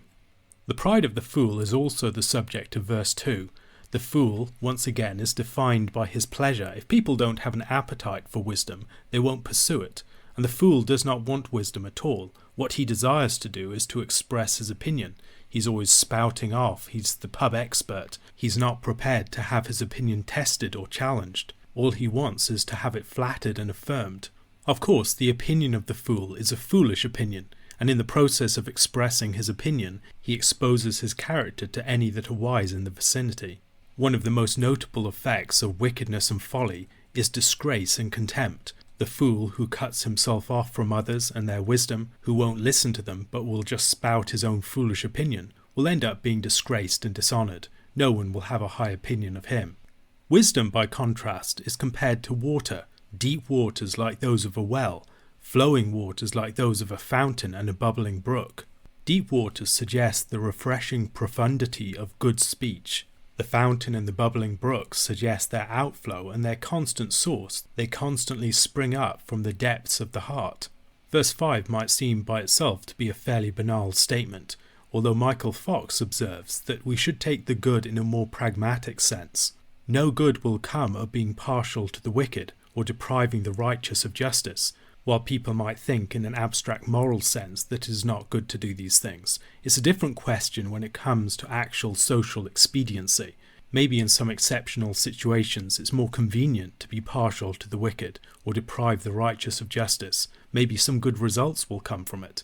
This verse makes very clear that no such good would result. Verses 6 and 7 concern the mouth and the speech of the fool. The foolish speech of the fool is his own worst enemy, as we've seen elsewhere in the book. In chapter 14 verse 3, "By the mouth of a fool comes a rod for his back, but the lips of the wise will preserve them."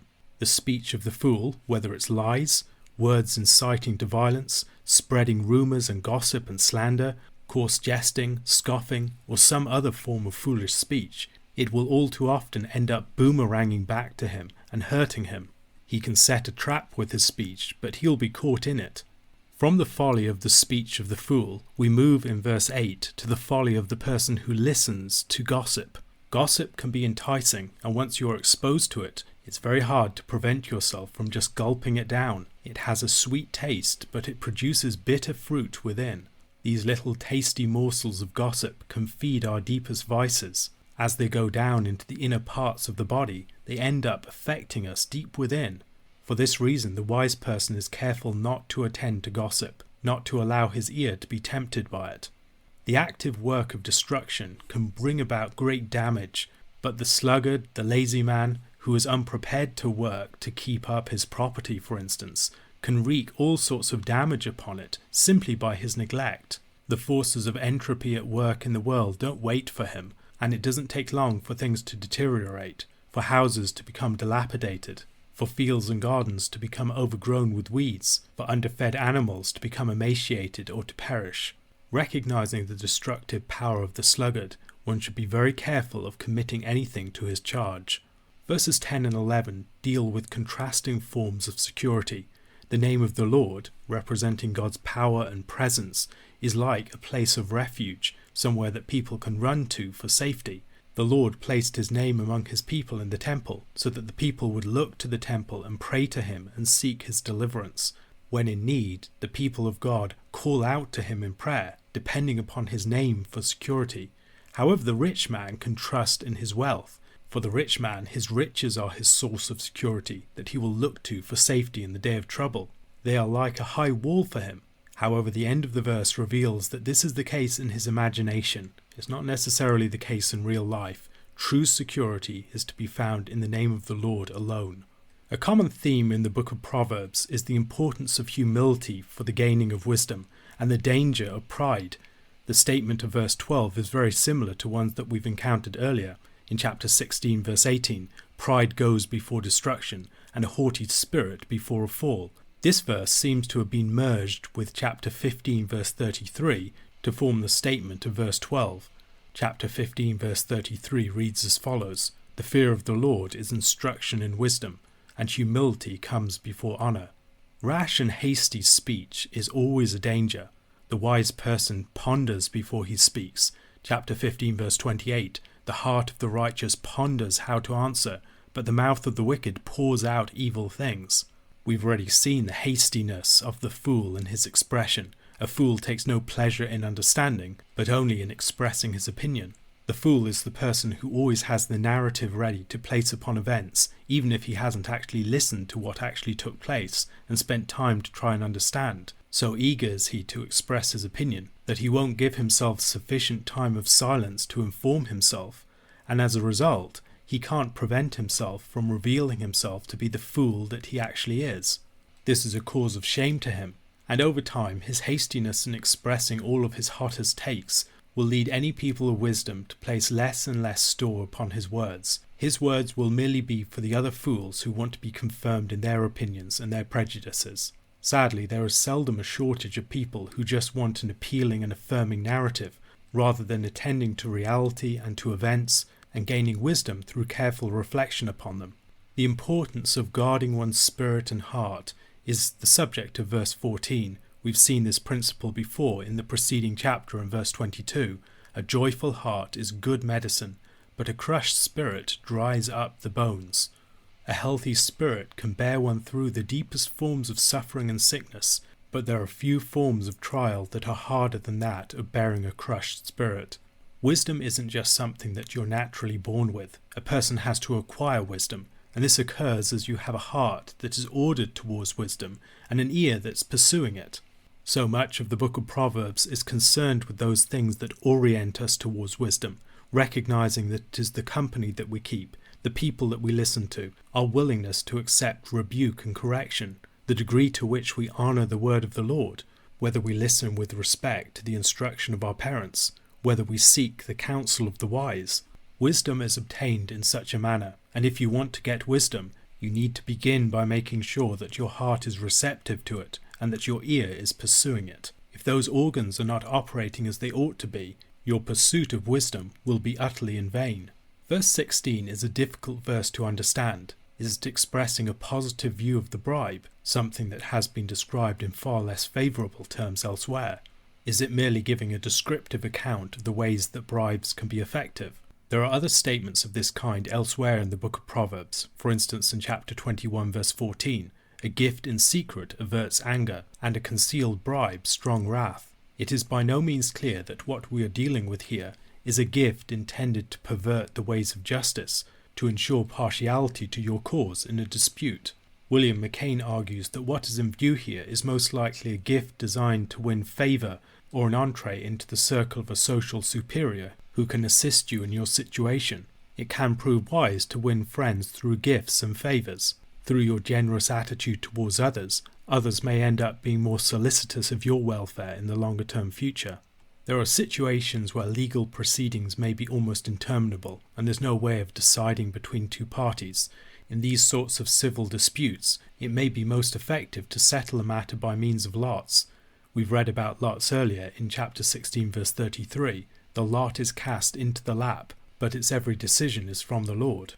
There are few situations that are harder to rectify than great trust betrayed. An offended brother is described in this way in verse 19, like a castle that's shut up against someone. The person who committed the offence is outside and has little hope of getting in. Far better to ensure that you do not fall out with your brother in this way, to ensure that matters never reach that situation. Always deal with your anger before you get to the point of hasty words. Leave the room before the argument breaks out. As you feel the first trickles of water coming through the dam of your failing temper, escape the situation before that dam bursts. When you have fallen out, do whatever you can to be reconciled as quickly as possible. Don't allow those fortifications to be built up between you. People live and die by their words. This is the subject of verses 20 and 21. We've seen this expressed earlier on in many forms, particularly in places like chapter 12 verse 14. From the fruit of his mouth a man is satisfied with good, and the work of a man's hand comes back to him. Your mastery, or your lack of mastery of your words, will end up determining the course of your life. Hasty and foolish words will be a rod for your own back, and may ultimately lead you to death.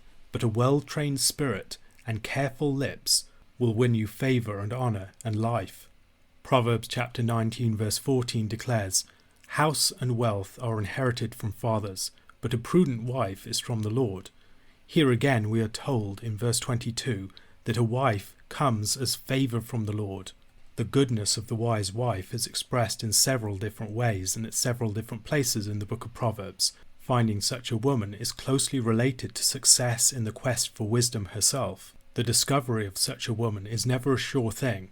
Any man who has married such a woman is well aware of his fortune, of the fact that his enjoyment of such a wife is not a result of his own great insight, but as a result of the goodness of the Lord who has brought such a woman across his path. It is right to see the kindness and the grace of God in bringing a good spouse into your life. Such a gift should be received with humility and gratitude. Verse 23 makes a general statement about the world, the way that the poor have to speak in an ingratiating and deferential manner in order to get their case heard, whereas the rich answer them roughly and without concern. The rich are often presented in very negative ways in the book of Proverbs, ways that foreground their pride or their injustice or their cruelty to others. This is another instance of such a portrayal.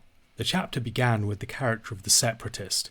It ends by considering the person with many friends. It is possible that such a person, despite having many friends, may still come to ruin. They may prove in times of hardship to be merely fair weather friends, the man's companions abandoning him to his fate. However, there are types of friends that stick close in adversity. In times of trouble, family are the first people that you reach out to, and there are certain cases of friends that stick even closer than these.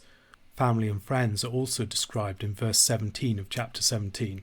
A friend loves at all times, and a brother is born for adversity.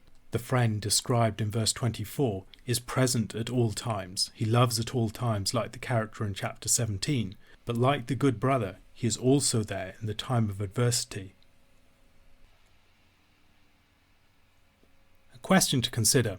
Verse 17 says, "The one who states his case first seems right, until the other comes and examines him." What are some of the ways in which we may be hasty in our judgments? What are some ways that we encourage our making of such hasty judgments? Are there any ways that we can better avoid these? Wisdom, as we have seen elsewhere in the book of Proverbs, involves walking by faith, not by sight. The fear of the Lord leads us to trust in the instruction of the Lord over those things that he forbids that seem more promising to our natural understanding. Proverbs chapter 19 opens with a principle that relates to this. The poor man who walks in integrity is better off than the person who's deceitful and foolish in his speech. This is not immediately obvious. Maybe it becomes more apparent over time. Recognizing the truth of this statement requires faith in the moral governance of the Lord. Desires that are unchecked and untested by reason are not a good thing. Where knowledge and understanding are lacking, being driven by your desires can lead you into all sorts of danger. Unchecked desire is often the cause of precipitous action that brings people into trouble, provoking the sort of hastiness that this proverb describes as causing people to lose their way. However, when the fool loses his way in such a manner, he will far more typically blame the Lord than his own folly. He will blame the Lord for his misfortune, for the family that he put him in, for the neighbours that he has, for some of the circumstances that he's experienced in his life. Anything but dealing with his own folly. Verses 4 to 7 largely deal with the impact of money upon friendship. Many who feign to be true friends of a rich man are merely driven by mercenary interests. Meanwhile, the poor man, whose friendship may be a financial liability, is someone who's deserted by his friends. A man who is generous in handing out gifts will find many people clustering to him. Everyone is a friend to such a man, but it's very difficult to discern which of those friends are true, which will stick with him in hard times. The poor man, by contrast, has the opposite struggle. Even those who are closely related to him may cut him off because they are concerned that he might expect them to provide for him. The person who gets sense, or literally gets a heart, loves his own soul. Such a man, in his quest for wisdom, is seeking his own best interests. The fool, by contrast, whether he knows it or not, loves death. Verses 5 and 9 are very closely related. Verse 5, "A false witness will not go unpunished, and he who breathes out lies will not escape." And verse 9, "A false witness will not go unpunished, and he who breathes out lies will perish." They are very similar, and they're also similar to other verses elsewhere in the book. For instance, in Proverbs chapter 21, verse 28, "A false witness will perish, but the word of a man who hears will endure." When we encounter such repeated proverbs, we should be alert to the way that they play differently in different contexts. We should also consider their more subtle variations, which may be highlighted by the repetition of something in almost exactly the same terms. This may encourage us to reflect upon the finer details. The repetition of a principle may also encourage us to recognize some literary pattern within the texts in which they are found. On other occasions, the repetition may serve primarily to underline a particular point. It is not clear to me which, if any, of these things are occurring in this particular instance. However, perhaps if we looked more closely, one of these lines of investigation would reward us with some insight. Verse 10 expresses a principle that might surprise us in our modern sensibilities. It might be compared in some respects to chapter 17 verse 7. Fine speech is not becoming to a fool, still less is false speech to a prince. It argues from the lesser to the greater. We know that riches in the hands of a fool are unfitting. We might think of the character of Nabal, for instance. Great power over princes is even less fitting in the hands of a slave. We might be a bit shocked by this. We think that the slave exercising power over the prince is a great and positive sign of social mobility. However, the parallel may be instructive. In the case of the fool has no inner principle by which to produce great wealth. He is someone who will not keep his wealth. He squanders and wastes it and uses it in an unwise manner, in a manner that accentuates his vices. The wise man, by contrast, stewards his wealth well and uses it for the upbuilding of the entire community. If the fool lacks the power to produce and to steward wealth well, the slave is someone who does not know how to exercise rule well. He is not even the master of himself. Being ruled by the slave is a very bad sign that you have come under an intense form of tyranny. When your leaders are weak, dependent, and ruled over by other authorities, they will become mere administrators of an authority that they cannot produce, have not produced, and are beholden to. The slave is empowered. He is not actually powerful. The prince, by contrast, is someone who has independent power of his own, and hence is qualified to exercise rule. The whole community is poorer off when it is led by weak and dependent persons. If they cannot exercise true power over themselves, how on earth are they going to do so for the wider community? This is a principle that we encounter on several occasions in Scripture. For instance, in chapter 30, verses 20 to 21 of Proverbs. Under 3 things the earth trembles, under 4 it cannot bear up, a slave when he becomes king, and a fool when he is filled with food. And again in Ecclesiastes chapter 10, verses 5 to 7. There is an evil that I have seen under the sun, as it were an error proceeding from the ruler. Folly is set in many high places, and the rich sit in a low place. I have seen slaves on horses, and princes walking on the ground like slaves.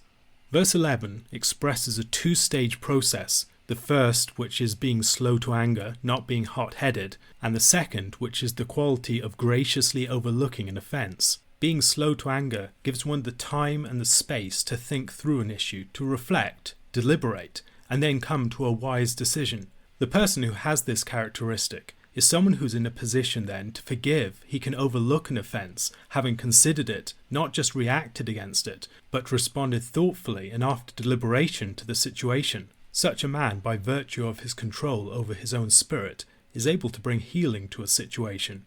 The goodness of a king is described in verse 12. A similar description is found in chapter 16, verse 15. In the light of a king's face there is life, and his favour is like the clouds that bring the spring rain. The king's wrath can be a positive thing. The threatening growl of the lion is a warning to any that might come close, and the might of the king described here is something that can bring peace to his realm, as no one will dare attack. One could think about the conversation that Susan has with Mr. Beaver in The Lion, the Witch and the Wardrobe concerning the lion Aslan. Susan, concerned about meeting a lion, asks whether Aslan is safe, and Mr. Beaver responds by saying of course he isn't safe, but he's good.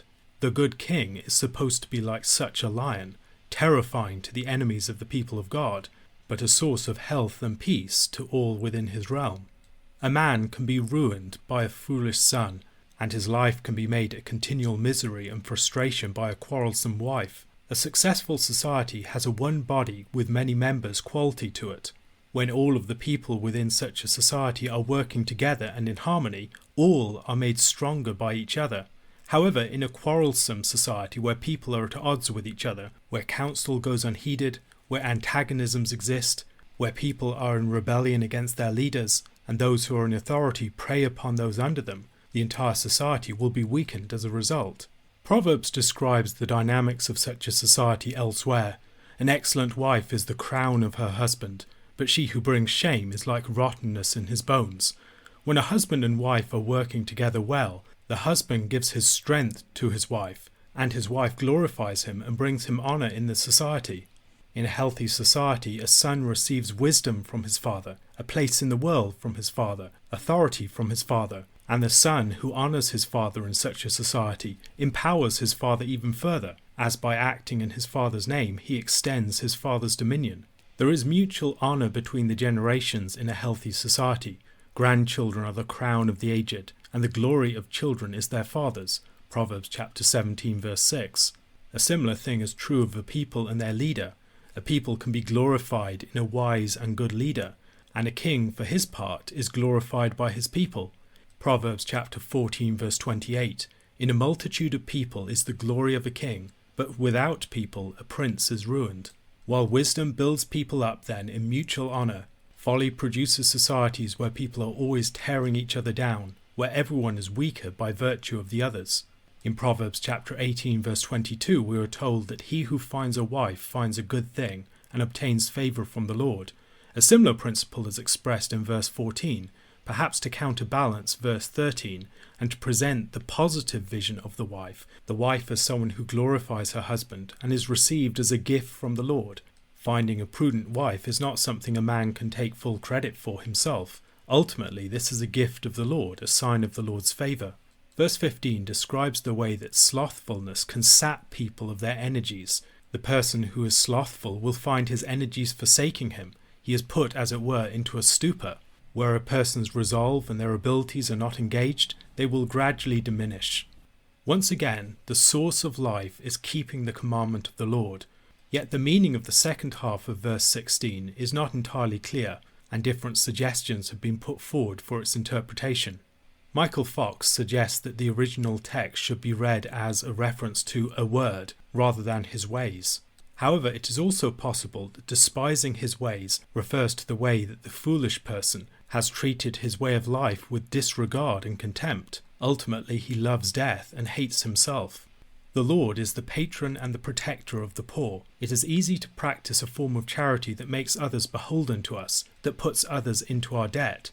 However, the Lord, as the guarantor of the debts of the poor, presents himself as the one who will repay the giver to them. It is indeed a remarkable notion that we could lend to the Lord, but the fact that the Lord is the guarantor of the poor protects the poor from being put in the debt of other people in a way that might lead to them being controlled. Paul expresses this same principle when he responds to great gifts by saying, "My God will supply all your needs according to his riches in Christ Jesus." He does not say, "I am deeply beholden to you, I am in your debt." Rather, he points them to God as his guarantor, the one who will ensure that they do not go unrewarded for what they have done. At various points in the book of Proverbs, disciplining one's children is seen as a sign of love and concern for them. In verse 18, this is expressed in a particularly stark way. While a father still has hope, he should discipline his son. As long as his son's character has some degree of malleability to it, he should take the opportunity to discipline him, to ensure that he does not end up going in the way of death and folly. However, as verse 19 expresses, there are some people who are so set in the ways of folly that any attempt to deliver them will be short-lived and ultimately futile. A man with a hot head will end up getting into trouble again and again. You'll always be bailing him out until that character flaw has been dealt with. You will always find yourself trying to pick up the pieces after his failures. Far better to address that character flaw when you still have the chance. This is also expressed to the son in verse 20. To listen to advice and accept instruction sets you on the path to gain wisdom in the future. Proverbs chapter 16 verses 1 to 3 read, "The plans of the heart belong to man, but the answer of the tongue is from the Lord. All the ways of a man are pure in his own eyes, but the Lord weighs the spirit. Commit your ways to the Lord, and your plans will be established." Once again in verse 21 we see the power and the sovereignty of God as overruling the affairs of men. Whatever we may plan in our hearts, ultimately it is the will of the Lord that will stand. Consequently, we should commit our ways to the Lord, so that our plans and our ways would prosper. Kindness or steadfast love is the fruit of a man, and a man is better off being a poor man than a liar. It is more beneficial for a man to produce steadfast love and kindness than to produce much wealth. He will be better off being poor and truthful than to be rich and a fool and a liar. The fear of the Lord is a repeated theme, as we have seen in the book, and here again in verse 23 the text returns to it. The fear of the Lord here is said to lead to life. It is also the source of satisfaction and contentment. The person who has such fear will not ultimately be visited by harm. He may suffer certain misfortunes, but ultimately he will know the Lord's blessing. The sluggard, even when he has the means for his satisfaction, will not take advantage of them. Solomon compares this to a situation where the sluggard has a dish of food right in front of him, and he still cannot even exert himself to bring his hand to his mouth. Such resources are wasted on the sluggard, and as we see elsewhere in Proverbs, he will tend to lose them in time. Punishment can serve not merely to judge and instruct the person who is punished, but also as a means of deterrence and instruction for others. When a scoffer is punished, the simple becomes wise. When a wise man is instructed, he gains knowledge. Proverbs chapter 21 verse 11. One of the ways that the simple can gain wisdom is by paying attention to the way that others are rebuked and punished for their actions. There is benefit to be gained from cautionary examples. Verse 26 describes a situation where a son squanders his parents' wealth and dishonours them. We see something similar in Proverbs chapter 28 verse 24. Whoever robs his father or his mother and says, "That is no transgression," is a companion to a man who destroys. Children must honour and build up the legacy that they receive from their parents. This duty to receive instruction and to walk in the path of wisdom is reinforced in the verse that follows. The chapter concludes with a condemnation of false witnesses and of wicked people whose mouths feed upon iniquity, presumably in their speech. The fate of such persons is condemnation and beating. A question to consider. In studying this chapter, we have considered the way that a healthy society is one in which people mutually honour and build up each other by their own gifts. How can we see this principle expressed elsewhere in the Scriptures? Wine can be a great blessing. It can also be something that tests and reveals people's hearts. Wine intoxicates. It loosens people's control over their bodies and their mental faculties. Lady Wisdom offers wine to her guests in chapter 9, but wine is a dangerous gift. One can only receive this gift well if you are not given to it. It is a liberty that could easily take liberties with you. Proverbs chapter 20 begins with a warning against wine, against its power to serve as an influence over people. Wine and strong drink are personified as a mocker and a brawler. If you cannot maintain some mastery over your spirit in the presence of alcohol, the personality imputed to the alcohol itself will take you over. There are many people who have been ruined by drink, who become very different people as a result of the drink. The description of alcohol here might invite some understanding of drink almost possessing a person. The person who gives himself to intoxicating substances will forfeit wisdom. We have warnings against drunkenness elsewhere in the book of Proverbs. In chapter 21 verse 17, whoever loves pleasure will be a poor man. He who loves wine and oil will not be rich. In chapter 23 verses 20 to 21, be not among drunkards or among gluttonous eaters of meat, for the drunkard and the glutton will come to poverty, and slumber will clothe them with rags. And finally chapter 31 verses 4 to 5, it is not for kings, O Lemuel, it is not for kings to drink wine, or for rulers to take strong drink, lest they drink and forget what has been decreed, and pervert the rights of all the afflicted. In Proverbs chapter 19 verse 12, the king was compared to a lion. A king's wrath is like the growling of a lion, but his favour is like dew on the grass. There is a similar statement here in verse 2, although there might be a subtle difference in that it is the terror of the king rather than the king's wrath that is like the growling of a lion. Here it is the fear of the king in potential enemies that serves as the growling of the lion. The fearsome might of the king and the apparent danger of provoking him to anger causes people who might otherwise rise up against the people to draw back.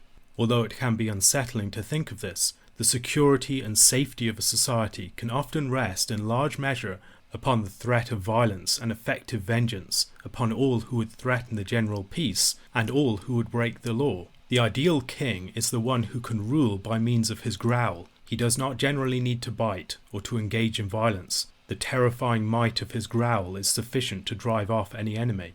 In a society prior to the advent of modern policing, where the might of the king and other rulers were at some distance from the people, the maintenance of peace depended upon the dynamics of honor culture, upon the threat of effective vengeance upon those who unsettled the peace or who preyed upon others.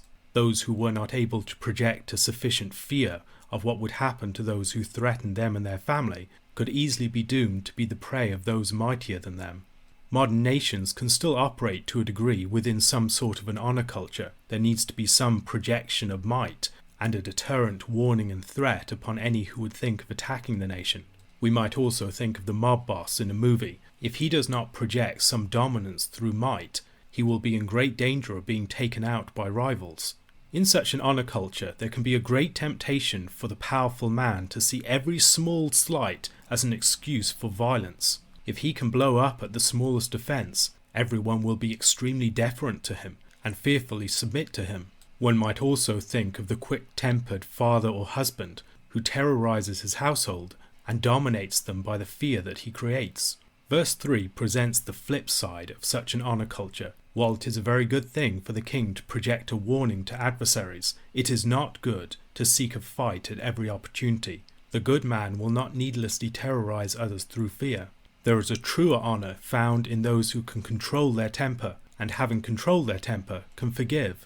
The sluggard, once more in verse 4, is described as a character who does not act at the appropriate time, and in his folly, having failed to act at the appropriate time, seeks in vain for the harvest that others are enjoying on account of their faithful and timely sowing. One might perhaps think of this in terms of the different seasons of life. The man who, rather than sowing his wild oats in his earlier years, gave himself to diligence and faithfulness, will enjoy a bountiful harvest, while the sluggard comes back empty.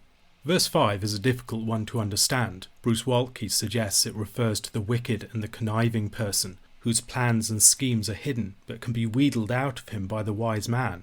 William McCain suggests that it refers to the inner depths of people's thoughts. This requires a work of eliciting and drawing forth, a sort of Socratic process of asking the right questions, bringing that which is inchoate into conscious articulation. The wise man can draw out from the heart and place into words those things that are hidden otherwise. Michael Fox suggests that the point is not that it is difficult to obtain, that these things are secret or profound, but rather that the water of the heart is abundant. The wise man is the person who draws wisdom out of himself and others by diligently attending to counsel and by taking counsel in his own heart. At various points in Proverbs, we have seen the fickleness of many proclaimed friends. Verse 6 describes the hypocrisy of many who proclaim loudly their faithfulness, but when the time comes are nowhere to be found. Much as the young man faces the challenge of finding a wise and a good wife, he faces the challenge of identifying faithful friends. Blessing passes down through generations. The righteous, faithful and wise man sets up his children to succeed, whereas the children of the fool, even if they turn out to be wise themselves, will face a significant struggle in overcoming the legacy of their parents. Verse 8 returns to the theme of verse 2, the power of the king over the people of the land. Here it's described as the judgment that he brings, dividing people into wheat and chaff. The king winnows, effecting this separation by means of his eyes of judgment. Verse 9 makes plain the fact that no one is without sin. The more closely we examine our own hearts, the more apparent it becomes that they are stained with iniquity and rebellion. Warnings against unequal balances are found at various points in Scripture. Deuteronomy chapter 25 verses 13 to 16. You shall not have in your bag 2 kinds of weights, a large and a small. You shall not have in your house 2 kinds of measures, a large and a small. A full and fair weight you shall have, a full and fair measure you shall have, that your days may be long in the land that the Lord your God is giving you. For all who do such things, all who act dishonestly, are an abomination to the Lord your God. Verse 10 expresses this principle succinctly. Our Lord teaches that by their fruit you will know them, and even a child is able to reveal his character if you attend to his actions. We can often focus upon people's character being revealed through the things that they say about themselves, but every person can say good things about themselves. What truly reveals character is action. If you want to consider your own character, if you want to consider someone else's character, Pay close attention to actions and to their fruit. Attentiveness and perception are a gift of the Lord. People can see and hear without truly perceiving. The true opening of eyes is a gift of the Lord. And opposed to this is the love of sleep. The sluggard does not want to exert himself. In his failure to exert himself, to use his senses and his faculties to their full extent, he ends up coming into poverty. The person, however, who opens his eyes by avoiding too much sleep, but also by training and exercising his eyes in attentiveness and in judgment, will find that he prospers. The Proverbs in verses 14 to 17 mostly concern economic affairs. The first, the hypocrisy of the buyer, who will lie concerning the value of an item, but then boast afterwards. The second, the true value to be found in the lips of a wise man. The third, the danger of entering into a position of being security for another. And then the fourth, the futility and foolishness of ill-gotten wealth. The description of the bread gained by deceit here should remind us of the woman Folly's invitation in chapter 9 verse 17. Stolen water is sweet, and bread eaten in secret is pleasant. Proverbs chapter 15 verse 22 declared, "Without counsel plans fail, but with many advisers they succeed."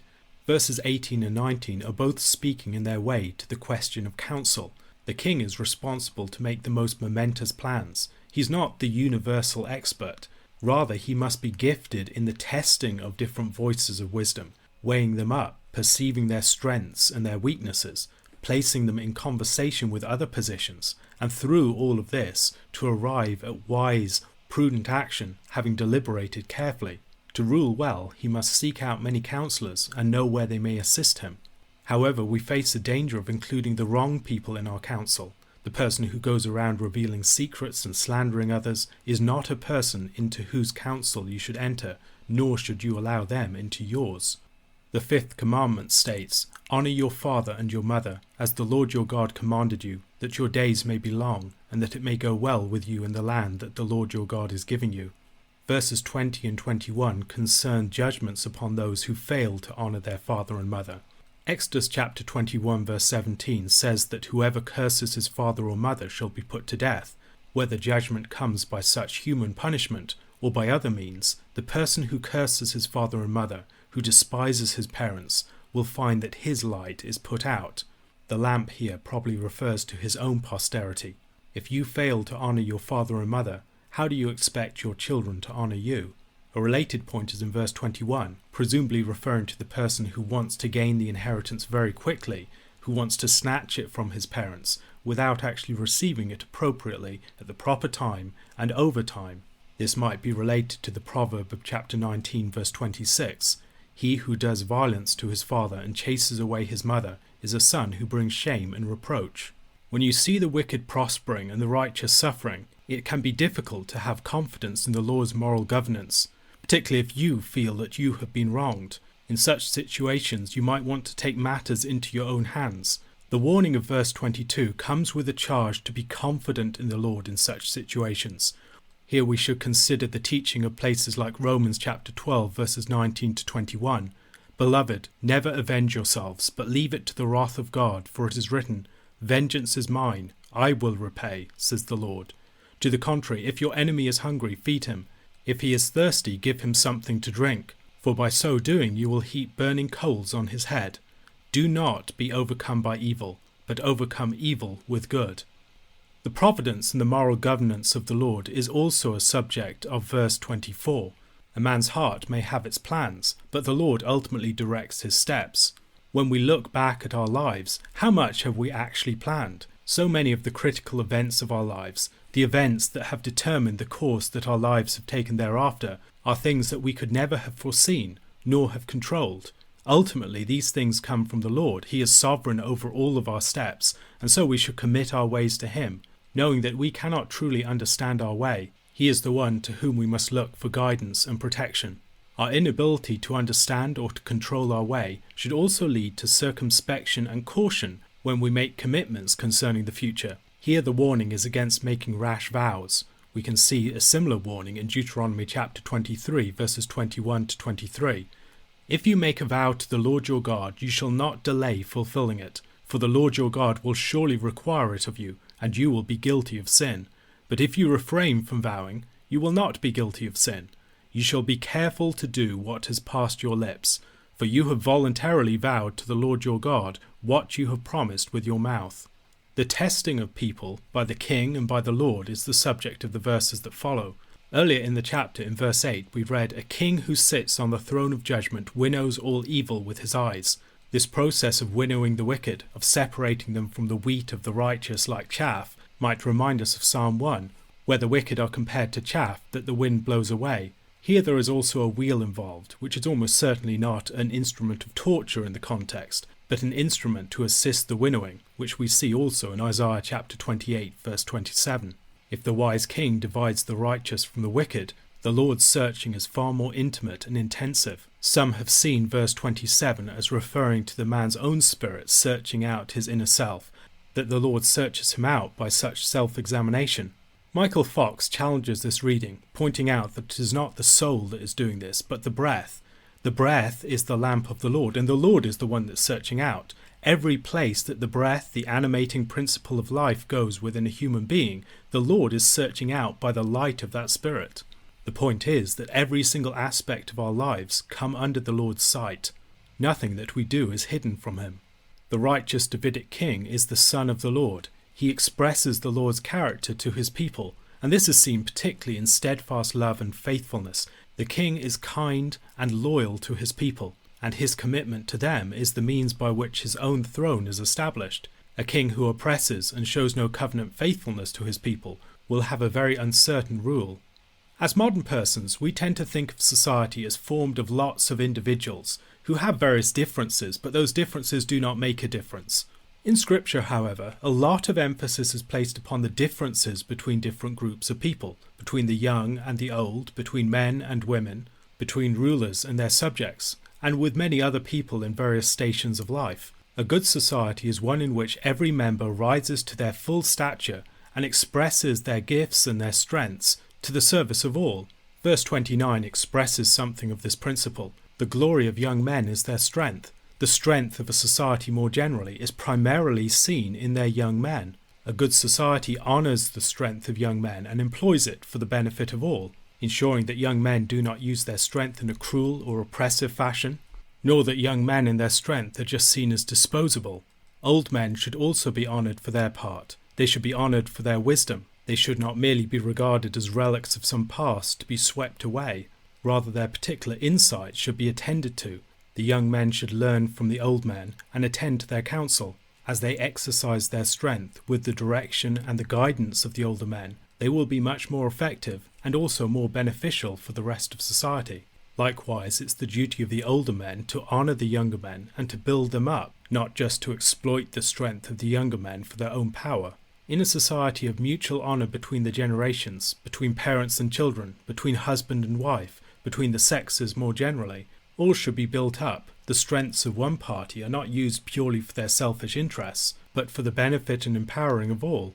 The chapter ends with a proverb declaring the importance of correction. Corporal punishment is not the first resource, but properly applied it can be that thing that holds someone back from going all the way into folly. The person who's lost sensitivity to wisdom can be startled into awareness by corporal punishment. A question to consider.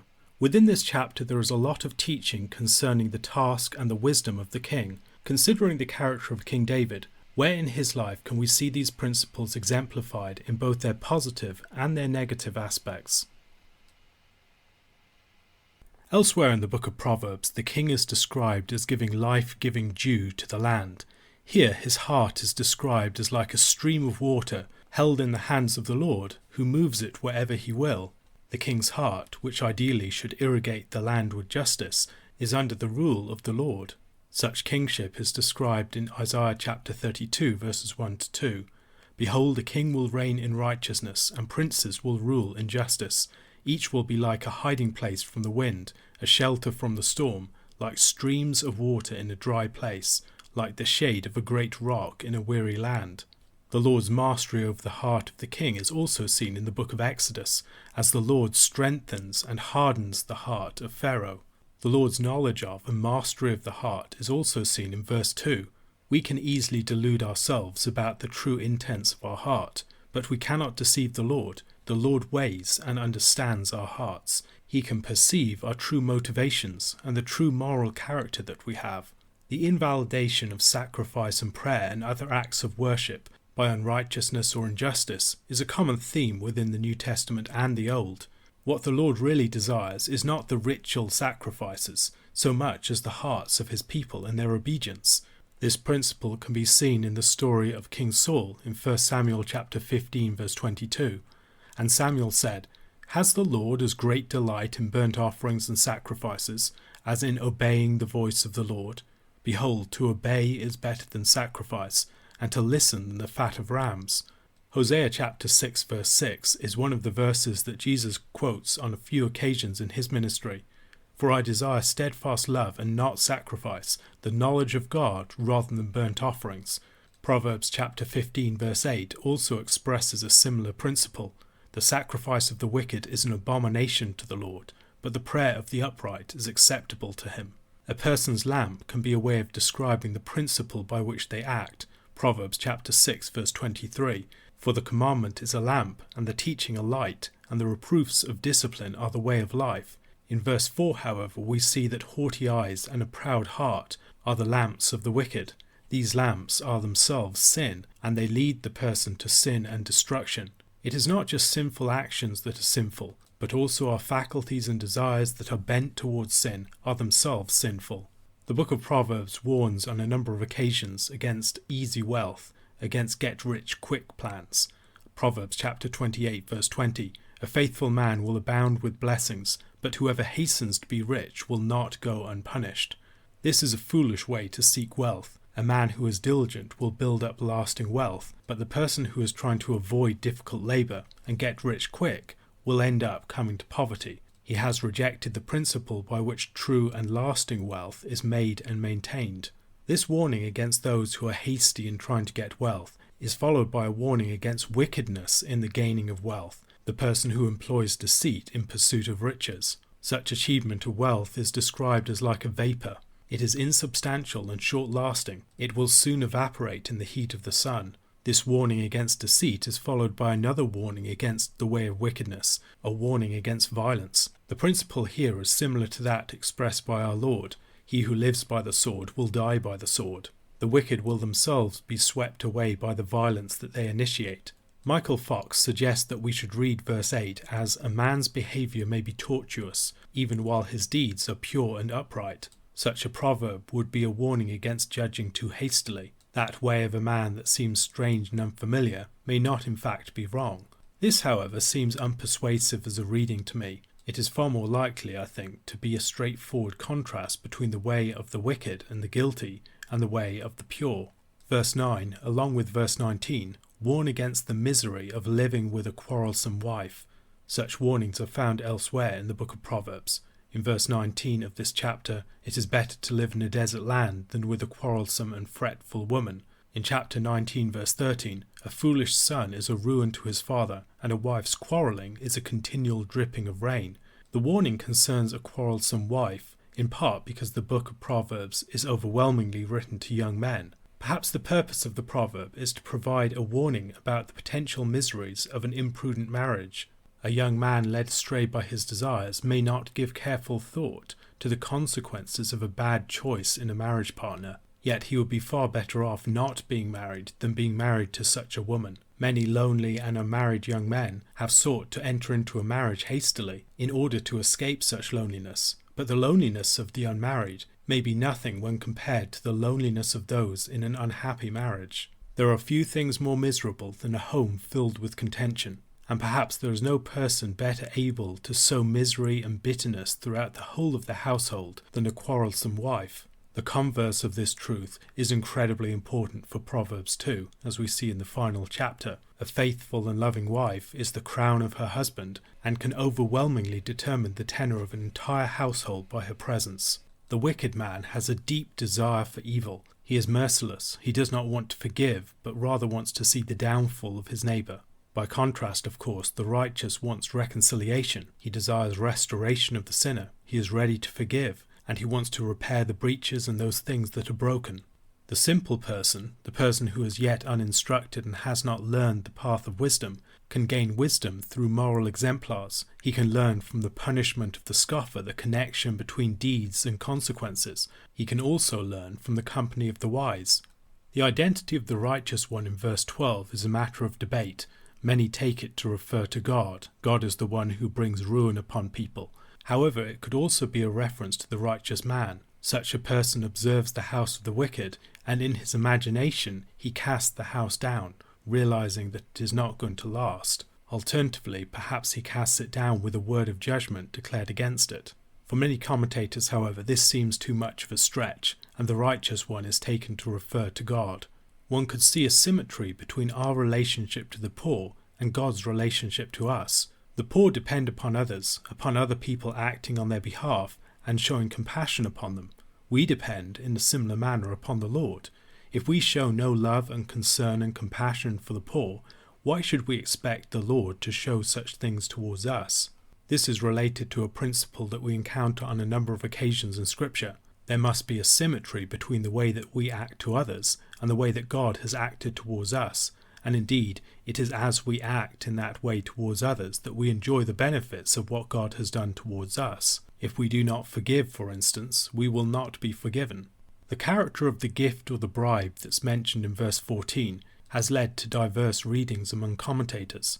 Bruce Waltke suggests that it is the bribe that turns away righteous punishment. It is an evil attempt to pervert justice. William McCain suggests that rather it is the discreetly given gift designed to improve communication between two parties, to assuage anger. One might think of the way that Abigail or Jacob used great gifts to assuage the anger of people coming to attack them. Fox suggests the third possibility. The anger is that of the Lord, and the gift that's given in secret is the gift given to the poor. It should be read with the verse that precedes it. As someone performs his charity in secret, neither boasting in his own generosity, nor causing the poor to lose face, the Lord's anger will not be kindled against him.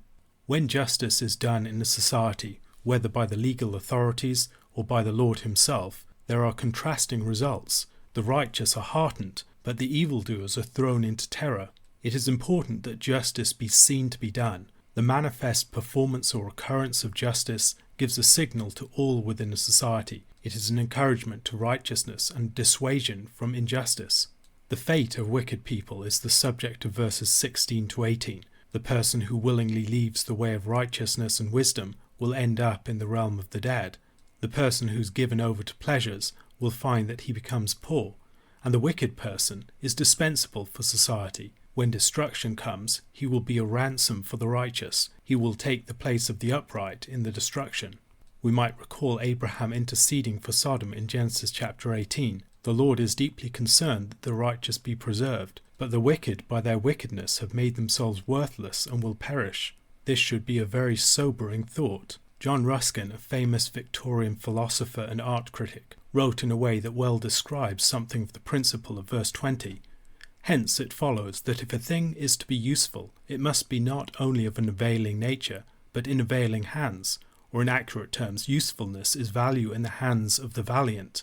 He continues, wealth therefore is the possession of the valuable by the valiant, and in considering it as a power existing in a nation, the two elements, the value of the thing and the valour of its possessor, must be estimated together, whence it appears that many of the persons commonly considered wealthy are in reality no more wealthy than the locks of their own strong boxes are, they being inherently and eternally incapable of wealth, and operating for the nation, in an economic point of view, either as pools of dead water and eddies in a stream, which so long as the stream flows are useless or serve only to drown people, but may become of importance in a state of stagnation should the stream dry, or else as dams in a river, of which the ultimate service depends not on the dam, but the miller, or else as mere accidental stays and impediments, acting not as wealth, but, for we ought to have a correspondent term, as ilth, causing various devastation and trouble around them in all directions,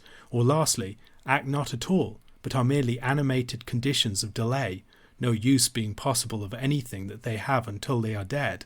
Solomon here makes a similar point. It's little use to have great value in your house if you don't have the wisdom and the prudence with which to use it. The foolish person can only consume wealth, he cannot create it. It is much preferable for wealth to be in the hands of people who can use it productively and use it for the benefit of many, than for it to be in the hands of fools and sluggards who will squander or destroy it.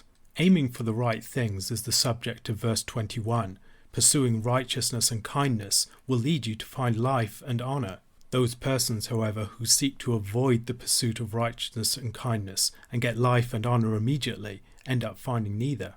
The effectiveness and the power of wisdom is manifest in its use in strategy and elsewhere. The wise man with his stratagems can overcome the mighty city, a city which could not be defeated by means of great brute force alone.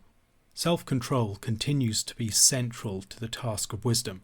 Keeping your mouth and your tongue is a means to keep yourself out of trouble. The fool, by contrast, speaks in a way that creates a rod for his own back. Verse 24 describes a recognizable character, the scoffer who's arrogant and haughty and speaks with raging pride. One of the great tasks of wisdom is to recognize types of persons, to be able to identify the scoffer, to see the more subtle forms of the sluggard, and to recognize a fool even when he has a number of university degrees. The sluggard is the subject of verses 25 to 26. He is eaten away by his desire that is unsatisfied, because he has not worked to meet it. While the sluggard is marked by a continual unsatisfied desire, the righteous person can give freely and generously. Earlier in this chapter, in verse 3, we saw the importance of righteousness and justice over the mere performance of ritual sacrifice. Verse 27 takes this point even further. The sacrifice of the wicked has already been shown to be an abomination. This abomination, however, is aggravated when the sacrifice is offered for some ulterior motive, as a mask for some sin, or an occasion for injustice, or a way of excusing some sin that the wicked person intends. In verse 28 we find ourselves in the conflict of the law court. There is a false witness who will ultimately be found out, but the person who listens will endure, or perhaps the meaning here is that he will be victorious. The person maybe who listens carefully to the words of the false witness will be able to catch him out in his falsehood. Or perhaps the point is that the faithful witness is one who pays close attention. He cares about the truth of the matter, and as a result delivers careful and accurate testimony that will enable him to prevail. The connection of words with hearing here is interesting. The person who listens carefully, who has practiced the art of attentiveness, will be the one whose speech is accurate and sound. If the listening of the man in the second verset of verse 28 is to the false witness, perhaps it connects with verse 29. The wicked man puts on a brazen face, but the upright who is attentive perceives the way of the wicked man. The chapter ends on a similar note to that which it began. It began with the Lord's control of the heart of the king, like streams of water, and with the Lord's weighing of the heart. It ends with two other references to the Lord, to the way that the Lord's counsel and plan will prevail, that there is no scheme that could withstand him, and to the fact that whatever preparation is made for the day of battle, the ultimate outcome is from the Lord. Psalm 20 verse 7, Some trust in chariots and some in horses, but we trust in the name of the Lord our God. The outcome of events ultimately lies with him. A question to consider. This chapter says a lot about the relationship between wealth and its possessors, or between wealth and the way it has been obtained. What are some of the mechanisms by which the principles described in this chapter in this regard can be seen to hold in the world around us? Proverbs chapter 22 begins by teaching us that a good reputation is far more valuable than great wealth. Favour with the Lord and with one's fellow man is to be preferred over great riches. Although there may be great societal divides and economic disparities between the rich and the poor, when it comes down to it, they are both created by the Lord. There is a fundamental equality in the biblical teaching here.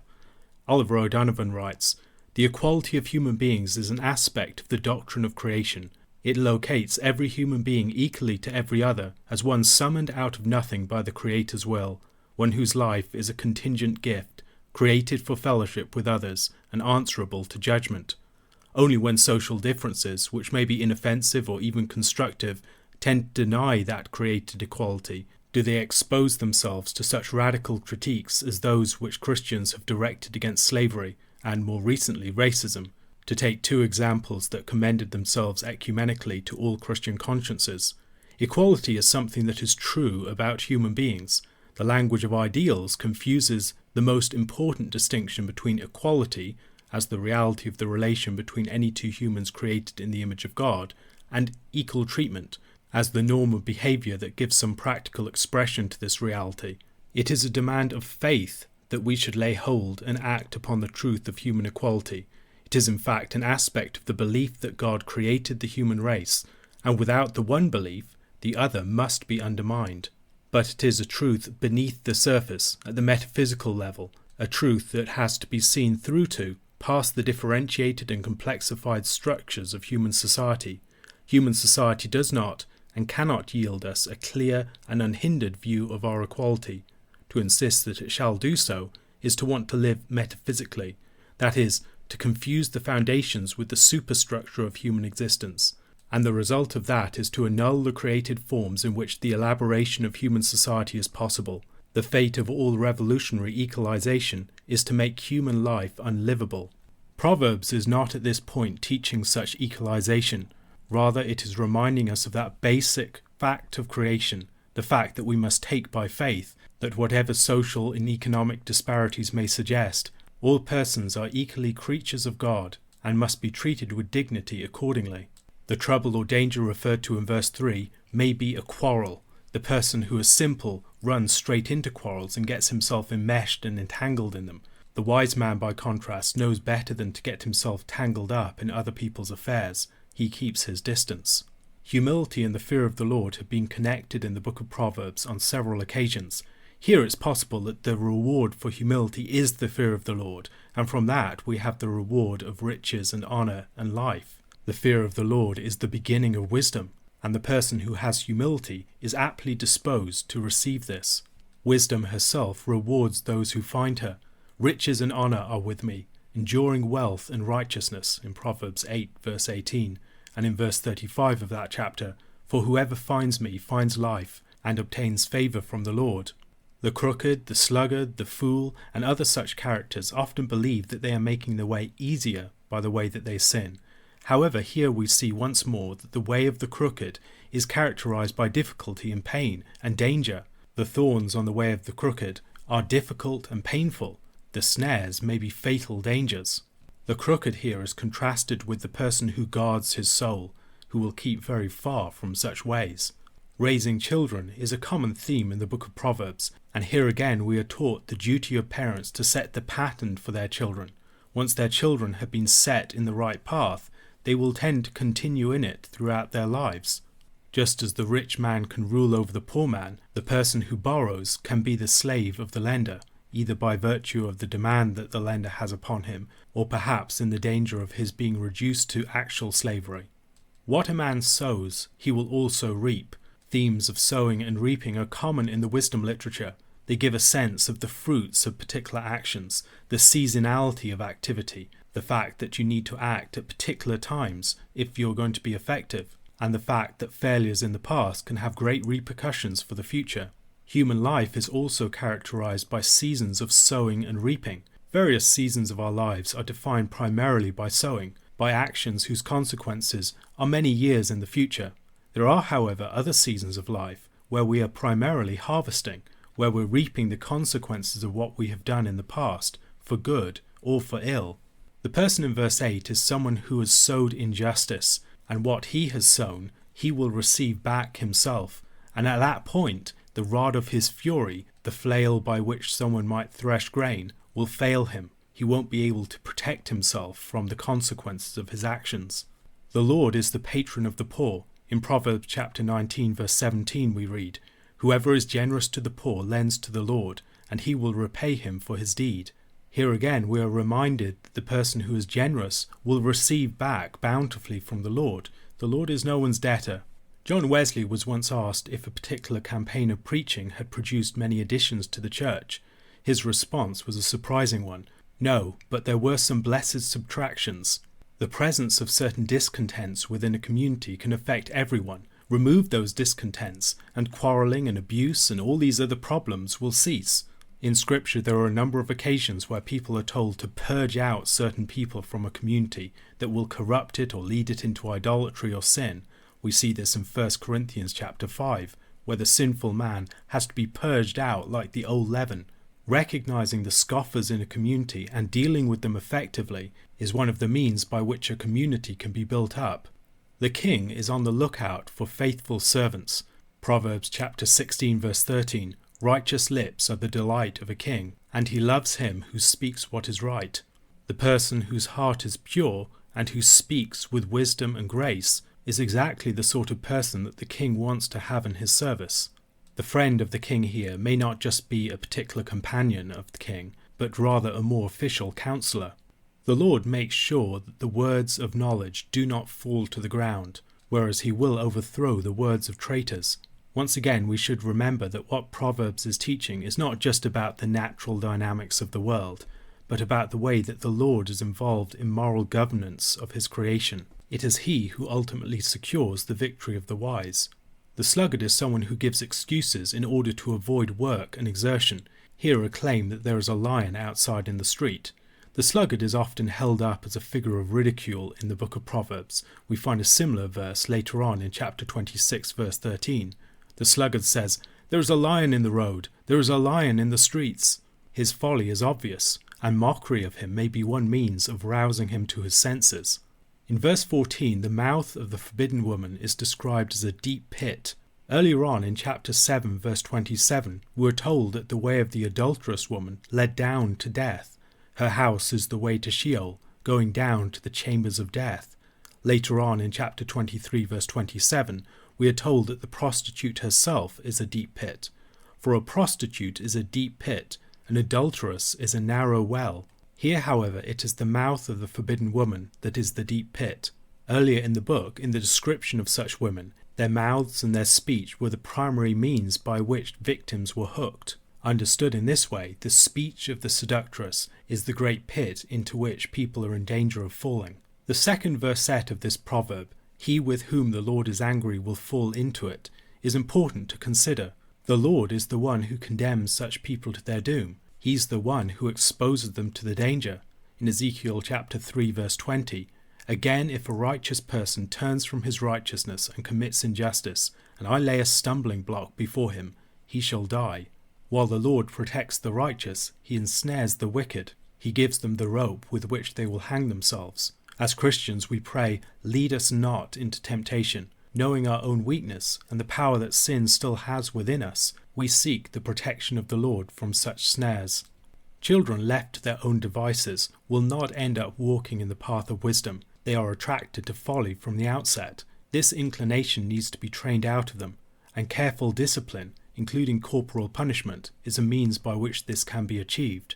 Once again, the importance of such punishment is to train the child, not as a form of parental vengeance or a way of terrorizing children into submission. Good discipline should yield understanding and should not provoke children to wrath. The interpretation of verse 16 is difficult. Michael Fox suggests that it could be rendered, "There is one who oppresses a poor man, yet he ends up giving him more. There is one who gives to a rich man, yet he ends up in need." If this is an accurate rendering, then it's speaking about the reversals that can occur, where the Lord can turn the tables upon oppressors and leave them in poverty, while the poor they once oppressed are raised up. In verse 17 we arrive at a new section of the book of Proverbs, and also at quite a surprise. The words of the wise here seem to be using as their background an Egyptian pagan text, the instructions of Amenemope. This Egyptian text, which evidence suggests precedes the biblical text of Proverbs, is extensively employed and reworked. The Egyptian text is not just lifted here, it's appropriated and refashioned by a faithful Israelite writer. The wisdom literature more generally arises from reflection upon the world, from learning about the patterns of life with an insight that's been given by God. It relies in large part upon there being patterns within reality that have been set up by the Creator. Those who have been granted insight by God and those who have reflected upon the law of the Lord will be best equipped to perceive and to understand these patterns.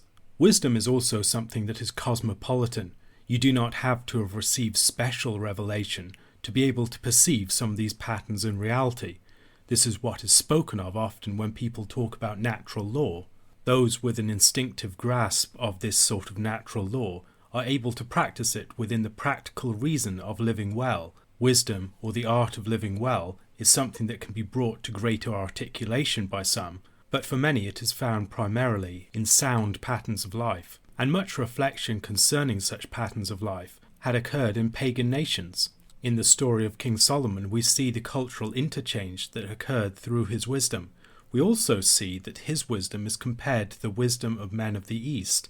He is not the only person engaging in such exploration of the world in his time. In the scriptural reworking of this pagan Egyptian text, we're seeing something of the way in which pagan wisdom can be appropriated by the people of God. The early church would later learn from the wisdom of Athens. The Apostle Paul himself quotes pagan poets in the book of Acts and also in some of his epistles. The faithful people of God do not have a monopoly on truth. There is much truth to be discovered outside of the pages of Scripture and outside of the company of the faithful. While we must be careful in the way that we appropriate these things, here and elsewhere we have biblical precedent, not just from learning from creation apart from special divine revelation, but also for going to pagans and non-Christians to see what we can learn from them. The quest for truth is cosmopolitan. The quest for truth is the great quest that will traverse many different societies and cultures. It brings people together as fellow travellers from many different times, from many different places, and of many different walks of life and backgrounds. Many Christians in recent years have tried to establish a Christian worldview, a sort of airtight Christian system of thought, hermetically sealed from all other belief systems and philosophies. Yet here and elsewhere I believe that the biblical text would actually propel us into receptive engagement and exchange with different cultures and belief systems, challenging us to discover those elements of truth that exist within different traditions of thought, and, testing everything by the standard of the Word of God, incorporating what we can. The connection that biblical scholars have drawn between this part of Proverbs and Amenemope is witnessed in something like verse 20, which in many translations reads 30 sayings of counsel. The word here translated 30 has also in older translations been translated as ancient or as noble, or in the Septuagint as 3. The fact that many translations now go for 30 is founded upon the connection that biblical scholars have seen between it and Amenemope that has 30 chapters of teaching. Verse 20 reads, "Have I not written for you 30 sayings of counsel and knowledge?" Amenemope writes, "Look to these 30 chapters. They inform, they educate."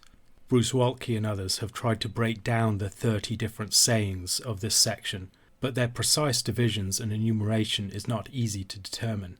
Identifying some particular affinities between this chapter and parts of Amenemope, we can see, for instance, in verses 17 to 18 compared with Amenemope, "Give thine ear and hear what I say, and apply thine heart to apprehend.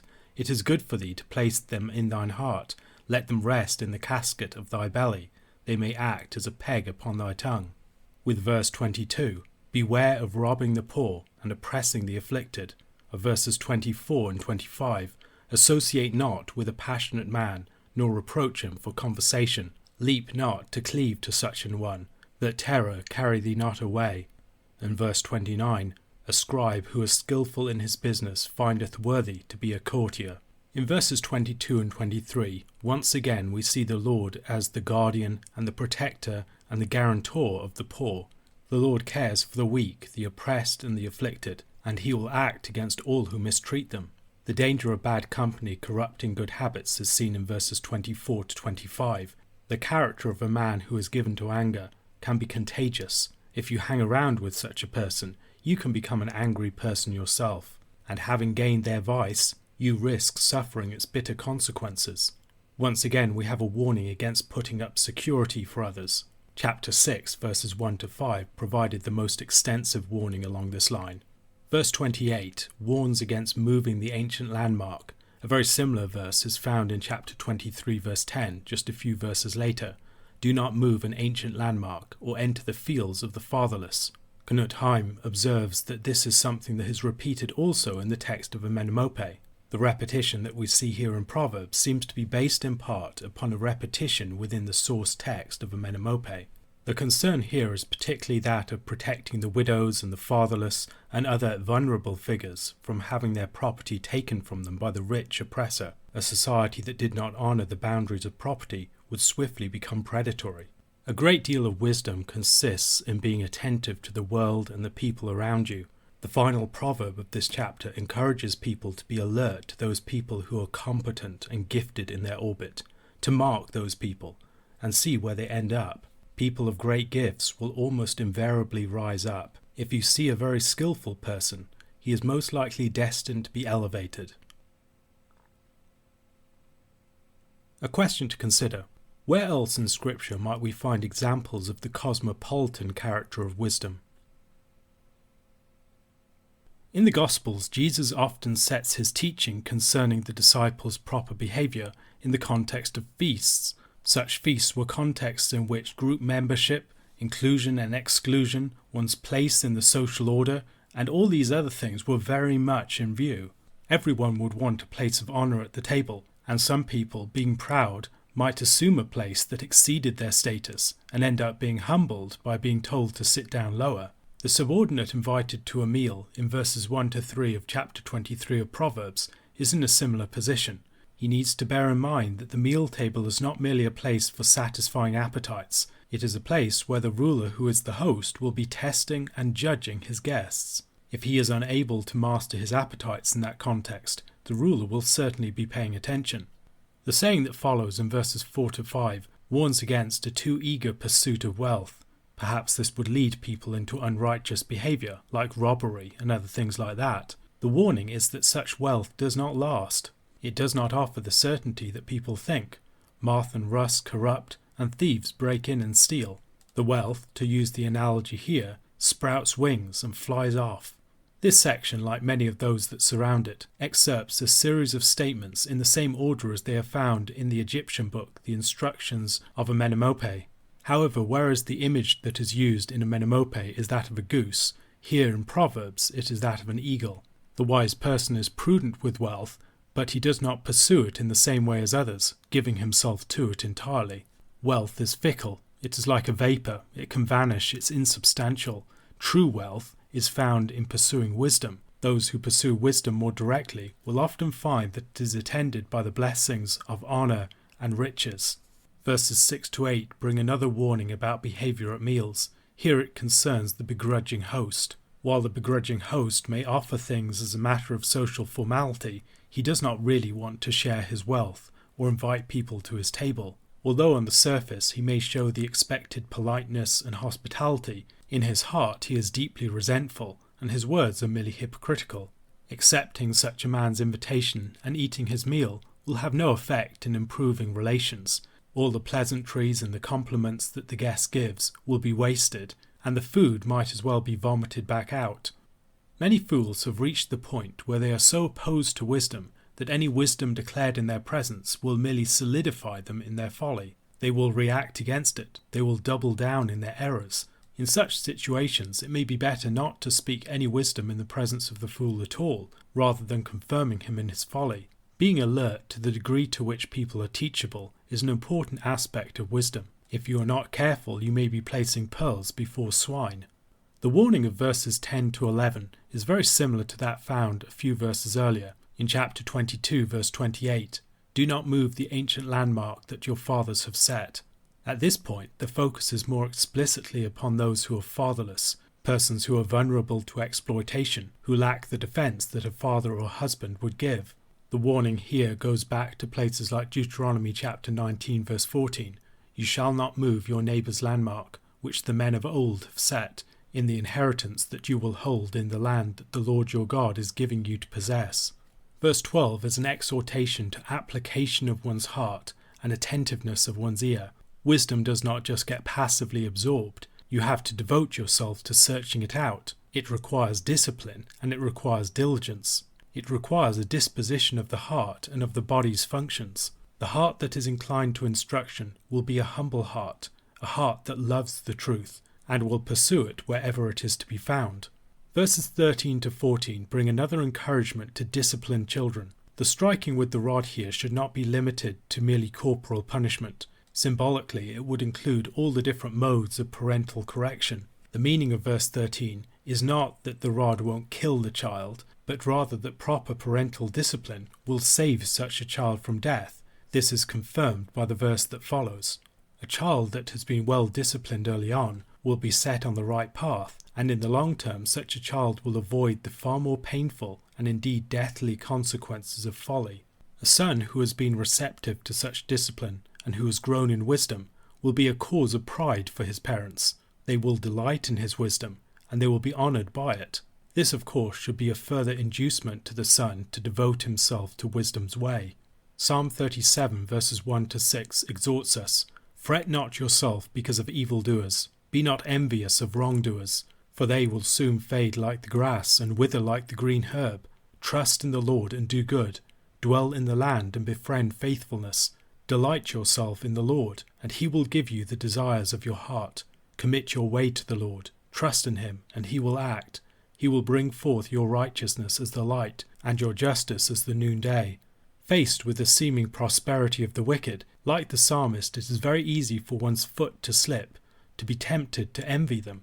Yet trusting in the Lord, living by faith, not by sight, you can continue in the fear of the Lord, knowing that their final outcome will not be good. However, even if they currently suffer poverty and oppression, the righteous will finally be vindicated. Their hope will not be cut off. The conclusion of this chapter, from verses 19 to 35, is mostly concerned with avoiding the sinful and decadent excesses of appetite.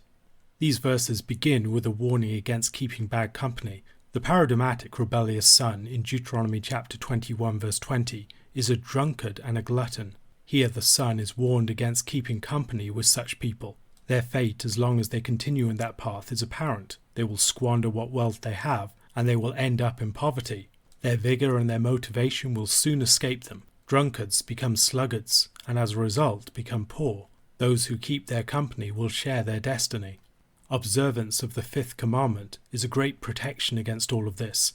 The honouring of father and mother is a great pillar of the house of wisdom. In this honouring, a son looks back to his origins. He recognises that he has come from his mother and father. It is also a lifelong honouring. The son must continue to honour his father and mother even when they are old, when their mental and physical faculties might start to fail them. This honouring would include things like providing for them, taking them into his house, and developing and maintaining a character that reflects well upon them. The exhortation here to pursue wisdom is similar to that found in Proverbs chapter 4 verses 5 to 7. Get wisdom, get insight. Do not forget and do not turn away from the words of my mouth. Do not forsake her, and she will keep you. Love her, and she will guard you. The beginning of wisdom is this: get wisdom, and whatever you get insight. Having already warned the son against the company of gluttons and drunkards in verses 19 to 21, in verses 26 to 28, the son is warned against the prostitute and the adulterous woman.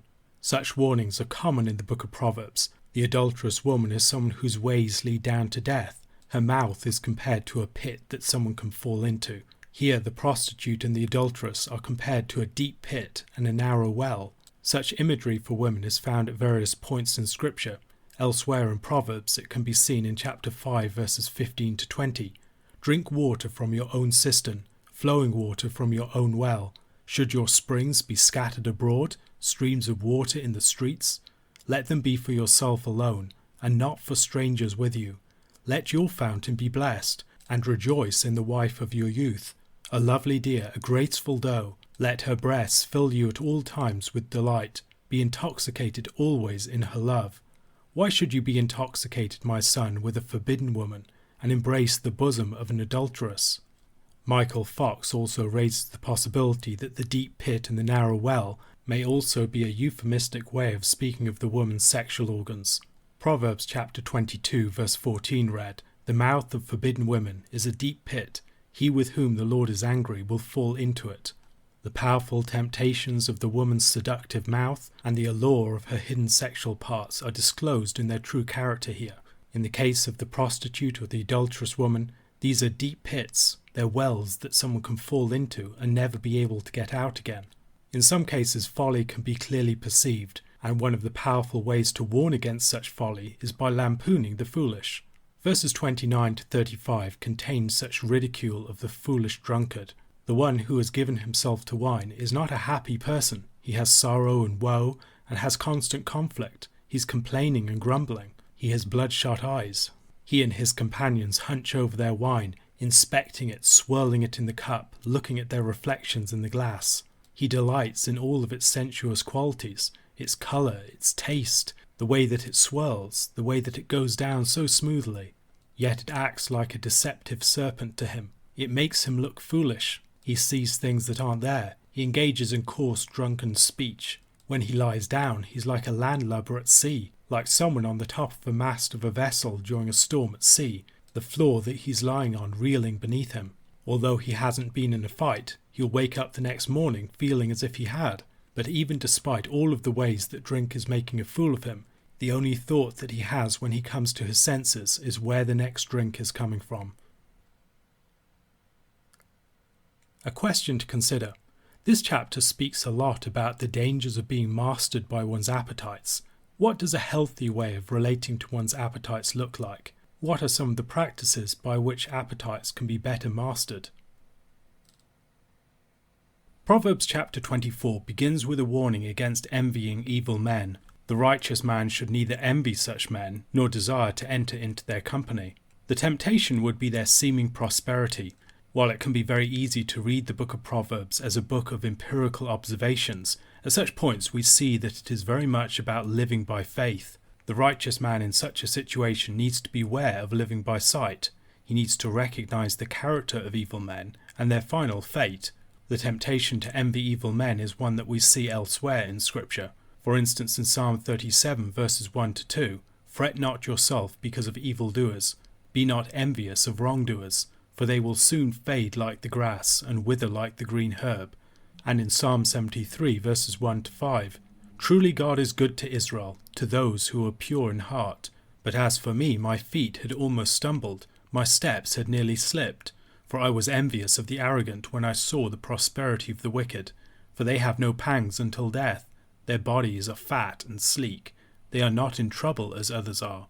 They are not stricken like the rest of mankind." The true foundation of a household is not in the might nor in the wealth of its master, but rather in wisdom. The wise person establishes his household with wisdom and understanding, and it is with knowledge that the house is not only formed but also filled with all of its glories. In chapter 31 we'll read the description of the wise woman who establishes her house in such a manner. It is easy to focus upon might and upon bravery when we think about the problems that face us in our world. If only we had the courage and the strength, we could overcome the obstacles that we face. In verses 5 and 6, however, we are instructed to think of wisdom as a source of great strength. It is by wisdom that effective war is waged, that great plans are effected. Proverbs chapter 20 verse 18, "Plans are established by counsel. By wise guidance wage war." Effective counsel is found in the multitude of counselors. By getting many minds together on a particular problem, testing their positions against each other, and weighing up many different suggested courses of action, you'll have the best preparation for determining a prudent course. Proverbs chapter 15 verse 22, "Without counsel plans fail, but with many advisers they succeed." We ought to attend to the discussion of wisdom here as a source of great might. There is a certain type of man of action that can fret at the deliberations of the wise. They are fed up of all of the talking and just want to get into the fray. Listening to counsellors just complicates the mission. Far better not to have to weigh the voices of many different counsellors and just to have a very clear course of action and stick to it. However, much of the strength of war is found in wisdom, not in mere brute force. The victor will be the person who can hold back the passions of the warrior for long enough to deliberate wisely concerning the course of action to take. Likewise, in all other areas of our lives, if we are going to be people of strength, we must be wise people. A focus on might and bravery and action that dispenses with wisdom is not going to be mighty at all. The fool cannot master wisdom, nor can he understand it, and as a result, in the gate, in the place of rule within the city, he is silenced. He's unable to speak effectively because he lacks the wisdom with which to do so. Once again, we see that the fool is rendered impotent by his folly. It is the wise man who is strong and effective in his action. Verses 8 to 9 continue the theme of planning, but here it is the devising of sin. Such wicked schemers and scoffers end up reaping dishonor for themselves. Just as the fool is silent in the gate, so they are despised by the members of their society. When the day of adversity comes, people's strength is tested. Crisis humbles us. It shows us the limits of our strength. It also tests us. It shows our true mettle. A person can boast in times of ease, but when the time of testing comes, then we will see what he is really made of. One of the ways that we are tested in the day of crisis is in our concern for and willingness to help our neighbour in distress. It is very easy to turn a blind eye, to say like Cain, "Am I my brother's keeper?" Yet God, who looks after us, expects us to look after our neighbours. The strength and the resources that we have should be used to help and assist others when they need it. If we fail to care for our neighbour, the Lord will judge and repay us according to our deeds. In chapter 16 verse 24 we read, "Gracious words are like a honeycomb, sweetness to the soul and health to the body." Honey is a source of both health and delight. And in verses 13 to 14, wisdom is compared to such honey. In Psalm 19 verse 10, the word of the Lord is compared to honey. More to be desired are they than gold, even much fine gold, sweeter also than honey, and drippings of the honeycomb. Wisdom gives life and health, and it should be a source of great delight to us. The rising and falling of different groups of people is the subject of verses 15 to 20. The hearer is warned against acting against the righteous as a predator. The fall for the righteous man will always be followed by a lifting up again, death followed by resurrection. The wicked, however, when they will stumble finally and completely. Continuing the theme of falling and stumbling, verses 17 and 18 warn us against schadenfreude. A vengeful delight in others' distress can bring the Lord's judgment upon us. Vengeance belongs to the Lord, and we should not seek evil against our neighbour in our heart. Proverbs chapter 20 verse 22. Do not say, "I will repay evil." Wait for the Lord, and he will deliver you. Scripture does seem to legitimate a sort of rejoicing when the teeth of the wicked are broken, when wicked people are brought down from their mighty thrones, when oppressors fall into their own snares, and the cruel are destroyed. Nevertheless, we are not to be vengeful in our hearts. While we can rejoice in deliverance and in the justice that God has brought about, we do not take a vindictive delight in others' distress. A key feature of the righteous is that they are not preoccupied with the wicked. Their eyes are on the Lord, they trust in him, and when they see the wicked prosper, their hearts are not fazed, nor are they obsessed with seeing the wicked's demise. Schadenfreude and envy are two sides of the same coin, and both must be utterly resisted. Verses 19 to 20 return to the theme of envy with which the chapter began. In its specific context here, it needs to be read in juxtaposition to the schadenfreude of the previous verses. It also fills out the message of verses 1 and 2, whereas verses 1 and 2 taught that the wicked ought not to be envied on account of their wickedness and their evil actions. Here we are told that we should not envy them because of their demise that will come about. One of the features of the sin of envy is that it prevents us from focusing upon the Lord. In envy we are preoccupied with the state of our neighbour relative to ourselves.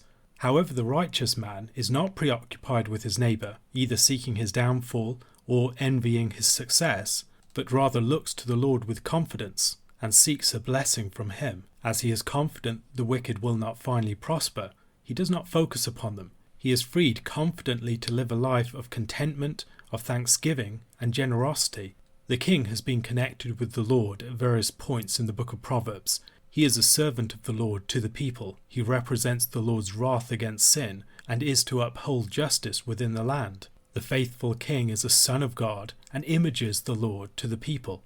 We might here recall the way that the Lord and his king are closely associated in places like Psalm 2.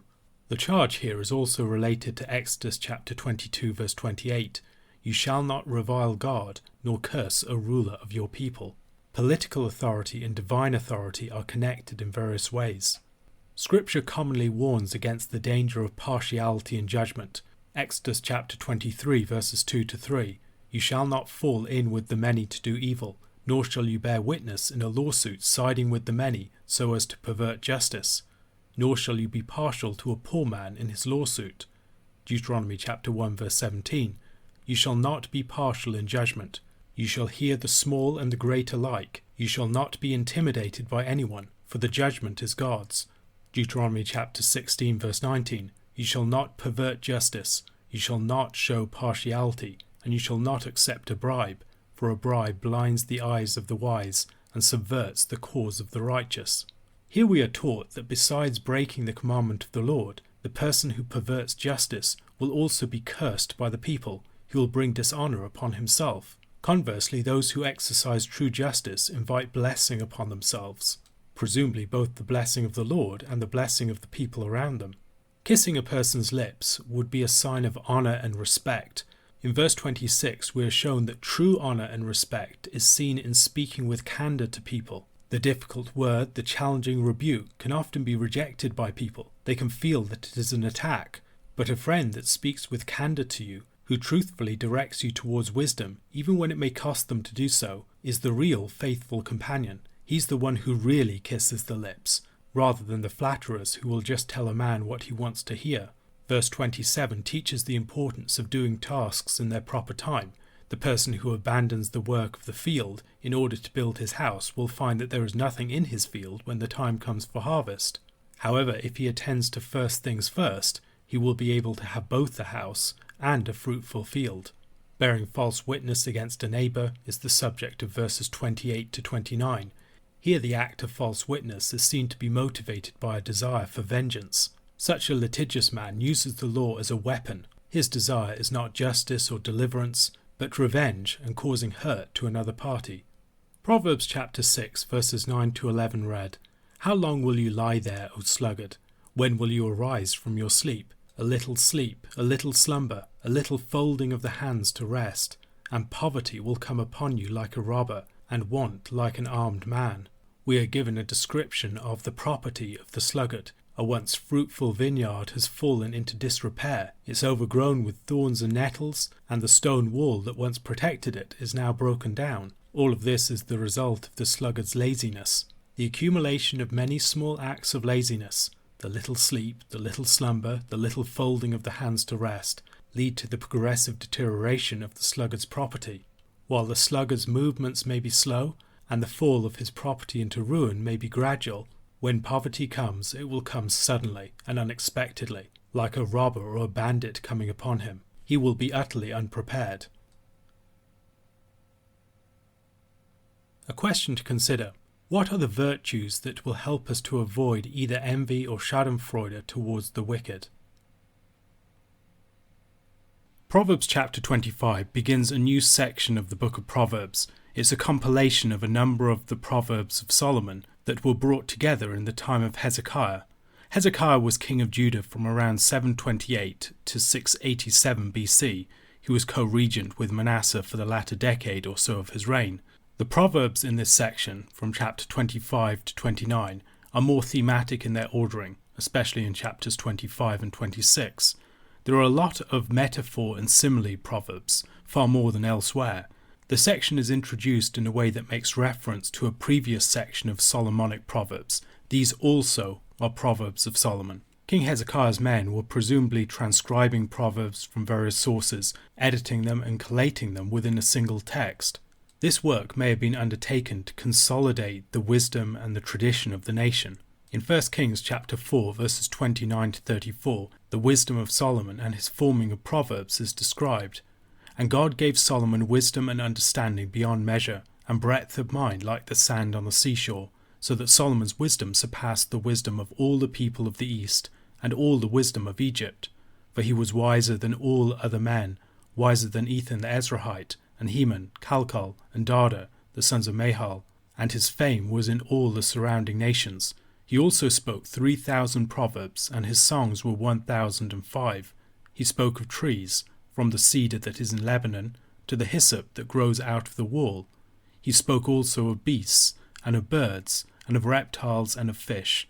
And people of all nations came to hear the wisdom of Solomon, and from all the kings of the earth, who had heard of his wisdom. Verses 2 to 7 of this section particularly focus upon the figure of the king. Verse 2 might remind us of Deuteronomy chapter 29, verse 29. The secret things belong to the Lord our God, but the things that are revealed belong to us and to our children forever, that we may do all the words of this law. The Lord's glory is seen in the concealed things, the mysteries of the creation that he has formed, the mysteries of his purposes. The glory of kings is seen in the way that they search things out within their kingdom, the ways that with their wisdom they disclose and speak to the affairs of the nation. The heart of the king himself is mysterious to the people of the land. While the king investigates and discloses the hearts of others, he himself is inscrutable. This associates the king with the Lord in various ways, but we should recall Proverbs chapter 21 verse 1. Although the king's heart is inscrutable to the people of the land, the king's heart is like streams of water in the hand of the Lord. He can turn the king's heart wherever he wills. The king's task is to forge a nation, and to do this he needs to be working with the right material. One of his tasks is to remove the wicked from his presence, an act compared to taking the dross away from silver. A king who surrounds himself with the wrong people will be greatly weakened. He will not have an effective reign. One of the problems at the end of King David's reign was the influence of people like Joab in his court. As long as he had the dross like Joab, he would not be able to rule effectively, and one of the initial tasks of Solomon upon coming to the throne was to purge out certain people from the old regime and to establish a new righteous one in its place. On a somewhat analogous level, if you want to form a good society, you need to consider the membership of the core group incredibly carefully. From the king's determining the members of his regime in verses 4 and 5, the question of advancement in the court is viewed from the other perspective in verses 6 and 7. Here the aspiring young person is taught to keep his ambitions in check. If he keeps pushing himself forward above his proper station, he will be called to go down lower and will be humbled as a result. However, if he is modest in his approach, he may well find himself called up higher, granting him honour and a new standing. Jesus gave a parable very similar to this in Luke chapter 14 verses 7 to 11. Now he told a parable to those who were invited when he noticed how they chose the places of honour, saying to them, "When you are invited by someone to a wedding feast, do not sit down in a place of honour, lest someone more distinguished than you be invited by them. And he who invited you both will come and say to you, 'Give your place to this person,' and then you will begin with shame to take the lowest place. But when you are invited, go and sit in the lowest place, so that when your host comes, he may say to you, 'Friend, move up higher.' Then you will be honoured in the presence of all who sit at table with you. For everyone who exalts himself will be humbled, and he who humbles himself will be exalted." The verses that follow encourage prudence and discretion in the way that quarrels and disputes are handled. We are warned about being litigious, or being precipitous in bringing forth complaints to court. Escalating matters in such a fashion, you may find yourself losing costly legal battles. Far better to address the matter privately and quietly if at all possible. Don't go around spreading the word of your dispute. Keep the matter private if you can. You should also beware of being used in such a manner, with others divulging their disputes to you. If you pass on such reports, you will end up being regarded as disloyal and untrustworthy.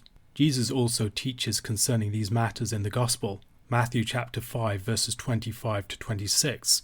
Come to terms quickly with your accuser while you are going with him to court, lest your accuser hand you over to the judge, and the judge to the guard, and you be put in prison. Truly I say to you, you will never get out until you have paid the last penny. Matthew chapter 18 verses 15 to 17. If your brother sins against you, go and tell him his fault, between you and him alone. If he listens to you, you have gained your brother. But if he does not listen, take one or two others along with you, that every charge may be established by the evidence of 2 or 3 witnesses.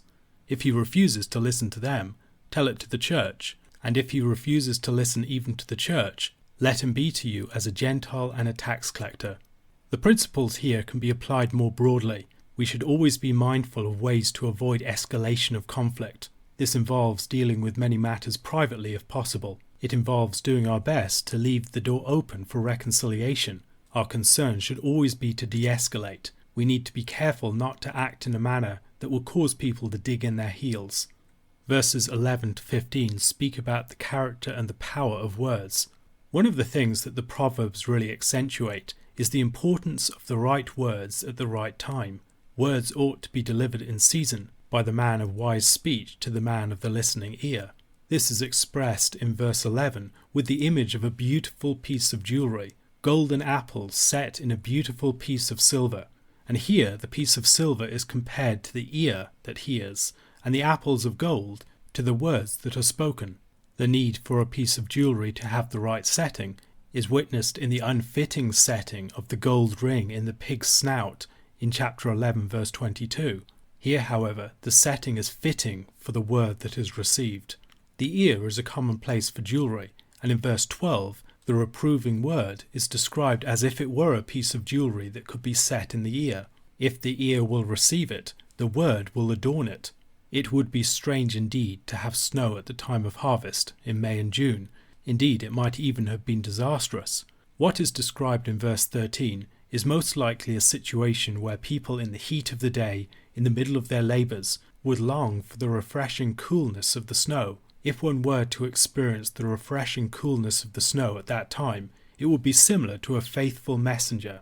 A faithful messenger extends the capacities of the one who sends him. He brings relief from fears and anxieties. Proverbs chapter 13 verse 17. A wicked messenger falls into trouble, but a faithful envoy brings healing. Empty boasts and promises are the subject of verse 14. Clouds driven by the wind promise the possibility of rain, and so does a man who boasts of a gift. However, exciting hopes only to dash them is far worse than never arousing those hopes to begin with. If verses 11 and 12 spoke of the fittingness of wise words, verse 15 speaks of the power of wise words. A person who speaks with patience and care, who speaks with gentleness, can be far more effective in his speech than the physical force of breaking a bone could be. Elsewhere in the book of Proverbs, the power and the might of wisdom has been discussed. Wisdom isn't merely beautiful, it is strong and effective. It is possible to have too much of a good thing, and supposing for the sake of argument that your company is a good thing, your friends can have too much of it. Far better to leave well before they tire of you and to desire your return than to linger around and have them desiring your departure. Verses 18 to 20 give us some examples of men who are deeply troublesome to their neighbours. The false witness is described as like a weapon. The treacherous man is compared to a broken tooth or a foot that slips. You rely upon your feet and you rely upon your teeth, and when they fail you, it causes you deep discomfort and can be a source of insecurity. So it is with someone whose friendship is only hypocritical. A good friend will be attentive to his friend's spirit, yet a supposed friend who sings songs to a friend who is struggling with a heavy heart merely exacerbates his distress. This is like placing vinegar on soda, which causes it to aggressively fizz up. Proverbs has on several occasions warned us against envy, vengeance, and schadenfreude. Verses 21 and 22 provide us with further teaching in this vein. This teaching is also taken up in Romans chapter 12. Rather than being vindictive and seeking to avenge yourself upon your enemy, when you see your enemy in distress, take pity upon them and seek to ameliorate their situation. Various suggested interpretations have been put forward for the burning coals of verse 22. While some have suggested that they refer to the punishment that the Lord will bring upon that person, it seems more likely that the burning pangs of shame may be in view here. Such gracious action towards your enemy may provoke him to remorse and later repentance. There are certain people who unerringly produce discord within community. The gossip or the slanderer is a great example of this. By their simple activity of whispering in people's ears, they have a community-wide effect, sowing anger all around them. Verse 24 is a repetition of chapter 21 verse 9. It is better to live in a corner of the housetop than in a house shared with a quarrelsome wife. Like the gossip can produce conflict throughout their community, so the quarrelsome wife can make her entire household miserable. As the wife holds one of the greatest powers for producing harmony and unity, so she is in the most powerful position to produce disharmony and conflict. Like verse 13 compared the faithful messenger to the cold of snow in the harvest, so verse 25 compares good news from a far country to cold water received by a thirsty soul. From the pure, cool water of verse 25, however, we move to verse 26 with a muddied spring or polluted fountain. A faithful righteous man who guards the boundaries, who stands up to error and wickedness and does not give in or compromise, can be a source of encouragement and security to all around him. But if such a man gives way or compromises, everyone is greatly weakened and disheartened. The righteous man is like the spring or fountain from which other people can drink.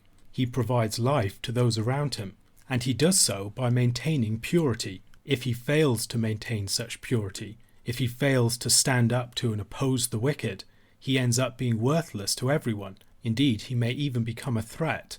There are various translations suggested for verse 27. Bruce Waltke renders it as, "To eat honey excessively is not good, nor is it honourable to search out weighty matters." This would presumably bring us back to verse 2 at the opening of the section. Michael Fox renders it as, "Eating honey too much is not good, and being sparing in speech is honourable."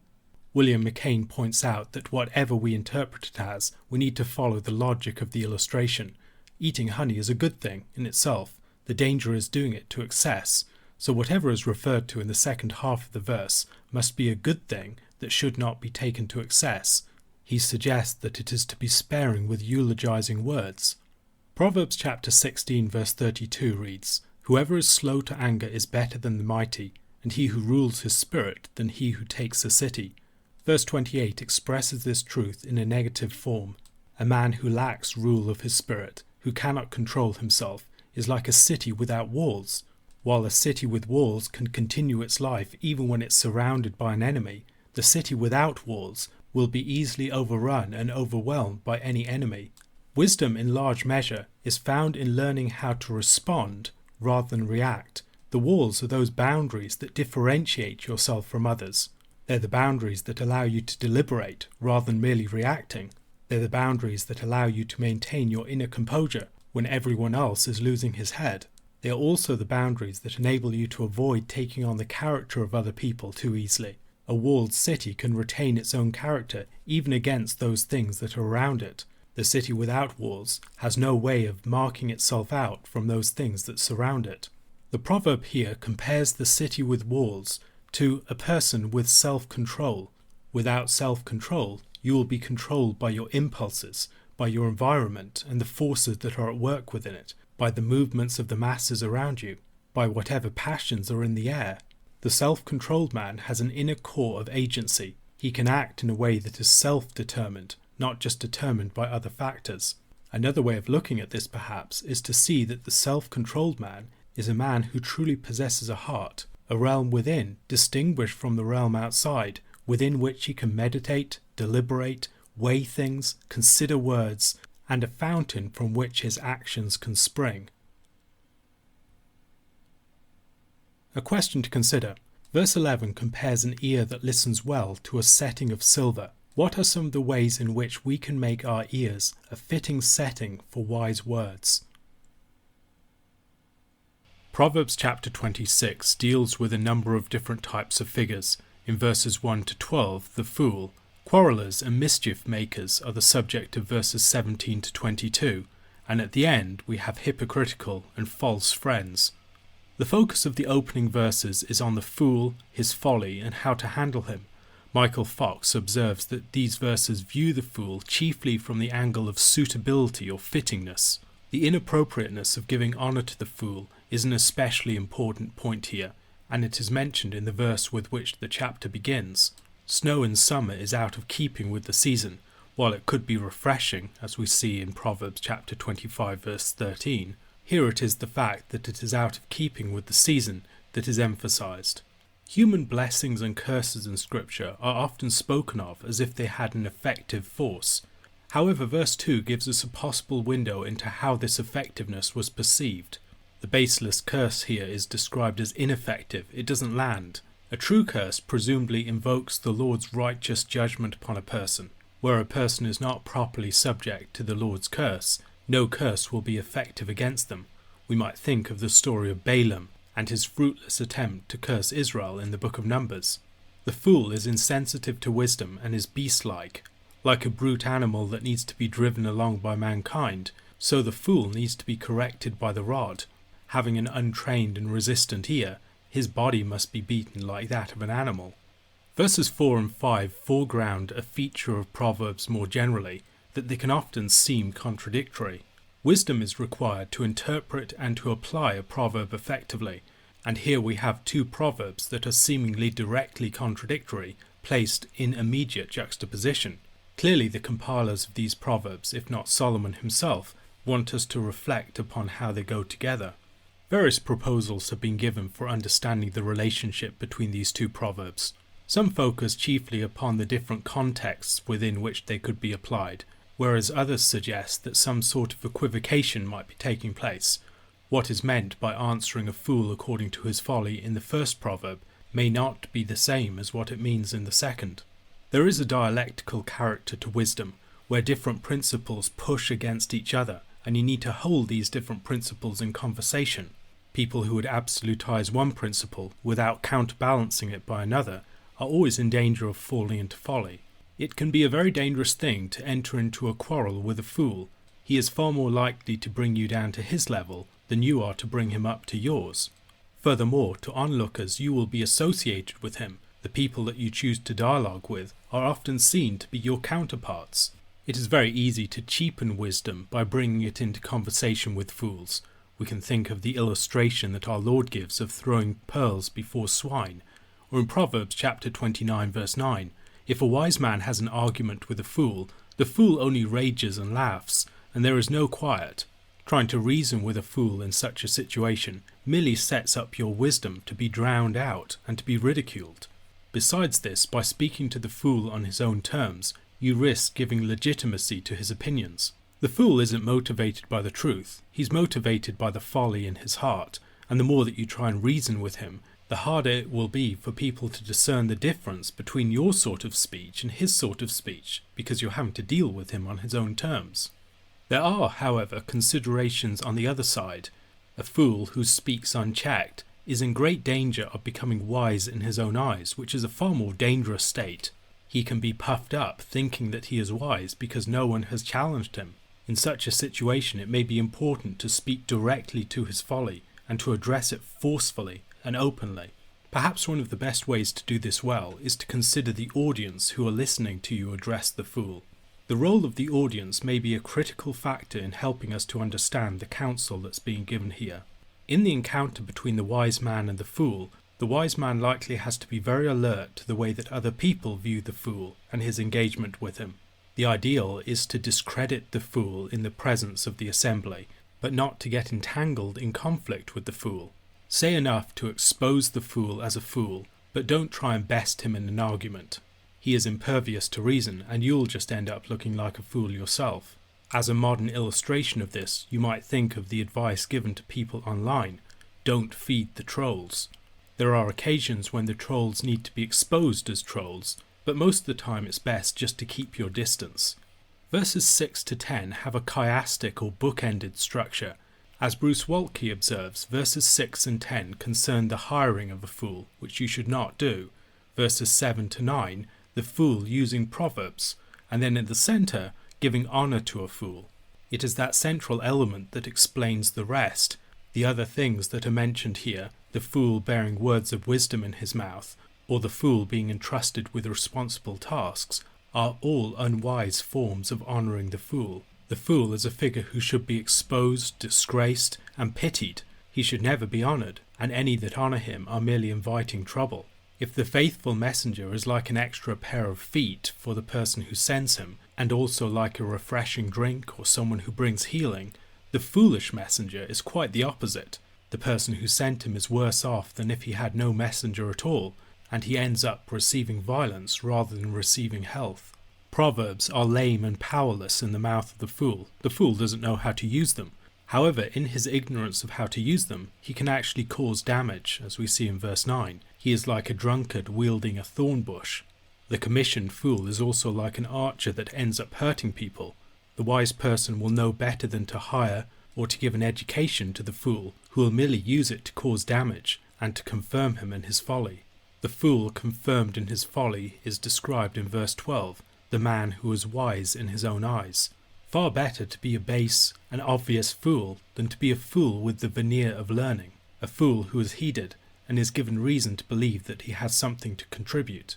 The inveterate fool is the subject of verse 11. For such a fool, his folly has become so habitual that there is no hope of his escaping from it.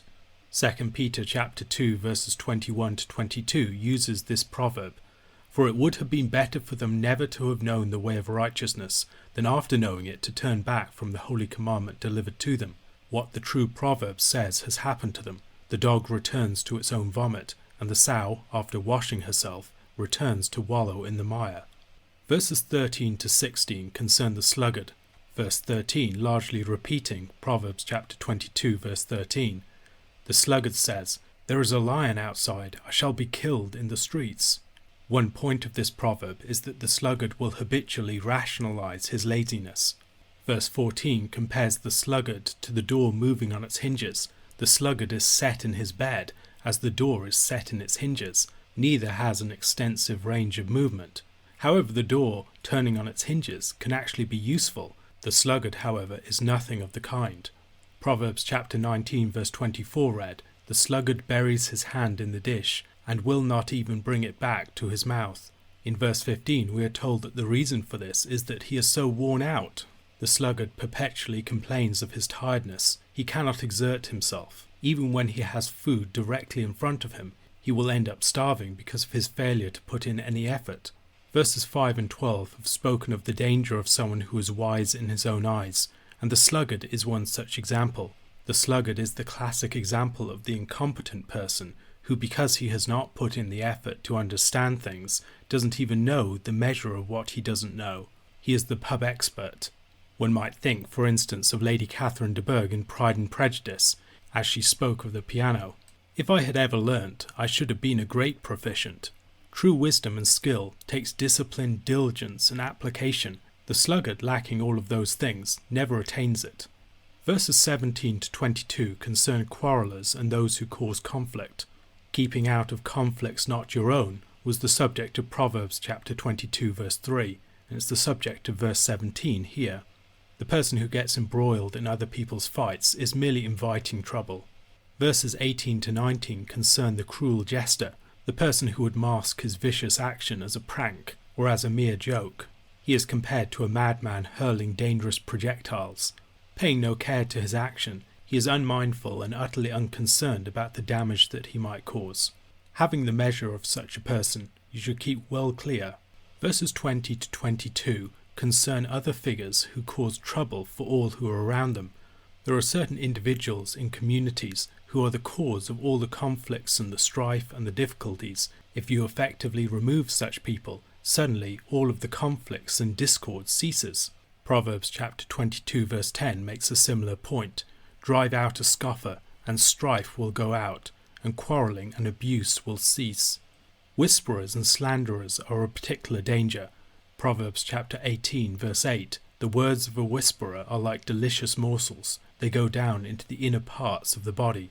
That verse is repeated here in the context of these troublesome figures within a community. One should steer clear of such individuals, and if you can, remove them from the community altogether. The concluding verses of the chapter concern unfaithful or hypocritical friends.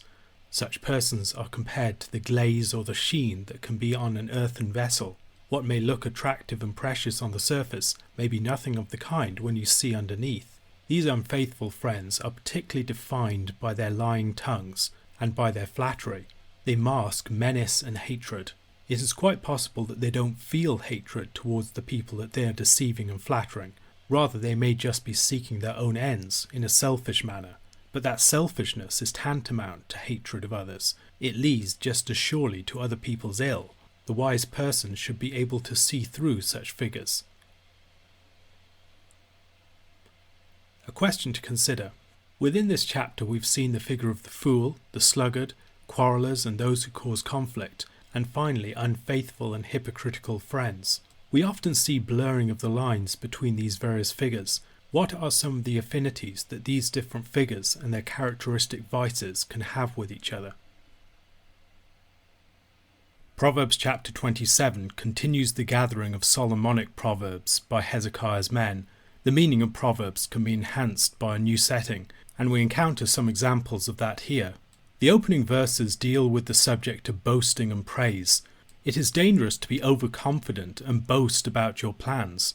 While we should have considered purposes, our destiny is not finally in our own hands.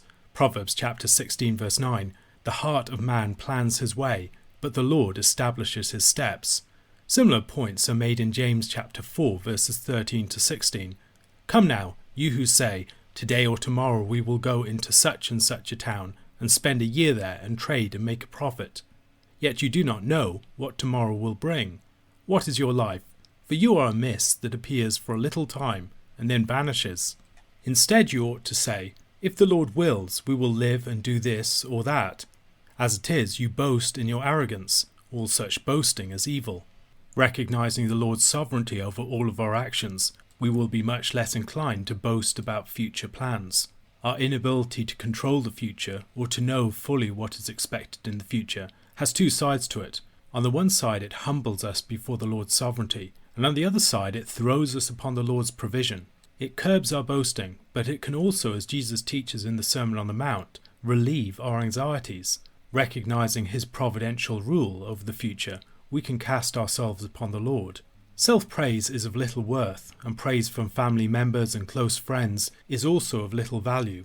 Far better to be modest in all our speaking about ourselves, and allow other people who are strangers to praise us. Praise from such a source will carry a great deal more weight than anything that we could say about ourselves. A stone is heavy and difficult to bear, as is a great quantity of sand. Worse than either of these is the anger of a fool.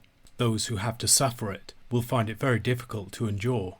However, if wrath and anger are difficult to bear, jealousy is so much worse. Michael Fox writes, "The force of rage is hard to withstand, but it does not compare to that of sexual jealousy, because the latter includes anger and much else. Jealousy embraces the shame of betrayed love, the affront to personal honour, and in the case of sexual love, the insult to sexual prowess and more.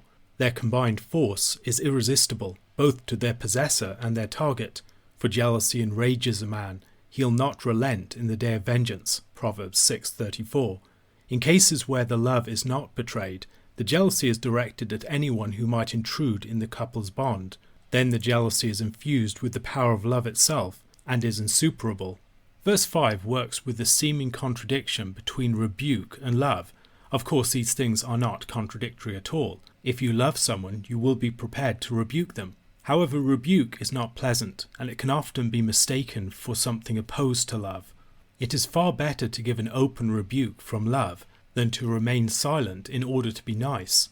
The open rebuke may wound, while the hidden love, while it may shrink back from offending the other person, falls far short.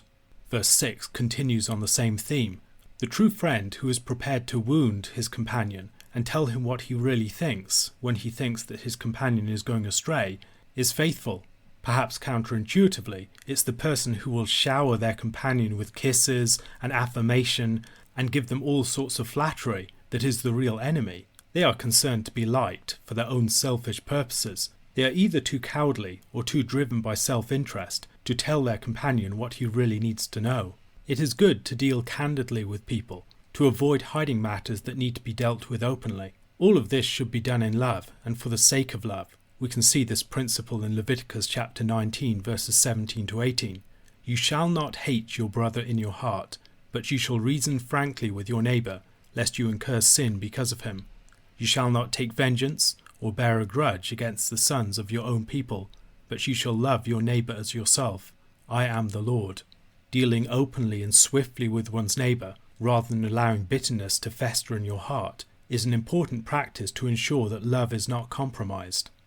Both the appetite of the person who overindulges in honey and the appetite of the person who starves himself are unhealthy and unable to discriminate between foods as they ought to. This proverb would seem to encourage moderation, enjoying good gifts but not overindulging.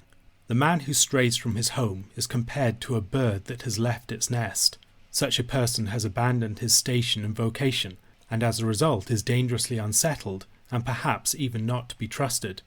Sirach chapter 36 verses 29 to 31 speaks of a man without such a station, without a home, in similar language.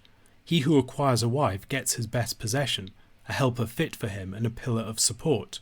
Where there is no fence, the property will be plundered, and where there is no wife, a man will become a fugitive and a wanderer.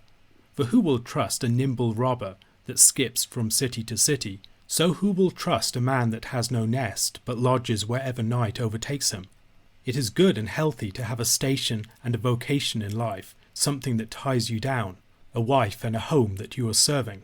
The wise man prizes truthful counsel, and the counsel of a good friend is one of the greatest forms of counsel of all. The true friend knows you, he's concerned for your good, and he's prepared to speak honestly to you. He has a good idea what you need to hear, and he's prepared to tell it.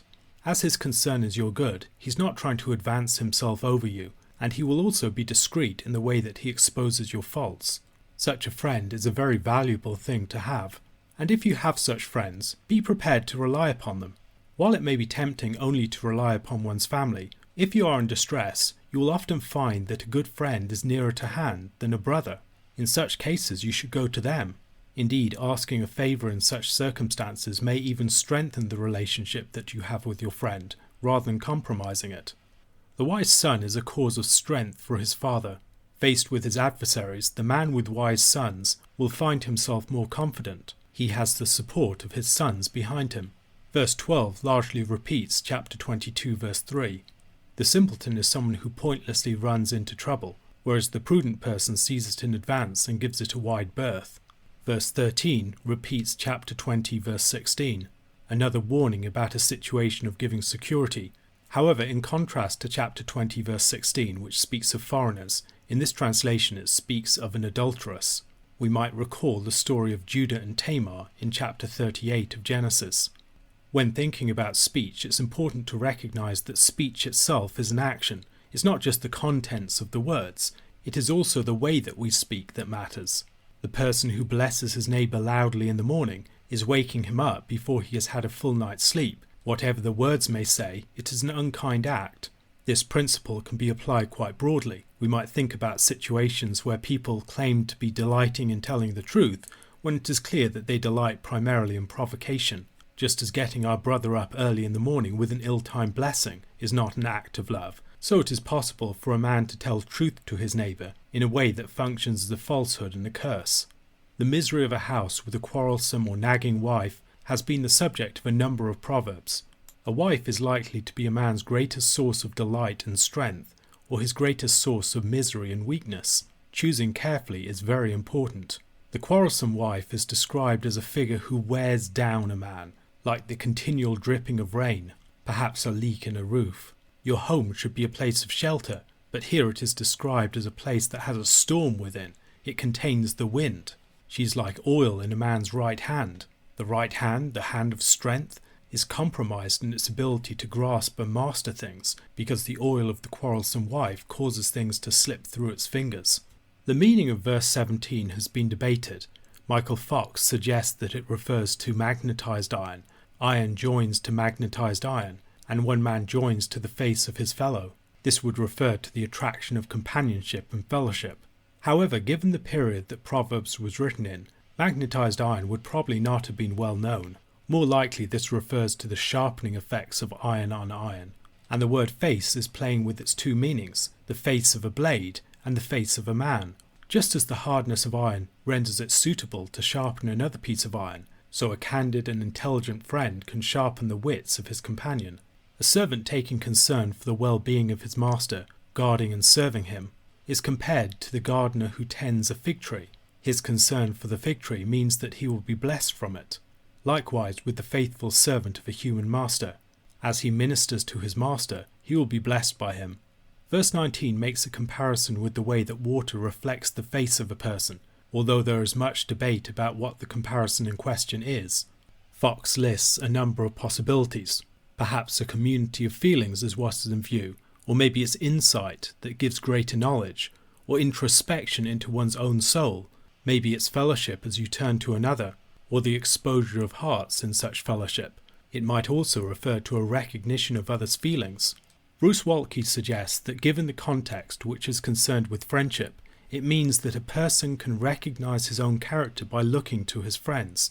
In their compliments, their criticisms, and their counsel, a man can gain from his friends a clearer idea of his own character.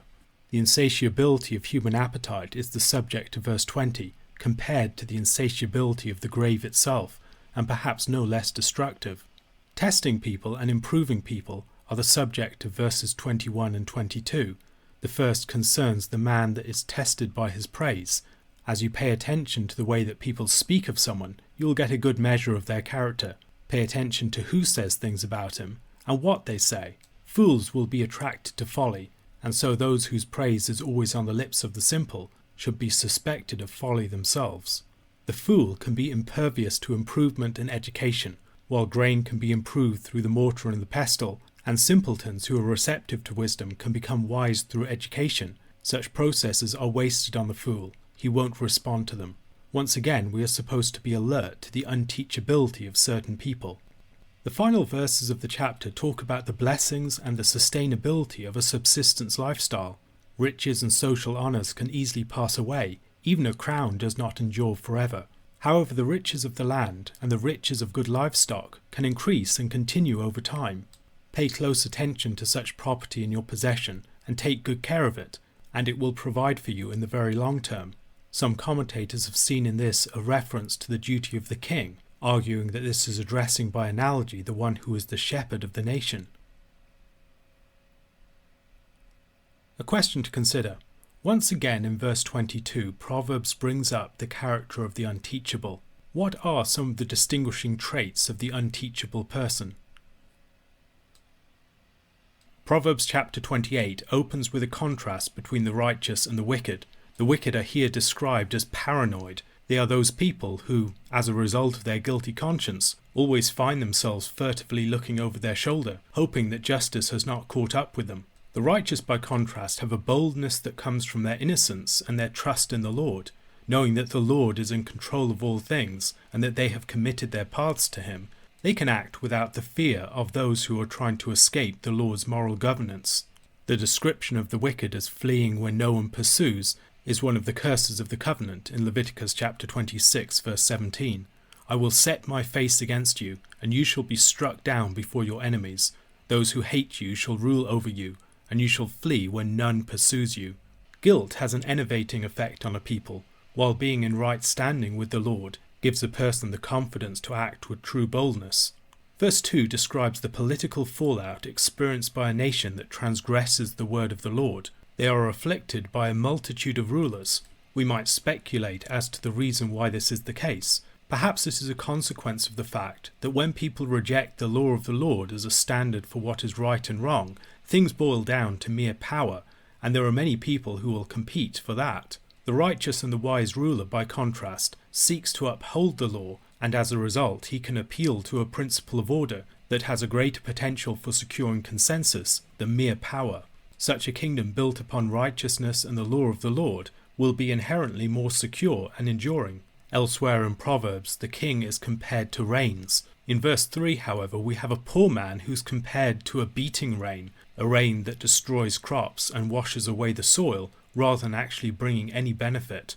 This might be a description of the destitute tyrant. Alternatively, it might be a description of the poor and mean people of the land, who mistreat and oppress their own neighbours and people of their own class.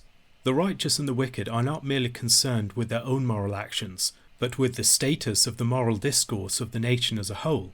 Those who rebel against the law of the Lord are not merely doing it for their own sake. They want to see wickedness prosper more generally, so they'll throw in their weight to praise wickedness when at all possible. The righteous, for their part, are not just interested in private morality, but want to see truth and justice triumph. As a result, they will actively campaign against evil when they can, and not merely be passive towards it. Wicked persons do not merely have a failure in their action, they have a fundamental inability to perceive justice as it actually is. Their view of the world is distorted and twisted, and they act accordingly. The righteous, however, understand the fundamental grain of the universe, which is that of justice, and act in accordance with it. It is better to be a poor man who acts in such a manner than the rich man in his seeming prosperity who has acted otherwise. Once again in verse 7 we see that the behaviour of sons reflects upon their fathers. The son who is attentive to and understands the law is a son who brings pride and strength to his father. By contrast, the son who gives himself to the way of folly and gluttony causes shame to his father, and also, far from strengthening his father, leaves his father weaker. Scripture has several warnings against the practice of usury and the charging of interest on charitable loans. Verse 8 is another example of this. Exodus chapter 22 verse 25 reads, "If you lend money to any of my people with you who is poor, you shall not be like a moneylender to him, and you shall not exact interest from him." Leviticus chapter 25 verses 35 to 36. "If your brother becomes poor and cannot maintain himself with you, you shall support him as though he were a stranger and a sojourner, and he shall live with you. Take no interest from him or profit, but fear your God, that your brother may live beside you. We are assured here that the person who gathers interest in that way from the poor will end up losing it to the person who is generous to the poor. The Lord declares himself to be the protector of the poor, the one who acts as their guarantor. He who gives to the poor lends to the Lord, and then also the one who will establish the dynamics of a righteous economy. In Deuteronomy chapter 15 we see a number of examples of this. In verse 6 of that chapter, "For the Lord your God will bless you as he promised you, and you shall lend to many nations, but you shall not borrow, and you shall rule over many nations, but they shall not rule over you." The blessing here is described as something directly established by the Lord. Again in verses 9 to 10 of that chapter, "Take care lest there be an unworthy thought in your heart, and you say, 'The 7th year, the year of release is near,' and your eye look grudgingly on your poor brother, and you give him nothing, and he cry to the Lord against you, and you be guilty of sin. You shall give to him freely, and your heart shall not be grudging when you give to him, because for this the Lord your God will bless you in all your work, and in all that you undertake. Those who give themselves to the way of wickedness, and reject the law of the Lord, do not win favour with God with their sacrifices or their prayers. Even their supposed acts of piety and worship are acts that are abominations to the Lord. For prayer and sacrifice to be acceptable to the Lord, there has to be a consistency of life and of worship. Verse 10 describes a situation where the righteous are led into an evil way. We might speculate about the sort of situation that is in view here. Perhaps it is a situation where, due to their naivety or their ignorance, the righteous are being led into wickedness against their knowledge. Alternatively, it might be a situation where the wicked are seducing the righteous to evil, delighting in leading them into sin. A number of proverbs in the book have described the danger of wisdom in one's own eyes. Such wisdom in one's own eyes is a particular form of folly. It is characterized by pride and hubris, and a failure to appreciate the limitations of your knowledge. As we saw in verse 6, wisdom is not the preserve of the rich. There are many people who are poor who have great wisdom, and they will be able to see through rich people who are puffed up in their own perception, believing themselves to be wise when they are nothing of the kind. Verse 12, as Michael Fox observes, is similar to a number of other verses in the context. Chapter 28 verse 28, chapter 29 verse 2, and chapter 29 verse 16. He points out that they could be read as a cluster. When the righteous triumph, there is great glory, but when the wicked rise, people hide themselves. When the wicked rise, people hide themselves, but when they perish, the righteous increase. When the righteous increase, the people rejoice, but when the wicked rule, the people groan. When the wicked increase, transgression increases, but the righteous will look upon their downfall. The apparent progression between these proverbs suggests that their ordering is not accidental, and that they are not just merely repetition. Once again, they concern the larger ramifications for society in the relative fortunes of the righteous and the wicked. The righteous and the wicked are not just individuals, but represent the success of their various principles. When the wicked increase, wickedness and the disorder and the tyranny that involves increases. When the righteous increase, righteousness increases, peace, justice and good order. This is one of the reasons why the justice of the law courts is so important. Justice needs to be seen to be done, and as it is seen to be done, the righteous will be encouraged and heartened throughout the society. The confession of sins and repentance is not actually a common theme in the book of Proverbs.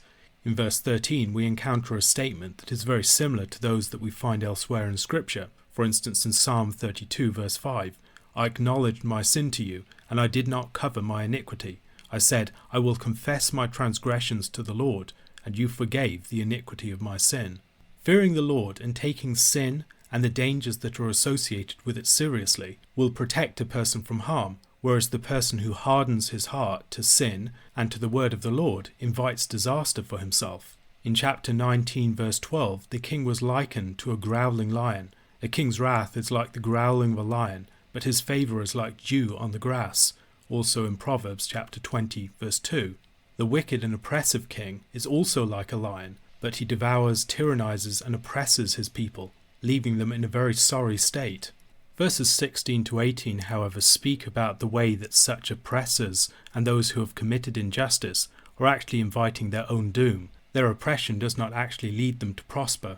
Rather, it manifests their lack of understanding, it dooms them to death, and they can face sudden downfall. Proverbs chapter 1 verse 19 makes a similar point. Such are the ways of everyone who is greedy for unjust gain. it takes away the life of its possessors. Verse 19 repeats the claim of chapter 12 verse 11. Various schemes for easy money to get rich quick are inadvisable, and their likely consequence will be poverty. Far better to adopt the path of diligence and to earn lasting riches in an effective way. Such hastening to be rich can also be seen in pursuit of injustice, the son who throws in his lot with the brigands, for instance. There are various warnings against partiality in judgment in Scripture, and a number in the book of Proverbs also. In reading verse 21, we might be reminded of Exodus chapter 23, verses 2-3. You shall not fall in with the many to do evil, nor shall you bear witness in a lawsuit siding with the many so as to pervert justice, nor shall you be partial to a poor man in his lawsuit. Several commentators have argued that what's taking place in verse 21 is bread being given as a sort of bribe, and as a result, justice going astray.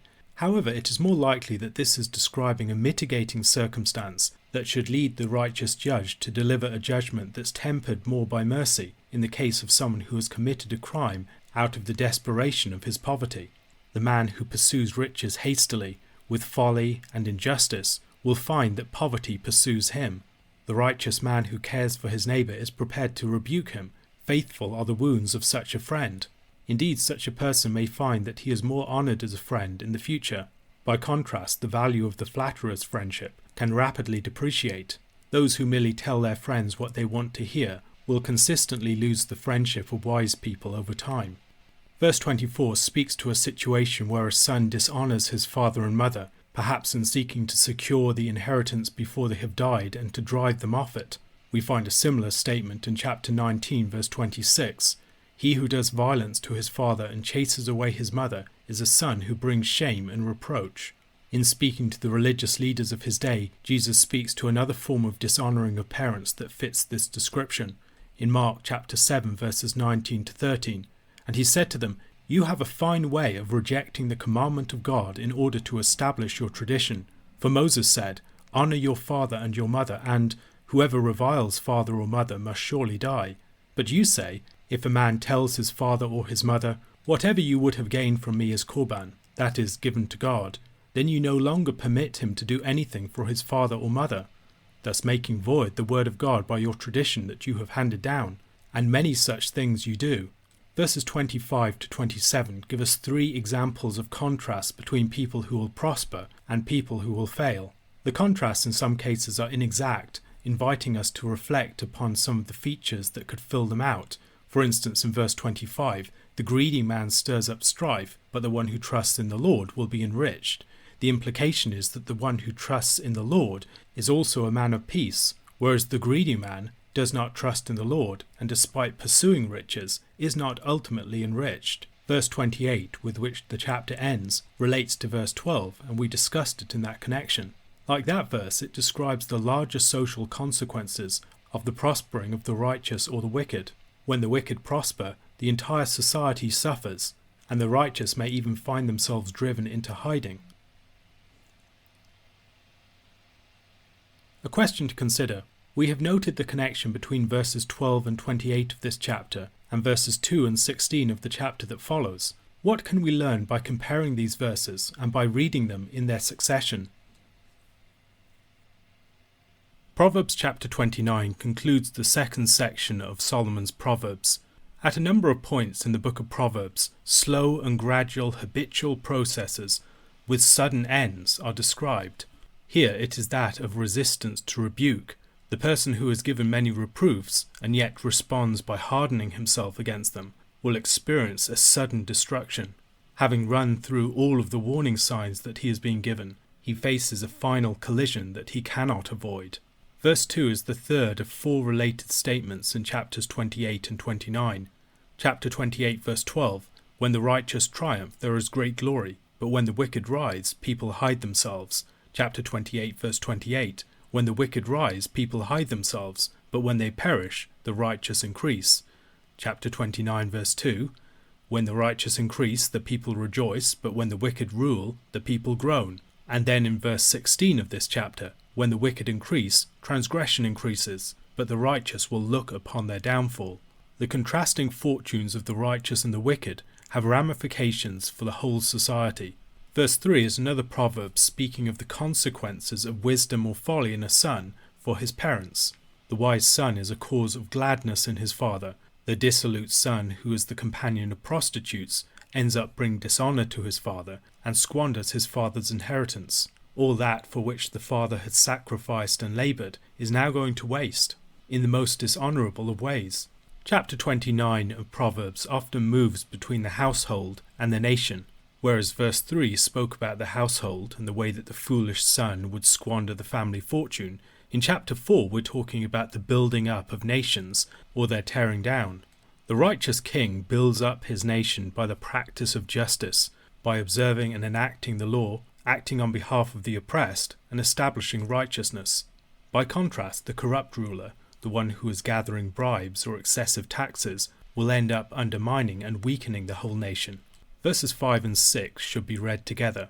In verse 5 we see the flatterer as one who is spreading a net for a person's feet. Whose feet? Is it for the neighbour's feet? It seems to be that way in a number of places in the book of Proverbs. It might also be, as we read it alongside verse 6, for his own feet. He does not realise, but he will be ensnared in his own transgression. Those who are given to trickery and traps will often find themselves tangled up in them. The description of the righteous man, by contrast, is an arresting one. He sings and rejoices.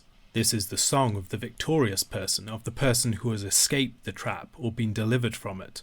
The principle of the wicked being caught in their own schemes is one that we encounter on several occasions in the book of Proverbs. For instance, in chapter 1 verse 19, "Such are the ways of everyone who is greedy for unjust gain. It takes away the life of its possessors." The righteous person is not just righteous for his own sake, as a sort of private morality. He is concerned for justice within the society at large, and he gives thought to the judgments delivered concerning the poor, the duties that people have towards the poor, the ways that the poor have been offended against, and the processes of law and society by which the situation of the poor is being ameliorated and the injustices committed against them being rectified. The wicked man, by contrast, is quite unmindful of these things. The responsibility to take an active interest in the rights of the poor is especially pronounced in the case of the king, as we see in Proverbs chapter 31 verses 4 to 5. "It is not for kings, O Lemuel, it is not for kings to drink wine, or for rulers to take strong drink, lest they drink and forget what has been decreed, and pervert the rights of all the afflicted." The righteous man has an active social conscience, and is always mindful of what he can do to address the injustices of his own society. The wider social impact of the righteous and the wicked and their behaviour is again the subject of verse 8. The proverb there speaks of the impact of scoffers and of the wise. The scoffers cause conflict within the society and end up calling judgment upon it, whereas the wise turn away wrath. The wrath being referred to here may be the conflict within the society more generally, or it may be the Lord's wrath more particularly, or it may be both. The unteachability of the fool is the subject of verse 9. The fool's resistance to correction and his unteachability is a common issue within the book of Proverbs. "Answer not a fool according to his folly, lest you be like him yourself," in Proverbs chapter 26 verse 4. Arguing with a fool can be like a fool's errand. You're not going to have any success. He will respond with mockery and laughter and only be more confirmed in his position by the time that you are done. Murderous men have a particular enmity towards those people who are blameless and upright. The righteous man exposes by contrast the character of the wicked, and those who are most wicked will express their enmity towards the righteous by seeking their very lives.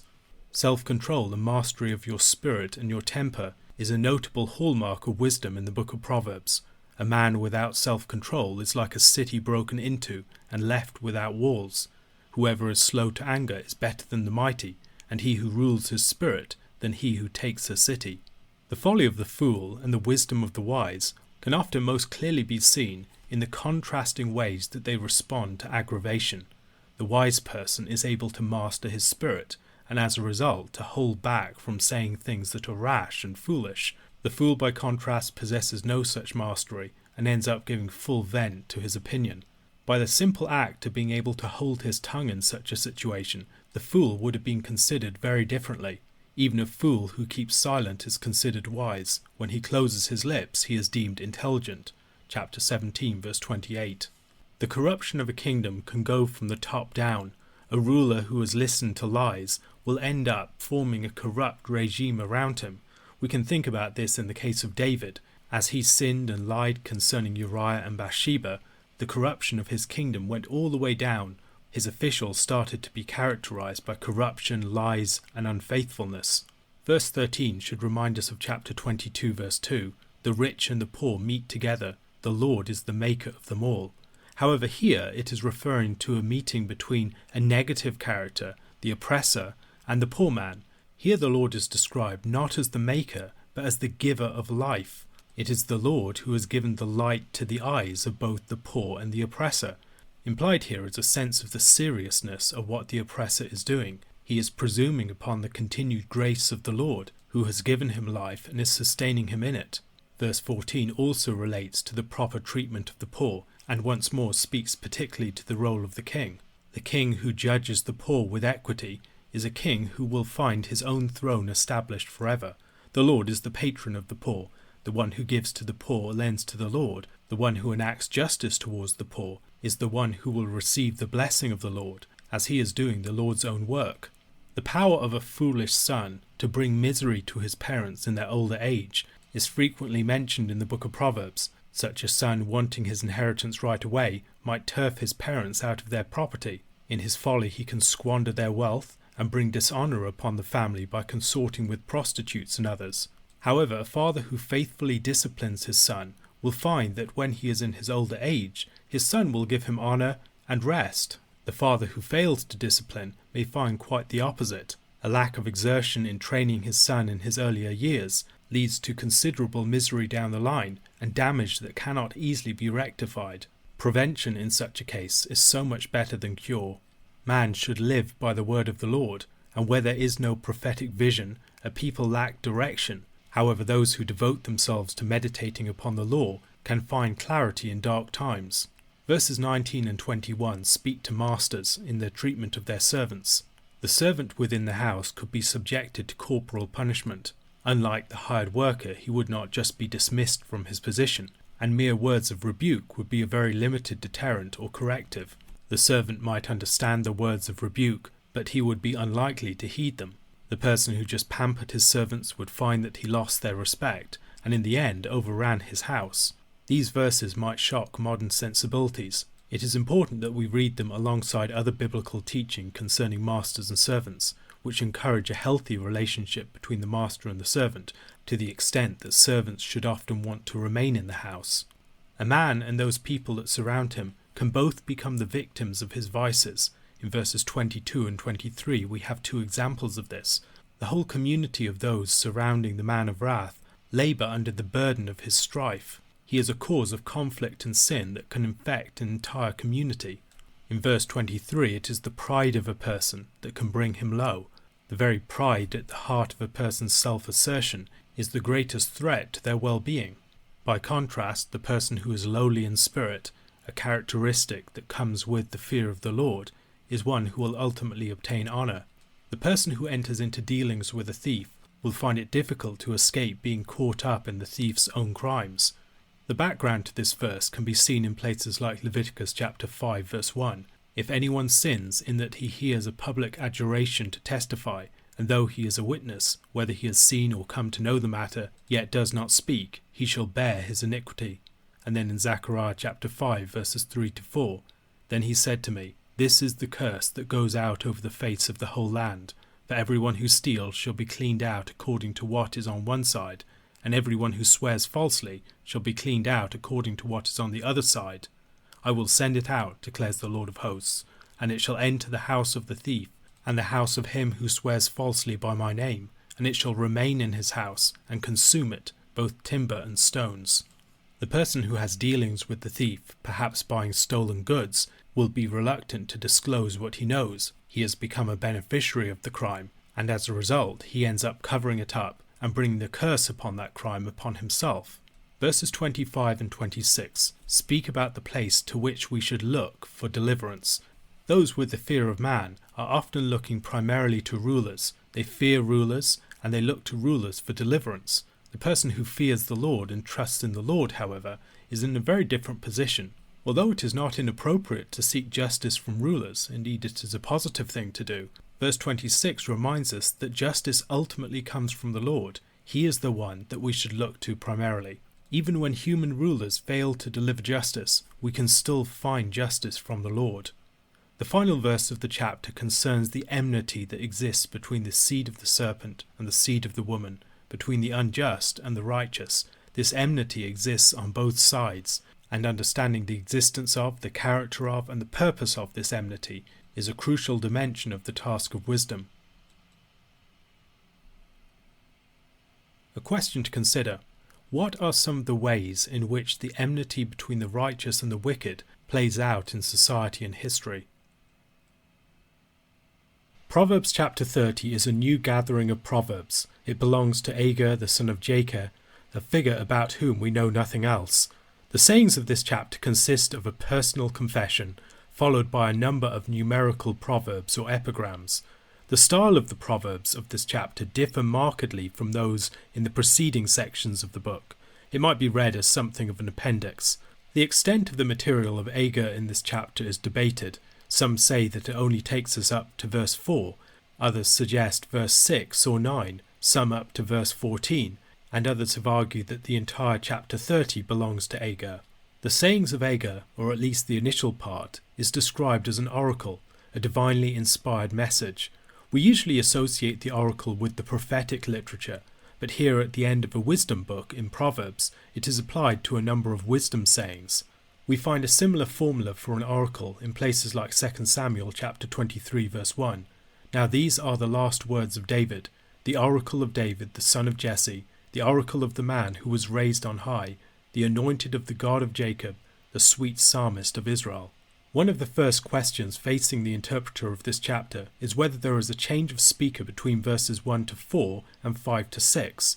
Depending on our treatment of this question, we will read this section rather differently. Bruce Waltke argues for the unity of this section, using the analogy of Job chapter 28, verses 12 to 28, where Job also moves from a confession of man's insufficiency to discover wisdom to a series of rhetorical questions that point to God's unique possession of such wisdom, to a recognition that God can teach men such wisdom. Some scholars see at the beginning, in the statement, "I am weary, O God, I am weary and worn out," personal names of the people to whom Agur is speaking, Ithiel and Ucal. These would presumably be the sons of Agur. However, if these are their names, we are not told that they are his sons here, which is one of the considerations that might lead us to lean in favour of reading these words as part of his confession, a reference to his weariness and being worn out. While some have seen in Agur's statement an impious statement of someone who does not have the fear of the Lord, this is unlikely. Far more likely he's expressing the limitations of human wisdom and the bounds placed upon the extent to which it can aspire to the knowledge of God. Agur speaks in a self-deprecating fashion. Michael Fox compares Agur's statement here to that found in Psalm 73 verse 22. "I was brutish and ignorant. I was like a beast toward you." Agur denies possession of such knowledge, and the knowledge in question is probably not the sort of wisdom that's been discussed in the rest of the book of Proverbs. Rather, it's the knowledge of the Holy One, a knowledge of God's secret and hidden ways. For Agur, God's thoughts greatly exceed our thoughts, and his ways are beyond our understanding. The rhetorical questions of verse 4 should remind us of Job chapter 28, verses 12 to 22. "But where shall wisdom be found? And where is the place of understanding? Man does not know its worth, and it is not found in the land of the living. The deep says, 'It is not in me,' and the sea says, 'It is not with me.' It cannot be bought for gold, and silver cannot be weighed as its price. It cannot be valued in the gold of Ophir, in precious onyx or sapphire. Gold and glass cannot equal it, nor can it be exchanged for jewels of fine gold. No mention shall be made of coral or of crystal. The price of wisdom is above pearls. The topaz of Ethiopia cannot equal it, nor can it be valued in pure gold. From where, then, does wisdom come, and where is the place of understanding? It is hidden from the eyes of all living, and concealed from the birds of the air. Abaddon and Death say, 'We have heard a rumour of it with our ears.'" Agur's saying from these rhetorical questions moves into a confession of the Word of God. The Word of God is the ultimate source of truth and security. For the man who feels keenly his lack of wisdom, he must look to the Lord. It is from the Lord that he will find his protection, and from whom he will learn understanding.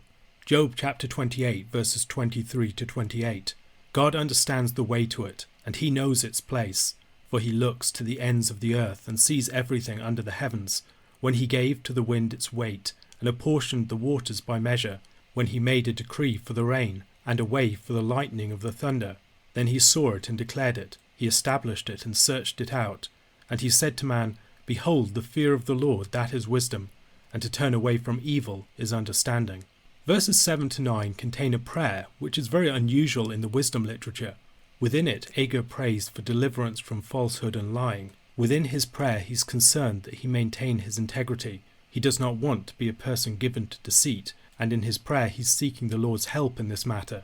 Likewise, he wants neither poverty nor riches. He desires moderation in his possessions, because he knows that if he has a lot, he will be faced with the temptation of practical atheism, and if he has too little, he will be tempted to become a thief. More than anything else, he wants to ensure that he lives a life that is honouring to God, a life that is pious and characterised by integrity.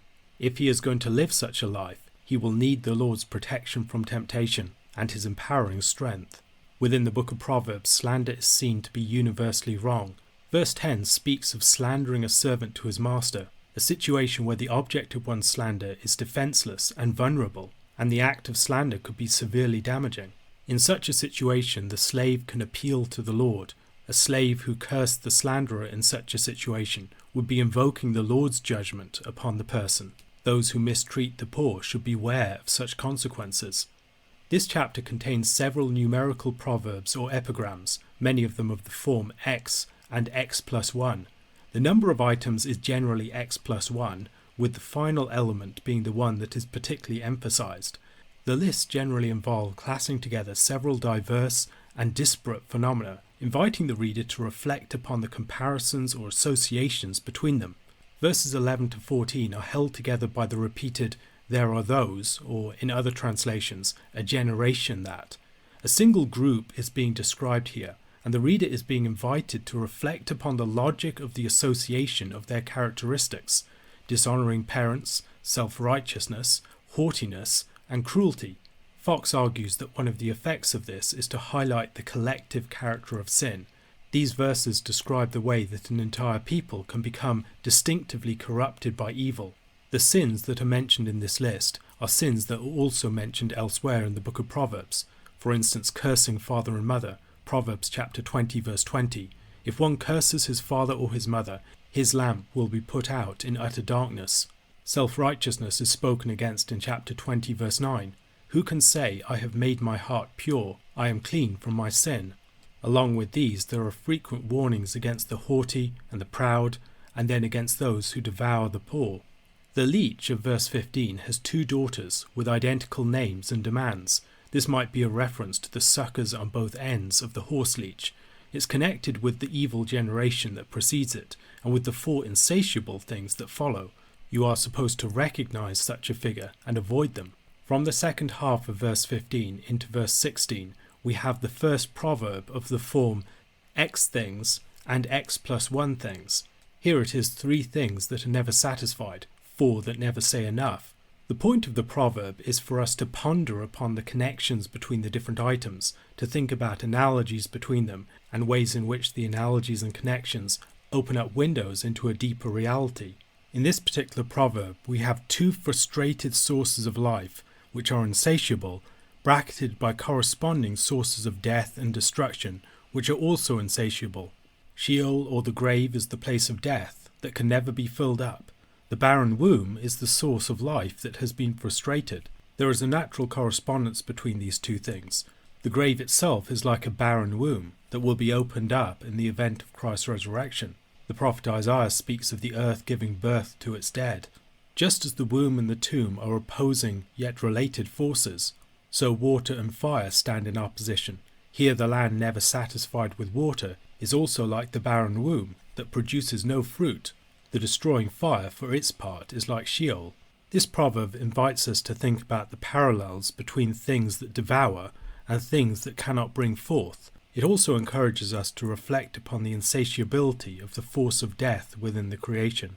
Verse 17 seems to stand out a bit in its context. Perhaps a connection between this and the surrounding Proverbs could be inferred from Proverbs chapter 27 verse 20. Sheol and Abaddon are never satisfied, and never satisfied are the eyes of man. From a proverb about that which is never satisfied, Sheol being one example, we now move to a proverb concerning the eye of the wicked son. Such an eye will be picked out by the ravens and the vultures. Creation itself abhors such dishonouring of parents. The numerical proverb that follows concerns 4 wonderful things. In particular, the wonderful things are the ways of the 4 items that are described, belonging to various realms: the eagle in the sky, the serpent on the rock, the ship on the seas, and the man with the virgin. Once again, these items do not appear to have been chosen at random. The eagle and the serpent are a pairing of natural creatures, one in the sky, one on the earth. The ship and the man with the virgin are both human things, one on the seas and one on the land. If you spend any time looking at an eagle soaring in the heavens, or a serpent gliding on a large rock, you may well marvel at the effortless yet remarkable way that they move. The eagle's realm is the sky, the serpent is on the rock, the ship is on the high seas, and there we can marvel at the way that a human vessel can move with the waves and with the winds, forces of immense strength, yet follow a course of human direction. The 4th element in the list stands out from the other 3, however.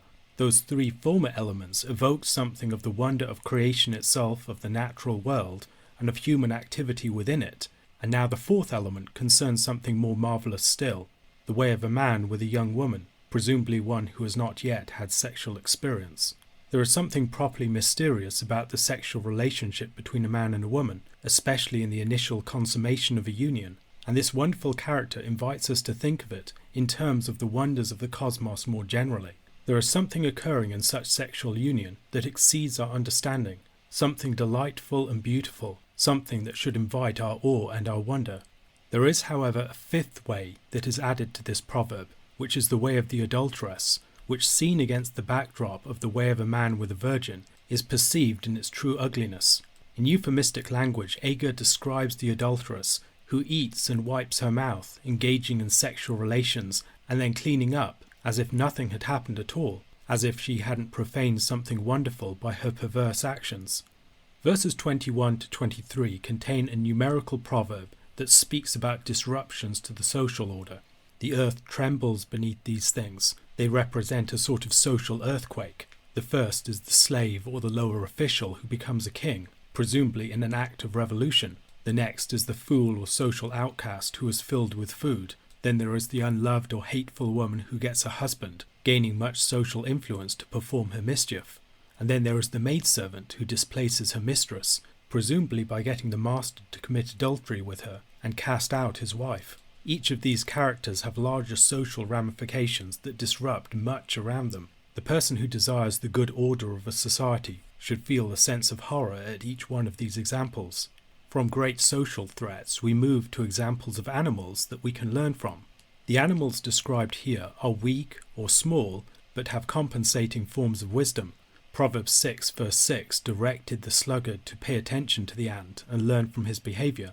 Here the ants are characterized by their diligent providence. They lay up food in the summer, so that they will be prepared when the difficult days come. They do this despite not being strong. The wisdom of providence can compensate for physical weakness. The rock badgers are also not mighty, and yet they compensate for this by making their homes in secure locations. The locusts don't have a king, and yet they still exhibit great unity, wisely marching in ranks. The lizard is the final example. The lizard is weak and can be taken up in human hands, but nonetheless it is found in kings' palaces. No compensating wisdom of the lizard is mentioned here. Rather, the point is that if the lizard, with its weakness and its vulnerability, can be found in kings' palaces, the wise man who compensates for his forms of weakness should be able to be found there too. Once again, the proverb has a poetic structure to it that invites closer reflection. You can see in verses 25 and 26 they are held together by the reference to a people, and in verses 27 to 28 with the reference to a king. The final numerical proverb concern things that are regal in the way that they move. The first 3 examples in this list are animals, and the final one is the king surrounded by his army. The stately animals each exhibit certain traits. The lion is mighty, and by his strength provides a deterrent for any who would want to attack. The lion is not afraid of any creature, and he exhibits his regal character in his fearlessness. Many societies have recognized the regal character of the lion, speaking of him as the king of the jungle or the king of the beasts. Lions have been taken as symbols of rulers, not least in Israel, with the lion of the tribe of Judah. The strutting rooster is another example of a regal animal.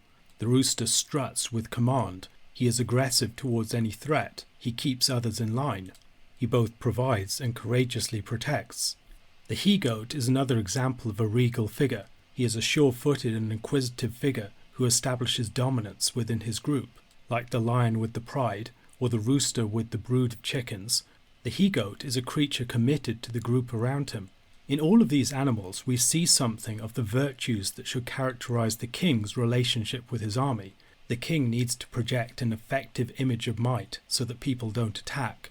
The king needs to be fierce against all aggressors and to establish dominance, all in service of his people.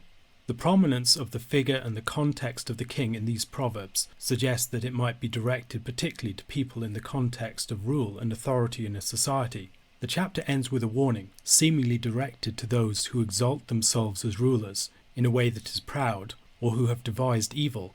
Such foolish rulers are advised to stop immediately, and they are warned against the consequences of oppression. Pressing milk produces curds, pressing the nose produces blood, and pressing anger, constantly inciting a people by oppressive policies, will produce strife and violence. If you want to rule over a peaceful people, you must be acutely aware of the dangers of pressing anger. A question to consider.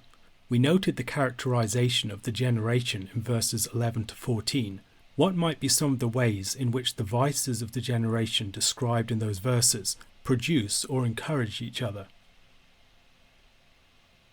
Chapter 31 represents the final collection of the book of Proverbs, concluding the book with the words of King Lemuel received from his mother concerning the noble king and the wise wife. This is not just an appendix to the book of Proverbs. It draws together many of the themes that have been running throughout the whole. The concern to prepare the young prince for rule and to prepare him to choose a wise woman have been prominent throughout the whole text, and now they come to their condensed, final expression. Proverbs began with the young man being taught by his father and instructed not to forget the teaching of his mother.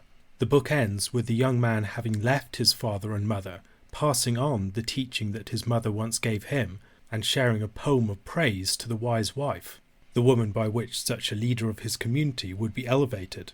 Some have argued that King Lemuel is only the source of the first 9 verses of this chapter. However, that seems unlikely, as it would only attribute a small section to him, and would also leave the final poem of the book without attribution. We do not know who King Lemuel was. We should probably assume that he was some God-fearing king in the ancient Near East. He passes on the words of this chapter, but he is not actually the author of them. Whether or not the words all originated with her, the words were taught to him by his mother.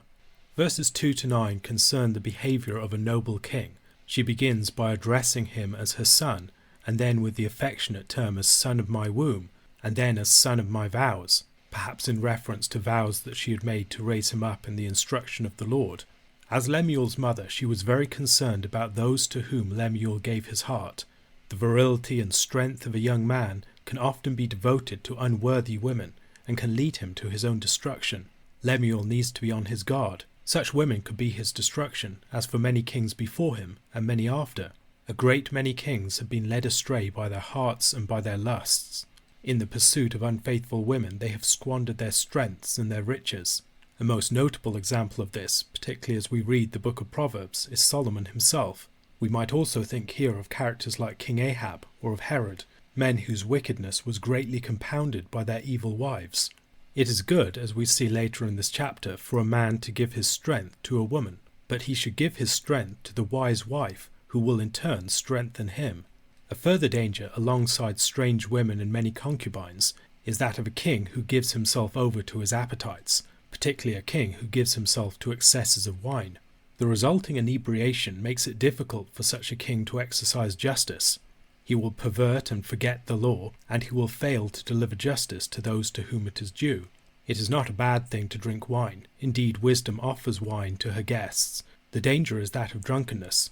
Lemuel's mother sarcastically argues that if anyone has to be given excesses of wine, it should be to those who are dying or in bitter distress. They can drown their sorrows if they must, but it is not for a king to drink wine. This statement should not be taken seriously. It is almost certainly sarcastic. Lemuel is charged to speak on behalf of those who cannot speak for themselves, and to stand up for the rights of those without resources. The king is supposed to be the great advocate and defender of the poor. The Lord is the protector of the widow and the fatherless, the stranger and the alien, and the king who rules in the name of the Lord will have his throne established as he acts on behalf of these groups. Proverbs chapter 31 and the book of Proverbs as a whole ends with a poem concerning the valorous wife. The Proverbs 31 woman has a reputation that precedes her. If Helen of Troy was the face that launched 1,000 ships, the Proverbs 31 woman might be the biblical figure who launched a myriad of women's Bible study series. She has been set forth as a standard for women to aspire to, and as a standard by which to judge them. This can make it difficult for us to read this passage in its proper context. Proverbs chapter 31 isn't actually a text written primarily for women, but for men. It teaches the man to recognize the wise wife and to honor her as she is due. These are the words of King Lemuel, but they're originally the words of his mother to him. This is an internalized lesson. It is also a lesson given by a mother concerning the woman that she desires for her son. It's one of the places in Scripture where we see the voice of a woman come to the fore, and it is a woman's teaching concerning a woman. We should also attend to the form of the teaching here. Although it's so frequently transposed into the form of command, it isn't actually given to us in that form. The rhetorical form of teaching is important. This text isn't command, it isn't even straightforwardly framed as persuasion. It is rather a poem of praise to the figure of the wise wife, extolling her manifold virtues. It is praising that which is praiseworthy, a valorizing of the valuable, thereby instructing Lemuel as to what he needs to look for in a woman. It comes at the very end of the book. It's not just some appended thoughts at the end. Oh, here's some miscellaneous stuff that didn't fit elsewhere. No, it sums up the larger message of the book. The book began with the young man under the teaching of his father and mother, and ends with the wise wife. A man leaves his father and mother and is joined to his wife. This is a movement into maturity, and it frames the whole book.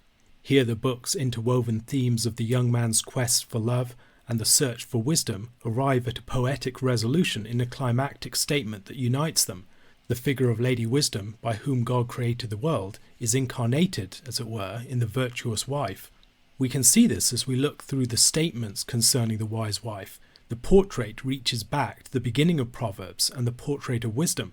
Like Lady Wisdom, the excellent wife's value is far above jewels, as we see in chapter 3 verse 15. She is more precious than jewels, and nothing you desire can compare with her. Or in chapter 8 verse 11, for wisdom is better than jewels, and all that you may desire cannot compare with her. Like Lady Wisdom in her invitation to the simple in chapter 9, the excellent wife offers food. The excellent wife also brings gain, as we see in verse 11 here, which is like wisdom in chapter 3 verse 14. For the gain from her is better than gain from silver, and her profit better than gold. Wisdom begins from the fear of the Lord, which is precisely what animates the excellent wife. The poem in question is a heroic poem. It speaks of the woman as a valorous woman, a woman of courage and might. Taking a form that may have been used more typically for male heroes, it applies it to a good wife in her running of her household. In praising the wise woman, it also adopts the language and the imagery of the heroic military champion. The woman is characterized by strength in verses 17 and 25. She gets plunder in verse 11 and prey in verse 15 for her family. She girds herself with strength in verse 17, like a warrior heading out to battle.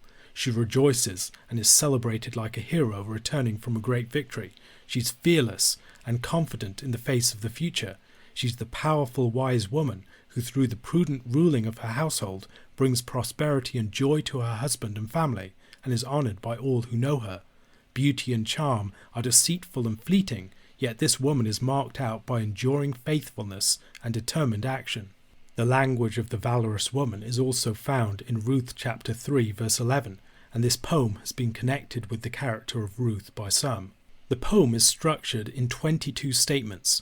The statements of the poem are an alphabetical acrostic, in which the entire book is summed up in the complete woman. She covers all of the bases from Aleph to Tav. The placement of this passage at the end of the book is not accidental. It's not an awkward appending of excess material to the conclusion of the collection. It brings the underlying themes of the book to full and true resolution. It's the capstone of the whole book. The quest for wisdom has been compared to the quest for a woman, and the young man's relationship with particular women has been connected to his quest for wisdom or for folly. Wisdom and folly were juxtaposed in chapter 9 as two women providing invitations to simple young men. Here at the end of the book, the quest for wisdom and the quest for a particular woman with whom to spend his life are brought together in the figure of the wise wife, who in many ways incarnates wisdom. Wisdom is tied to love for and faithfulness to one's wife. A crucial aspect of wisdom is guarding oneself from sexual temptation. We can all think of tragic examples of ways in which people have been led astray by their loves and their lusts, drawn to reject wisdom because they hate correction and reproof, yet love folly and justifying their sin. This is one reason why the choice of a marriage partner is so important. The choice of someone to commit ourselves to in love is the choice of someone to direct and shape our values and our direction in life, to determine what we treat as a matter of first importance and those things to which we give little regard.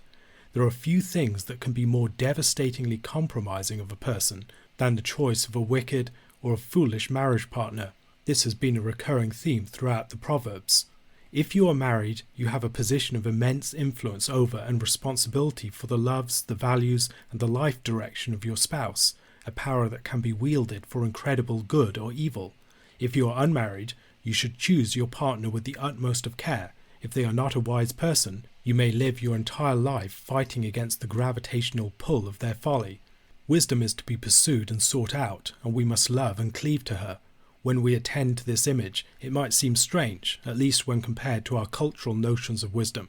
In our culture, wisdom tends to be considered in terms of knowledge, intelligence, and the sharpness of a person's mind. Wisdom is primarily pursued by using our brains. However, the biblical understanding of the pursuit of wisdom begins in the heart. True wisdom is the guarding and mastering of one's heart and loves. True wisdom is also not something that we create in ourselves, but something that must be sought out from and given by God. The virtuous woman described here, then, is another image of Lady Wisdom, but a characterization of the actual wife that the young man must seek. The wife performs in the life of her household what the great Lady Wisdom performs in the creation at large. In such a woman, then, the young man's quest for wisdom and his quest for a wife are resolved into a unified image. The woman described here is a woman who can be trusted by her husband, trusted to be a source of prudent and righteous counsel, someone who will run her household with wisdom and strength, and to be someone who will direct his heart towards things that are worthy of his love. The woman of Proverbs chapter 31 is idealized, and though we shouldn't struggle to see traits of actual women we know in her, we should be careful about employing her as a critical measure on actual women. However, she does reveal the part that all women are given to play in the work of Lady Wisdom. This passage also reveals the great reward enjoyed by the wise man who is crowned by such a wife. Beauty is often valued and praised in Scripture, but here it is downplayed in favour of other traits. The manner and the content of the characterization of the woman here are instructive for us in considering the true strength of women as it is recognized and celebrated by Scripture. This is a portrait that explicitly resists the reduction of women to the passivity of beauty, as we see in verse 30. It focuses rather upon the prudence, the economy, the wisdom, the providence, the faith, the productivity, and the industry of their activity. More striking still, as Peter Leithart observes, the woman's work is domestic, economic, craft work, and yet the poem celebrates it in heroic terms. A heroic poem for someone engaged in domestic labour is remarkable in the ancient world, and shows something of how God regards the work of women. The great battle of the world is between the seed of the serpent and the seed of the woman, not the seed of the man. In their care for their households, wise women are on the front lines of God's holy war. Our failure to see the heroism and the strength of such a diligent and active woman is a failure to see the world as God does. The strength of such a woman is not that of the conformity to more typical male forms of strength, but rather is a reflection of the work of Lady Wisdom within the wife's own world of activity. This is also praise of a wise woman given by another wise woman. If these are truly the words of King Lemuel's mother, she is training her son to see in a woman what she as a wiser older woman perceives to be admirable in her sex. This is quite the opposite of the reduction of a woman to what she is in the eyes of men. Rather, it is an encouragement given by a woman to a man to help him to see women differently. The woman here is not in competition with her husband. Rather, she works in unity with her husband, and by each spouse's faithful use of their strength, the other is built up and glorified. By virtue of her diligence and providence in her household, she enables her husband to enjoy high social standing and a reputation in the society that he uses to strengthen her in her work and to build up her reputation among the people. She labours on behalf of her children, and her children rise up and praise her. This is a vision of a household where all members are working for the sake of each other, and are not just out selfishly to seek their own gain. Many contemporary Christians reading this passage have been preoccupied with the question of whether the woman here is going out to work in the workplace or whether she's staying at home. This is a very wrong-headed question to ask, because the home is the workplace, it's the centre of activity, it's her realm that is extending out into the world. She does all that she does as a wife and a mother and a manager of her own household, not as an individual careerist. She is not working for a boss or another's household. The ideal here is one of unalienated labour, where the woman is doing her work to build up her own home, where she is an active participant in the economy and the wider society, but does not have to leave the world of her household in order to participate in it. Obviously, this would not be attainable for everyone in that ancient society, but in our own society it may be even less so, as the home and the economy have been substantially torn away from each other, leaving women with the choice of engaging in fungible, alienated labour in the workplace, or forming their own households in a way that is detached from the wider society. In the figure of the wise woman here, we see those two worlds brought together, perhaps in a way that functions as an indictment on us. The unveiling of the wise woman at this point should serve as something of an epiphany, a disclosure of a deep truth. The creative work of wisdom in chapter 8, manifested in the wise wife, is not a set of rules for women, but a vision of something glorious that should inspire us. The woman here is not just a young woman, she's a woman who has matured into glory. She isn't a set of commands or a benchmark to discourage, but a vision to inspire. The wise man praises her, and the wise woman emulates her. She reveals a sort of power of women, a power to inspire and move men towards that which is good, a power to glorify, a power to integrate things into a unified and glorious world, a power to manifest the work of wisdom herself. The woman is the glory of the man, as Paul talks about it. Wisdom has built her house, and the wise woman builds her house also. We are supposed to see the one in the other. The summons of wisdom herself is heard by the man who has his eyes open to this wise wife. A question to consider: what are the different realms of activity that the wise wife is described as engaging in the poem concerning her here?